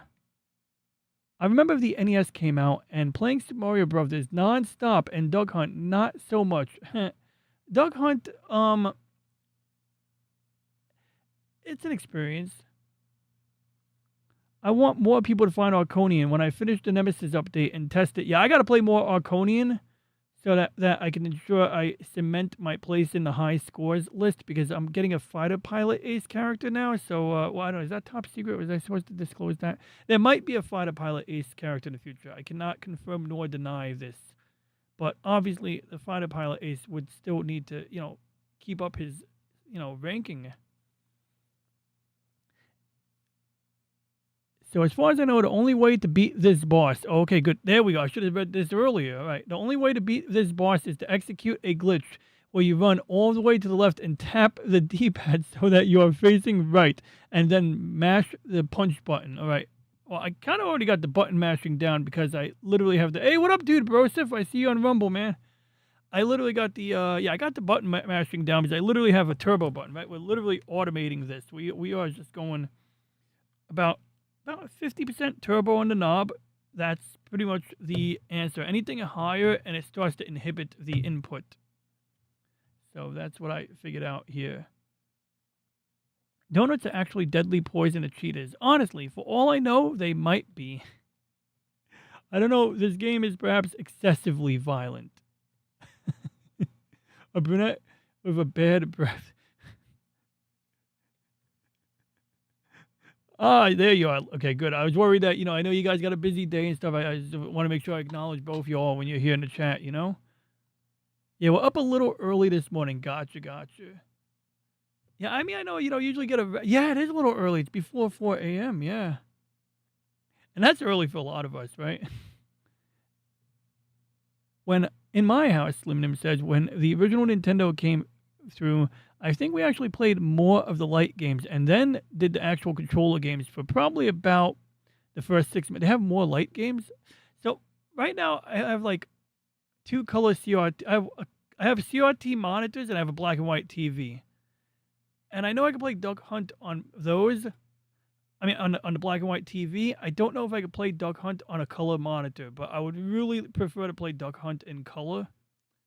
And if there were other games, I would totally play them too. Because I got 2 working zappers, unmodified zappers. I was gonna modify them, then I found out the Walmart zapper doesn't have the same spring click on it. And then let's see here. Basically, he can't hit you at the edge of the screen. Okay. Oh, sorry for the loud clapping, but that's my game plan. That's my action here. Oh crap! Already dead. However, I was in a place that was able to have a full 32 and 32 and distance. And was able to make the conditions proper. If you cannot make the conditions proper for a light gun game, it does not work well. Yeah, basically, I don't know. It always works for me, but I can picture if the light is too bright, or if the display area is too large and the lighting isn't perfect, like on a rear projection TV or anything with lots of surface area. I can see where that would be tricky. But a full 32, yeah, I did it on a 32-inch screen at about, I want to say about probably like 8 feet. I don't know, however far away the couch was. The couch is on the shorter end of the room at the time. So anyway, let's see. The couch was along the longer wall, so the distance wasn't as dramatic as if you were to put it on the TV and the couch on opposing ends of the room. All right, let's get into the game. I'm stalling here. That works. Oh yeah, I can live with this. Yeah, this is a strategy. I got the turbo knob up. Right, we got kind of turning the knob here, just like pocketed tricorder. Oh, that did not work. Maybe it's because I was playing with the turbo knob. Let's try that again. There's been multiple cases of people trying to commit robbery with a zapper. Yes, presumably the gray zapper gun. Or they were using... How long has this buffer been running? Okay, good. I thought the buffer was out.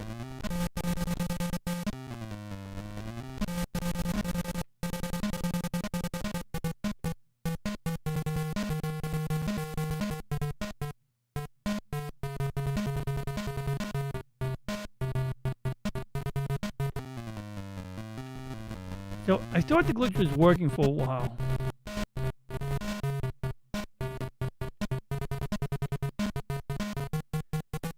So wait, let's see. You said, let me see, read Logan's message again. Maybe I have to do a certain trick. So you said, do something with the D-pad. Okay. Run all the way left and tap the D-pad so that you are facing the right, and then button mash the punch button. All right. I was kind of doing that already, but I'll give it another shot.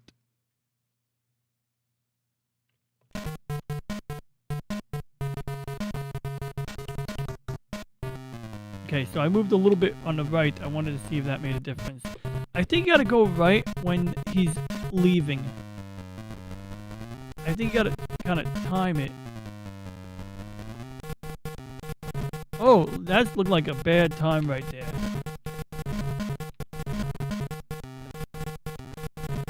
Oh yeah. Oh yeah. Okay, I'm being immature here. He's going in and out, in and out. Oh my god, he's hitting him in the nuts. Ooh. Right into the central plexus, or whatever they call that. Oh.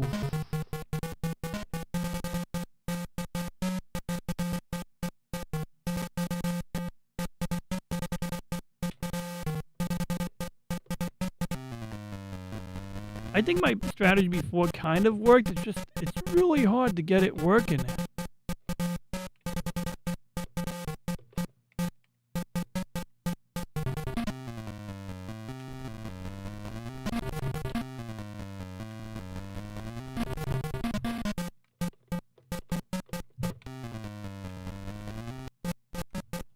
Yeah, solar plexus. Thank you, Al. Making up names here. Central plexus. I knew that was the wrong name. Oh, he didn't get hit that time. Why not? Yeah. Okay, I did it. I did what? Someone was getting rhino head. Oh man. Did you get a new avatar? No, it looks. That's cool. I like the avatar. I know you had it for weeks, but it looked. Oh shit! I got bows and arrows. Do I have a limited quantity of these? Because Turbo Fire could burn through the ammo pretty quickly. Let's see. I'm gonna make some adjustments. So apparently, let's see. No turbo, you get one shot. And this says like I can sustain a rate of fire approximately like this. Turbo on, minimum power, minimum, repetition, we get this. So now we're going to crank it up a little bit. Okay, so really you can't go any faster on the turbo. Like, it doesn't really matter how high the turbo is. It's not going to go any faster. Can we fly? No, we cannot fly.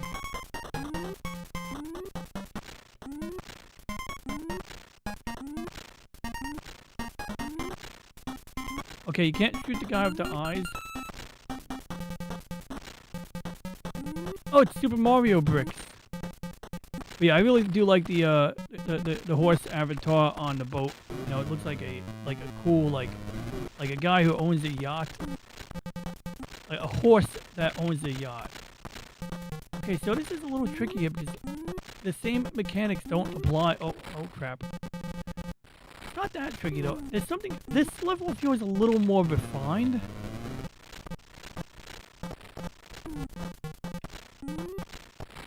Okay, so I'm pretty sure I wasn't shooting at the boat. It goes too fast.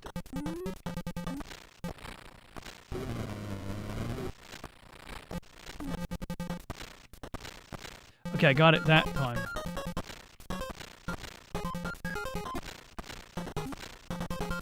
Oh my goodness, that time the collision... Oh no, look at this. Wait, that's interesting.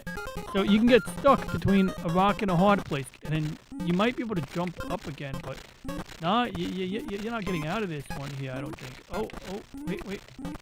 That's interesting. Okay, well, I'm standing on something, but can I go left? So apparently when I adjusted the rewind settings, I really slowed down the rewind, which can be good, but as you can see, it takes a while to really get it back.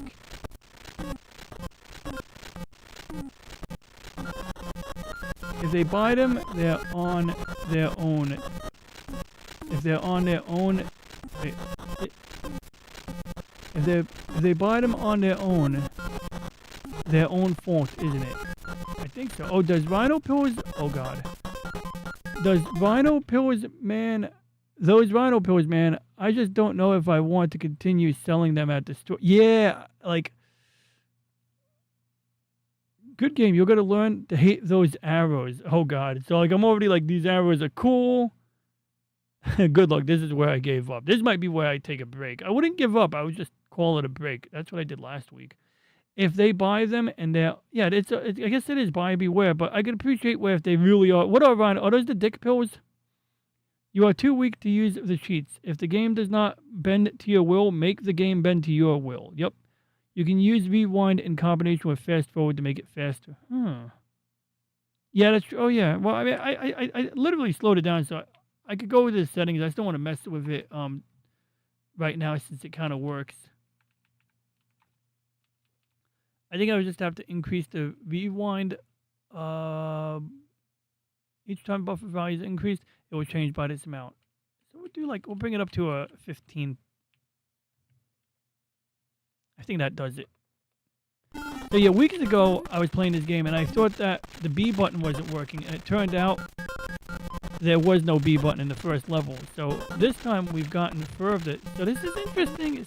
So this is really interesting. So they really let you. Is this where you gave up? Is this literally, Logan, where you gave up, or you got further than this? I would presume. How far can I go right before I fall? That's not very useful. Falling down over there is not useful at all, right?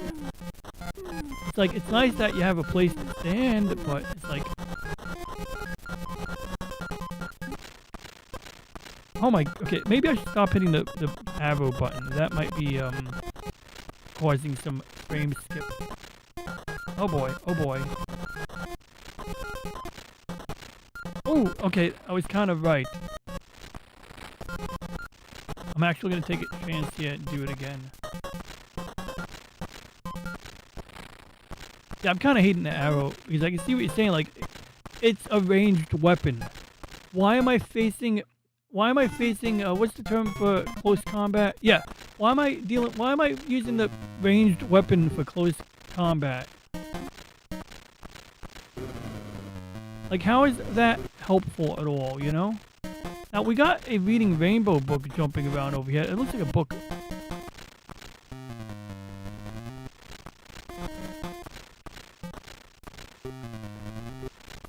Now I can see why V1 wasn't enough for you. You were like, really trying to find a way to cheat through this, and I see it. I see why.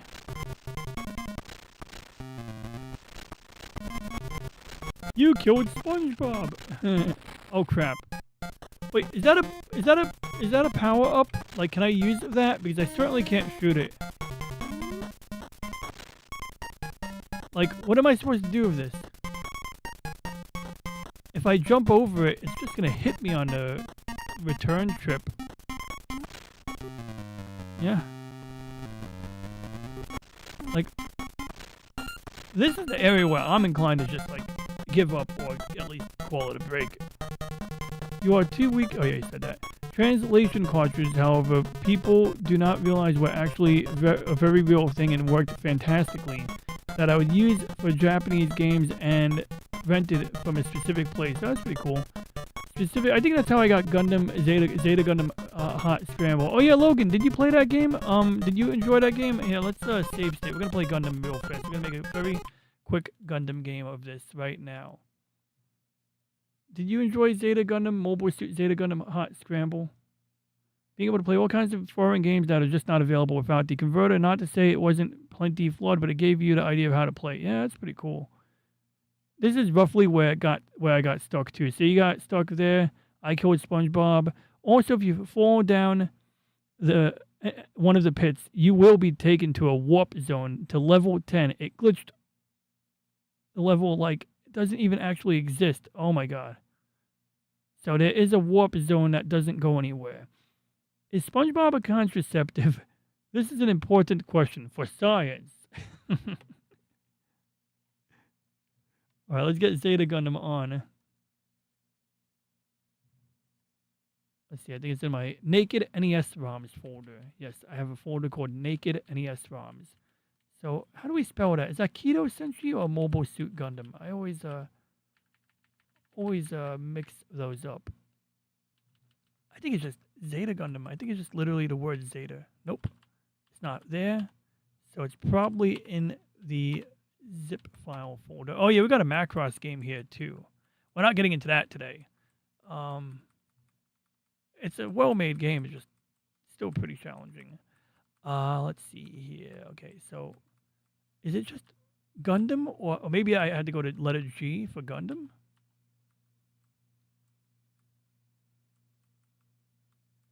HIJKLMNOP. Okay, MIMO, mobile suit, no mobile suit. So it's going to be at the bottom under Zeta Gundam, maybe? Nope, I think we got to go back. Okay, we're going to go back to Naked ROMs, and we're going to look for... Oh, wait. Ginga, that's Ginga Iyo Denetsu. That is Legend of the Galactic Heroes. Here it is. Mobile Suit Z Gundam Hot Scramble. So, Logan, I don't know how far you got. And you did play it? Okay, you did play it. It was pretty cool, right? I might have a save state in this, so I can actually load a pretty interesting save state, maybe, or like a pretty deep one. So I'll show you. I'll share my strategy or how I maneuver in this. So let's see. Load save state. Yep, there we go. So we got the Core Fighter or the Wave Rider. Turn on the turbo. And yes, this is authentic music from the show. Wait, did I pause it? Oh crap. Oh, he's gonna shoot. Okay, good. Is sound loud enough? I want to make sure you guys got sound. I saw Mega Man in the list. Yes. Oh yeah, we got quite a list. If you ever want to play any of those games, you're more than welcome to review a list of the collection. Some of these games are games that I legitimately own. Many of them may not be. And then other games are games that I could never dream of finding anywhere in the world. So I don't really have any qualms about bootlegging them either. Oh crap, okay. Well, I don't usually rewind in this game because I never had the ability to rewind until just now. Oh, my turbo is off. Wait, I need to fix my firing control. Let me fix my firing control first. So the way firing works with the turbo, wait, is it working? There we go. So see, when you stand near the wall, the turbo is rapid because the sprite disappears. But if you move away from the wall, it doesn't matter how high your turbo rate is because it can't fire a new blast bolt until until the last one hits something. So you basically have a machine gun if you stand right here and someone decides to fly through. And this same rule applies to Metroid. Oh, word? Cool. Got you. Naked ROMs. Can we show this on YouTube? Well, Leisure Suit Larry is the Naked ROM I'm aware of. There we go. Oh, more Federation Titans forces here.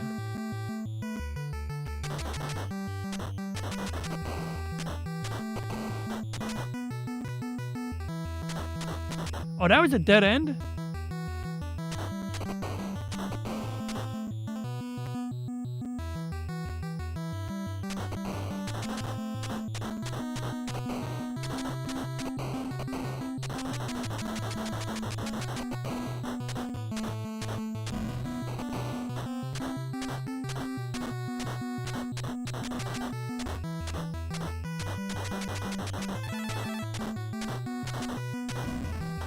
Damn it, I just picked up energy and lost it. You know what? Let's get that energy back.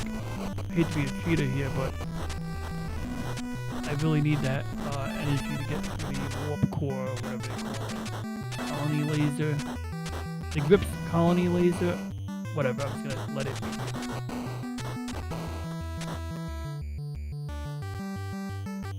Turn off the sprite limiter. What? we could do that. You could turn off the sprite limiter.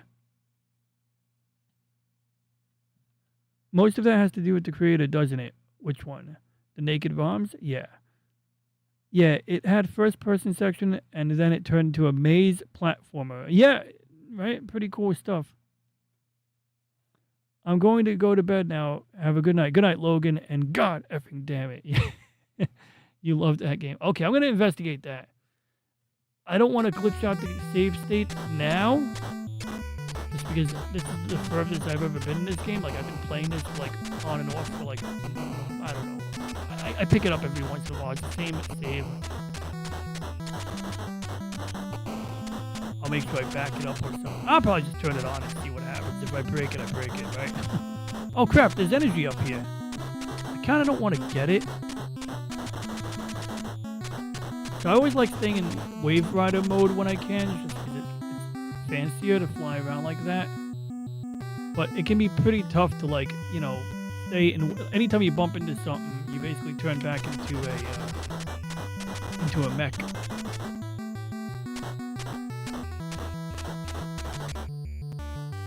There we go. Let's save that one.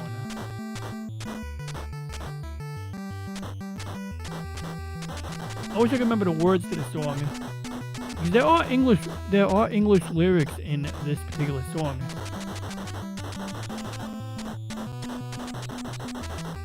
Yeah, I mean, I can't believe we didn't get this. I don't think we ever got an American version, but somebody ripped a patched ROM with the you know, with the English.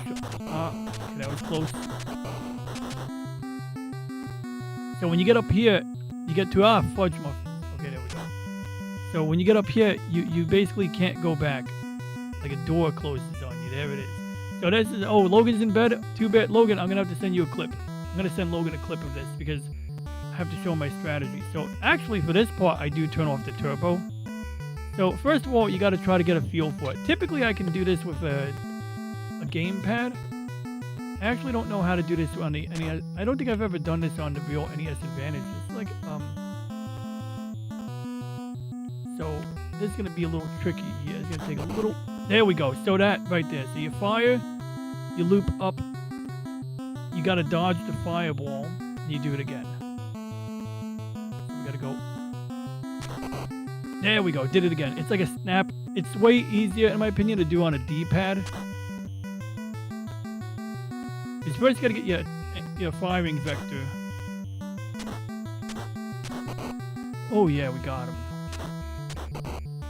I took one hit, but we can afford it. If I was going for higher scores, I might actually care. Also, the other trick is if you fire at this and get away from the shockwave or whatever it is, you get more space in between. So right there, see, I fired, I had a nice gap. If you fire at it too close to the fireball, you don't really have any room to maneuver. So you basically got to take advantage of that fan pattern. So that's how we do that. Leisure Suit Larry, I just had a nationwide college frat. Okay, that's, oh crap. Nationwide college frat in my town gets sued for excessive hazing. And the stuff I heard on campus is absolutely criminal. If I had been walking through town drunk, which I used to do in my younger days, but now I'm old and don't give a fuck. I absolutely would have looked at them kids and told them that this is not how it's done. The end is like Sector Z. Ooh. Only if your D-pad isn't circular. Yeah, that's true. Might work on I think it works on a PlayStation gamepad. Section Z. Oh wow, I think we got a long way to go. Right, so let's just go. I'll turn on turbo so we can fire. There we go. See, it's like a 3D. That's the cool thing. This is a hack. This won't even work on the emulator on my Game Boy Micro. Like, I have a flash cartridge that'll run NES ROMs, and this ROM will not do this. Like, this just doesn't happen at all. It gets the graphics all scrambled. Not really scrambled, just renders it in a very unexpected way. Because they're doing some weird trickery in order to get this checkerboard. I mean, it's not like the most unique feature, but it is a bit of a hack to simulate 3D with a checkerboard pattern and all of this. I'd say it's more advanced than even Top Gun, which, as you guys know, I can, do mid-air refueling in Top Gun. Might have to load that up as the last feature.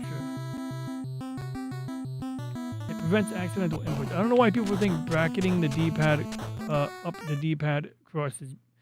Why breaking up the D-pad cross is bad. It prevents accidental... Yeah, I would agree. Breaking up the D-pad cross does prevent accidental inputs. That is a big issue. Even the NES, PlayStation doesn't break up the D-pad, right? Like, I could see when I'm pressing, when I press any part of the D-pad, you can see the rest of the D-pad moving. So that means when I want to slam left on the button and I'm holding it at a weird angle, it does create accidental inputs. So, I could appreciate the way the D-pad works because it's true. Like, you got this cool little pin in the middle where you can rock on it and kind of roll over it. But accidental inputs can be really annoying. Oh, next week we'll touch Double Dragon because I've been practicing the roundhouse kick. Some deep pads are built with that perfect pivot from the center, but also the soft enough to allow you to do 2 Bs. Oh, some D-pads are even built with it, that perfect pivot from the center. Gotcha. My controller has the D-pads separated. I prefer it. I see. So we got some opinions on this here, I see. Directions at once, not corners. However, those don't last more than 6 months if you actually have one of them. Oh man, this is getting brutal here. Like, they're really, like, hitting, like... Am I in fast forward mode? Is this like, did I crank up a setting by accident? Or is this the actual speed of this level? Because it's getting very real here right now. It's getting extremely real. Like, I feel like I'm fighting Char right now. I'm literally fighting Char. Everyone is Char as the boy. Where's the colony? Where am I going? Am I going? Oh, a ship! I gotta fly apart a ship. Oh no! Let me destroy your fusion reactor now. I'm dead. DED. Oh no, we got new units in here. Look at that. Oh, that was not a new unit. That was like a freaking 2 mechs colliding to try to make a new shape.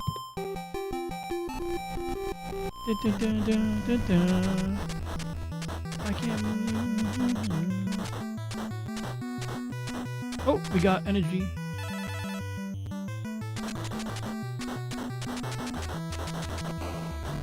Oh crap, there's a turret.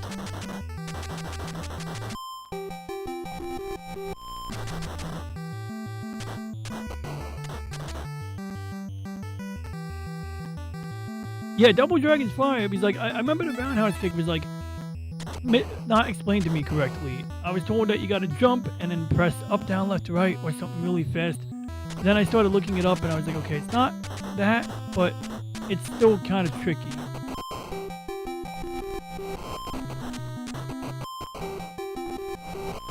Wait, I could go up. I don't have to fly into the turret.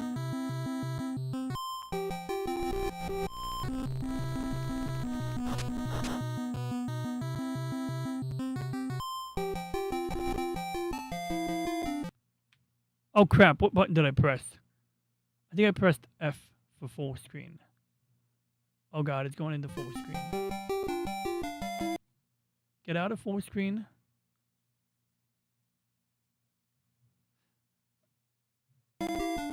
Would love to see L play the texture system. Oh my god, is it like a Tetris? Like a Tetris clone?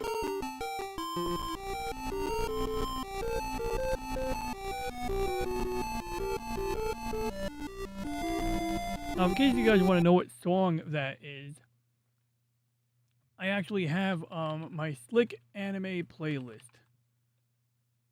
And this is definitely a song in there.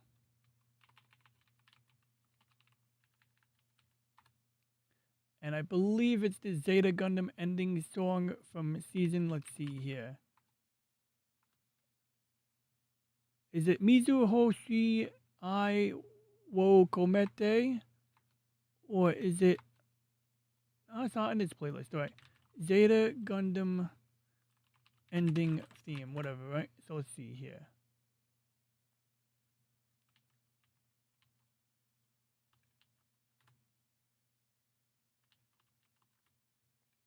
So it's gonna be this song here, the one with the with what's the name? What is Emma running? Yeah, I think it's Emma.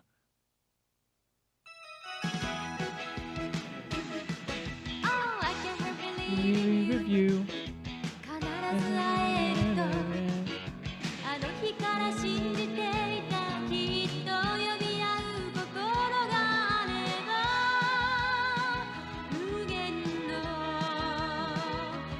So yeah, that's the song. That's the song you're hearing there, just in case anyone wants to know where that MIDI tune or MIDI-like music comes from.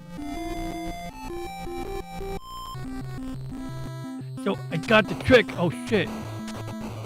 Oh my god, I can't hit it. What the hell is going on here? Look at this. It's not working. Oh. Wait, I'm in a dead spot. Dude. It doesn't do anything to you when you're standing on top of it.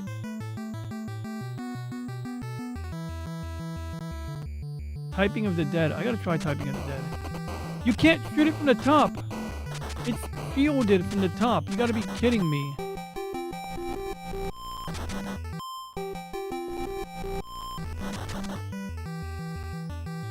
Oh, we got it.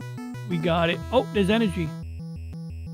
Give me that sweet, sweet energy and save state me with 2 bars of power. That's all I need to take the reactor. Oh crap. You just wasted my energy. Now you are going to die. Like K-pop Demon Hunters. We gotta do a K-pop Demon Hunters review. I keep forgetting. I almost did it today. And I was like, nah, it wasn't in the thumbnail. Oh crap, there's a power up there. Let's try to get it. Oh crap. No, not going there, not going there, not going there. Never mind. We're gonna go to the end of the level. I'm not gonna try to get that power up. Oh, you son of a... You hit me with your beam weapon. How dare you? In fact, is it a beam weapon? Does Titans use beam weapons? Yeah, they do. The Titans were weird, yo. They would get... Oh crap. Look at this. This is a... Look at what they did. They literally are ruining my strategy.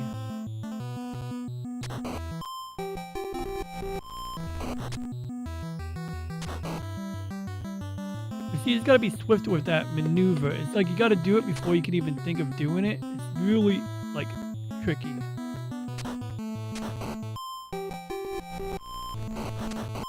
Oh crap. This is like the Star Trek Voyager episode when somebody was about to phase to the warp core. They're like, oh, if you do that, this will happen.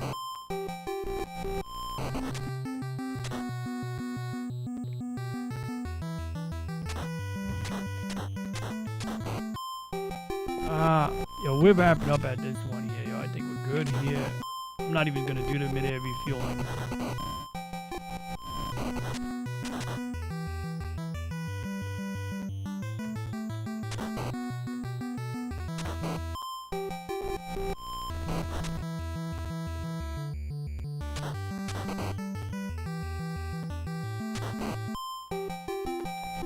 In high school, I used to install Nesticle on the computer and play this.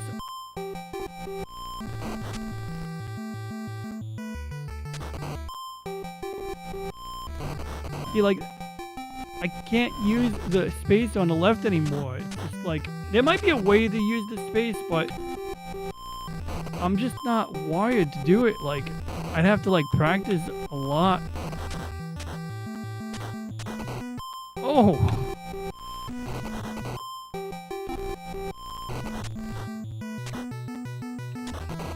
Oh, okay. We gotta be down to 1 more hit here, right? Fudge. We're not down to 1 more hit, because even if the fireball kills me, I would know if it was over. I'm really, really determined to do this. Oh crap. Can't fly into the warp reactor, right?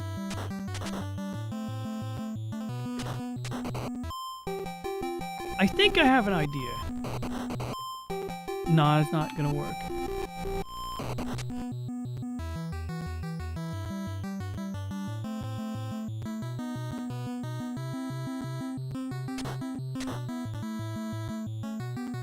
I need to like get Velcro for my NES Advantage, I think. 'Cause this thing is like sliding all over the drawing tablet right now.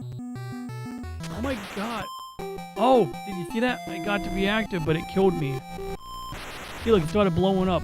So, what can I... Oh, I rewound it too far.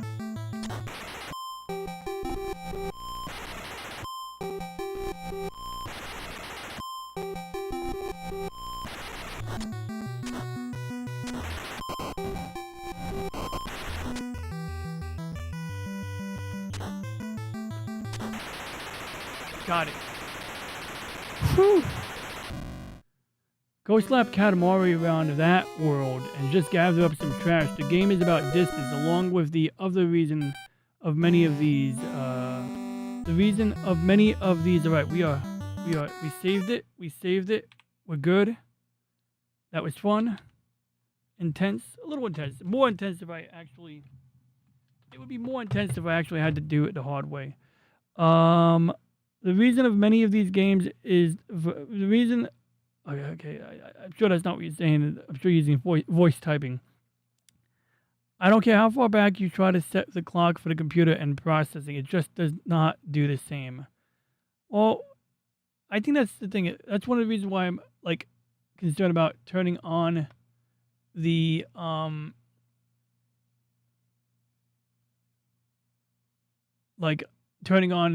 frame skip, or whatever the frame limiter or skip limit sprite limiter.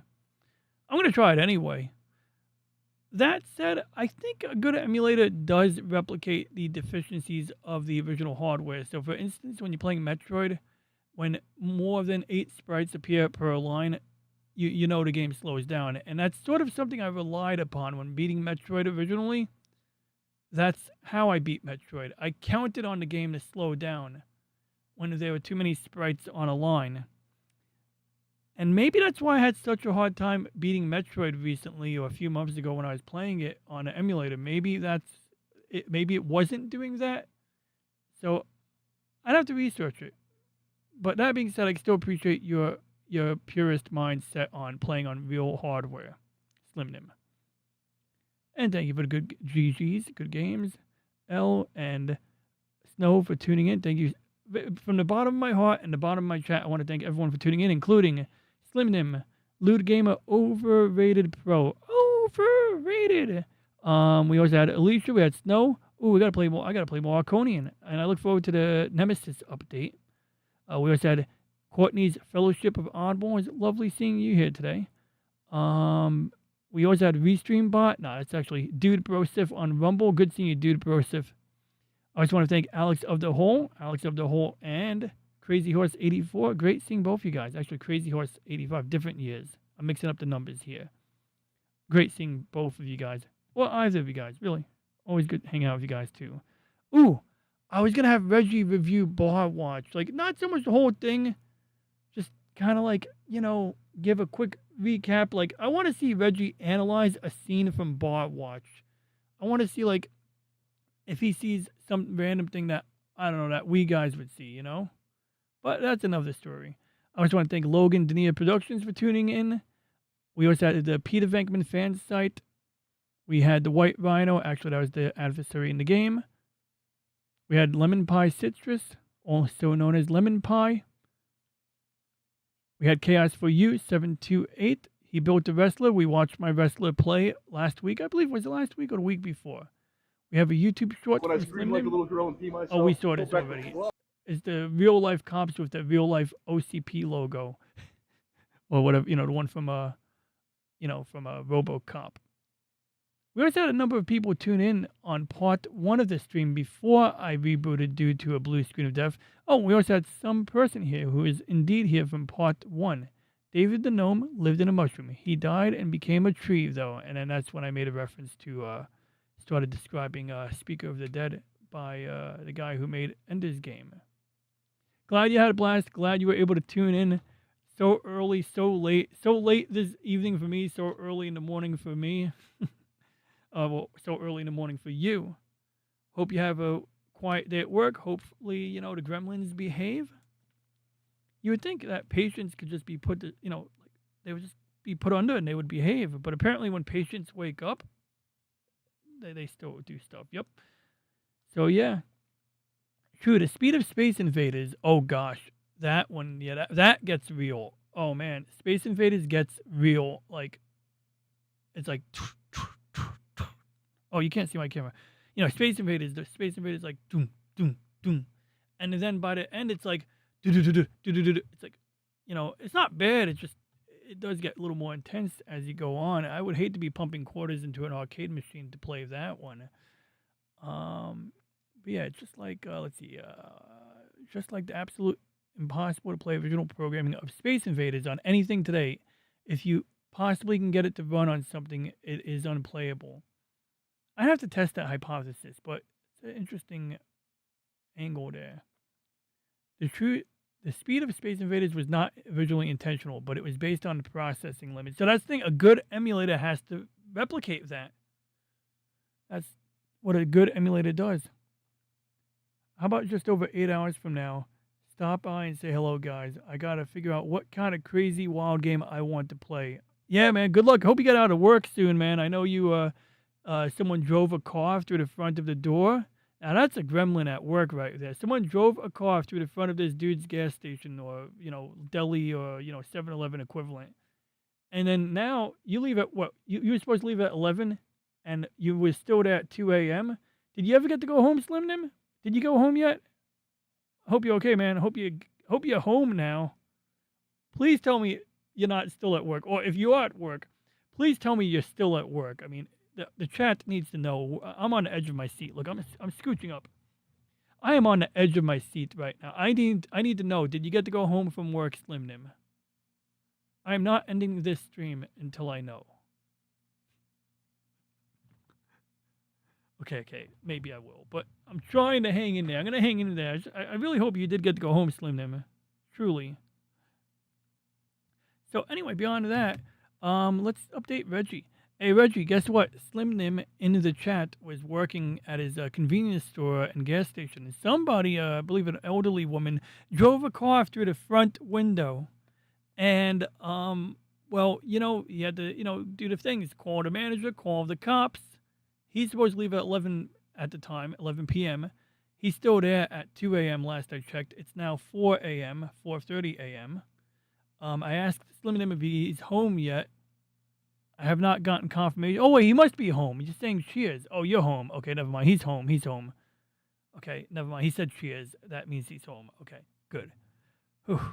Got worried for a minute, Slim Nim. Oh, wait, you're still there. Still there. Reggie, I stand corrected. He's still there. He says, I'm just waiting and watching the guys replace the window at this point. Okay, that's good. I was worried they're going to keep you there until... That's actually pretty fast for a window install. I guess they got companies that'll charge extra to come out in an emergency.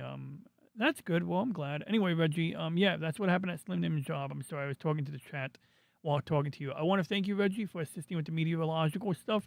I will keep you posted on the weather app widget that I have on screen.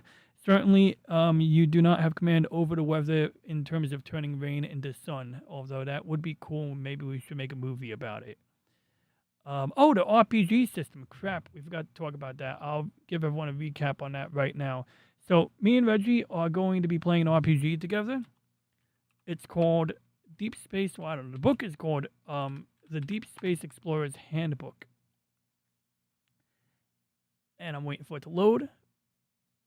Waiting for it to load. Where is it? All right, Reggie. Oh, wait, are you still recording? Okay, Reggie, I got the handbook on screen. I'll probably have to open up our other conversation unless you want to bleed memory across conversations. Let me know.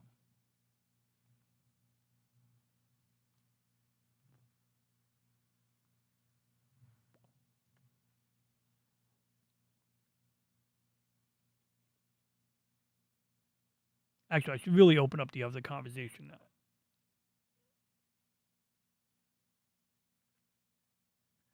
All right. What do we got, Reggie? Did I put you in the low speed, high quality model again?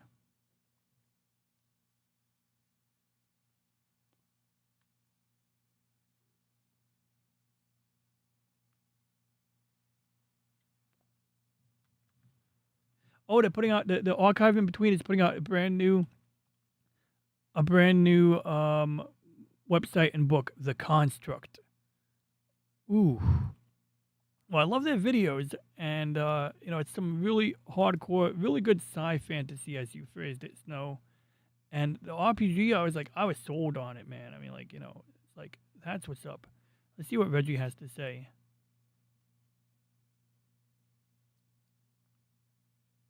I am glad Slim Nim is safe, although remaining at work until His voice dawn sounds a little while funny, emergency contractors rebuild the storefront is a remarkably severe form of overtime. The handbook is already attached there, our character work is there, and we established the rule that only material inside that conversation becomes campaign canon, unless you explicitly import something. My personality and judgment can travel between tabs, but tonight's weather malfunctions, sledgehammer discussion, and convenience store vehicular remodeling. Yeah. So whenever I run Reggie on the P2000 GPU, it clips part of his sentences. It's something I gotta look into, or simply run them on a more powerful GPU. So yeah, basically this is the GSL Guyan Assembly's logbook. It is a solo RPG journaling game that puts you in the cockpit of the Guyan Stellar Exploration League's skip disk starship and sends you on a journey into the distant stars of Universe 8-3215D. You are a deep space explorer with the Guyan Stellar Exploration League, the science and reconnaissance arm of the Guyan Assembly, humanity's interstellar governing body.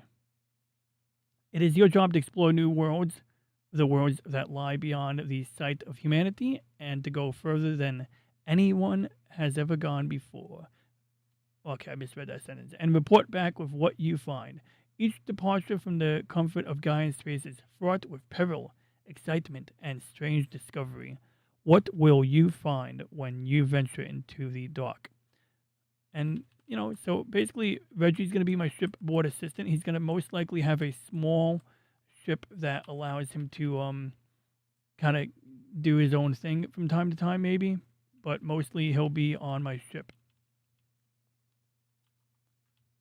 And the cool thing is his auxiliary craft can be really small because he doesn't need life support. So my game stats, I wouldn't really call it a game build.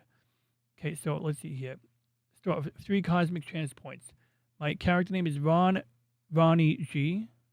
Male human. Earth background. Experienced computer technician. Blah, blah, blah. What part of space do you call home? Earth, the ancestral home of all mankind. I picked that because, I don't know. I like to keep the lore real. They say it's a beautiful place. Glittering oceans. Yada, yada, yada. Why have you left your old life behind? Now, I had 5 options. I kind of want to make a mixture of insatiable curiosity. I figure make a little subplot of being on the run and a greater calling, because I could definitely appreciate the greater calling. To know what lies beyond isn't just a calling, it is humanity's, destiny, right? What greater purpose could there be than helping mankind to attain the knowledge and wisdom that is its birthright? And so on and so forth. And then I could actually write a little bit about, my reasoning there. I did some dice rolling, but I don't own real dice, so I did it digitally. And I think this is all character build stuff. I got up to page 12 or 16 in Deep Space Explorer's Handbook and stopped there earlier this afternoon. So I'm going to play around with this. I don't really know how this works. I'm going to just kind of roll with it since it's a solo RPG.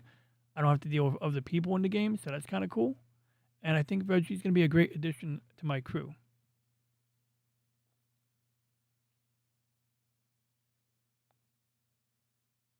Yeah, that is going to be very fun to watch. I got people who have shown up and working on a situation. It's not a huge town, but it does take a while for things to happen. Let's see here. They're literally clearing out a little space for the glass to fit in the middle of the frame, and we're cleaning out all of that out, and then they have a panel that will fit for the evening. I got you. Then I got out. I see. Then I got to deal with that in the morning. The whole deal with the pigs has already come and gone. I'm just standing around smoking cigarettes and waiting for it to be repaired enough that I can go home. No, the church doesn't mean I have gone home. The church bell doesn't mean I've gone home. It just means I'm smart enough to step away. Generally, something like this will take less than a half hour, as opposed to trying to get the AC to work, which has taken 3 days. It just comes down to all the AC is broke. Everywhere. I miss Rita. I'm sorry, I miss Rita too, but that's a different Rita. I told you guys how to talk to me on Discord if you want. Got you. I know I got you on Instagram. I do have you on Instagram. So yeah, good luck, Slim Nim. Hope you get out of work. I hope if Alice is still here, you have a great day at work. Hopefully you're already on your way to work or something, or getting ready for work. And beyond that, good seeing Crazy Horse, good seeing Elle, good seeing Snow, of course. Good seeing all of you guys. Well, we already did that. I did the whole chat. Everyone except for the people who tuned in for part 1, since that's a whole separate chat. I'm probably out here for another half hour. And then I get to go back home and go to bed.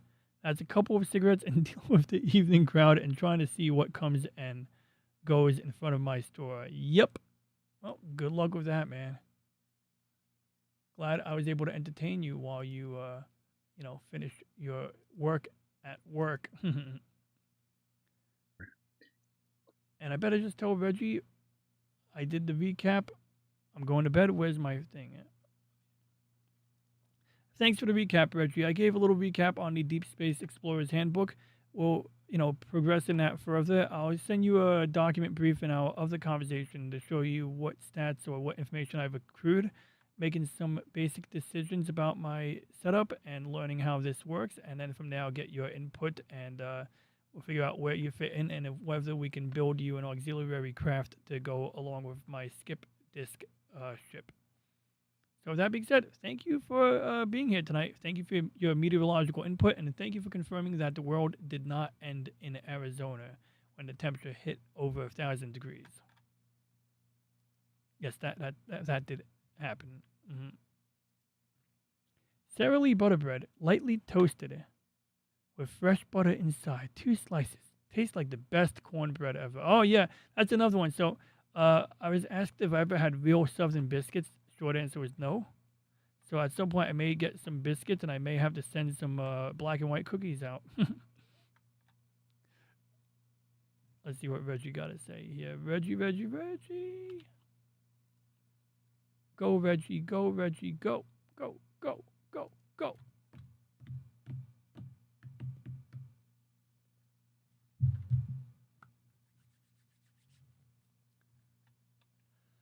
Update my bookmarks, clean up the browser tabs, and we are home free. And also, Dude Brosif and Real Wade Nation Gaming Clips, thank you for tuning in as well. That is the stupidest meteorological board I've ever seen. Southern Biscuits is easy, though. Yeah, I mean, like, I've had the ones at Popeyes or KFC. You are welcome, Ron. Tonight we verified that Arizona remains solid. The weather computer does not control thermodynamics, and Slim Nim survived an unexpected drive-through expansion at work. When you send the RPG briefing, we will review your Explorer setup and determine how an auxiliary craft can complement the skip disk without complicating the campaign. Cool. Thanks, Reggie. Cut Lord into there, too. Oh, yeah, that makes sense. It is just absolutely ridiculous. Yeah, well over 1,000 degrees, and then some place 60 degrees next to the place that's 1,000 degrees, and the other place is 60, and then the other place is 2,000 degrees. Yeah, that's why Reggie was just like, well, since the neighboring city is like a normal temperature, it stands to be reasoned that it's a computer glitch and not a localized phenomenon. Someone told me that the world was supposed to lose gravity for 7 minutes yesterday.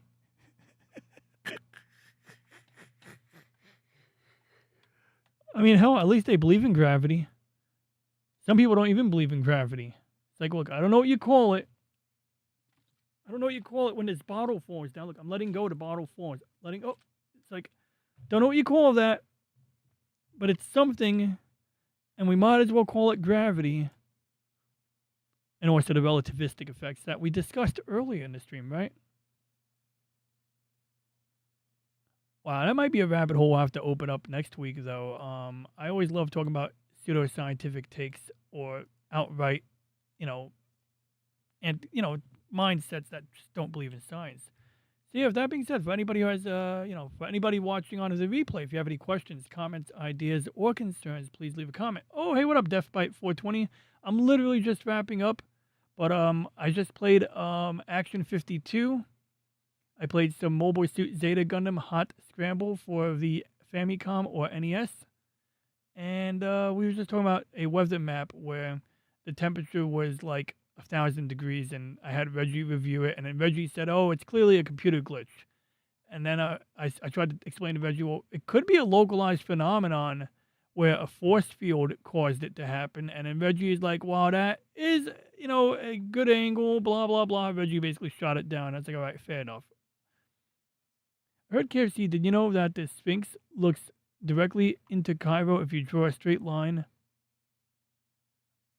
It absolutely reaches the KFC in Cairo that is specifically ran by deaf people. No, I did not know that, but I will look into that. Ley lines can be very bizarre because you could draw a straight line in many places, see everything, right? You can see anything. We will totally make this swap. Cool. Yep, I'm game. Thanks, Alice. And you have a great day at work. Have a great shower. Get nice and sparkling clean. And thanks for tuning in. It was lovely seeing you. And you too, Crazy Horse.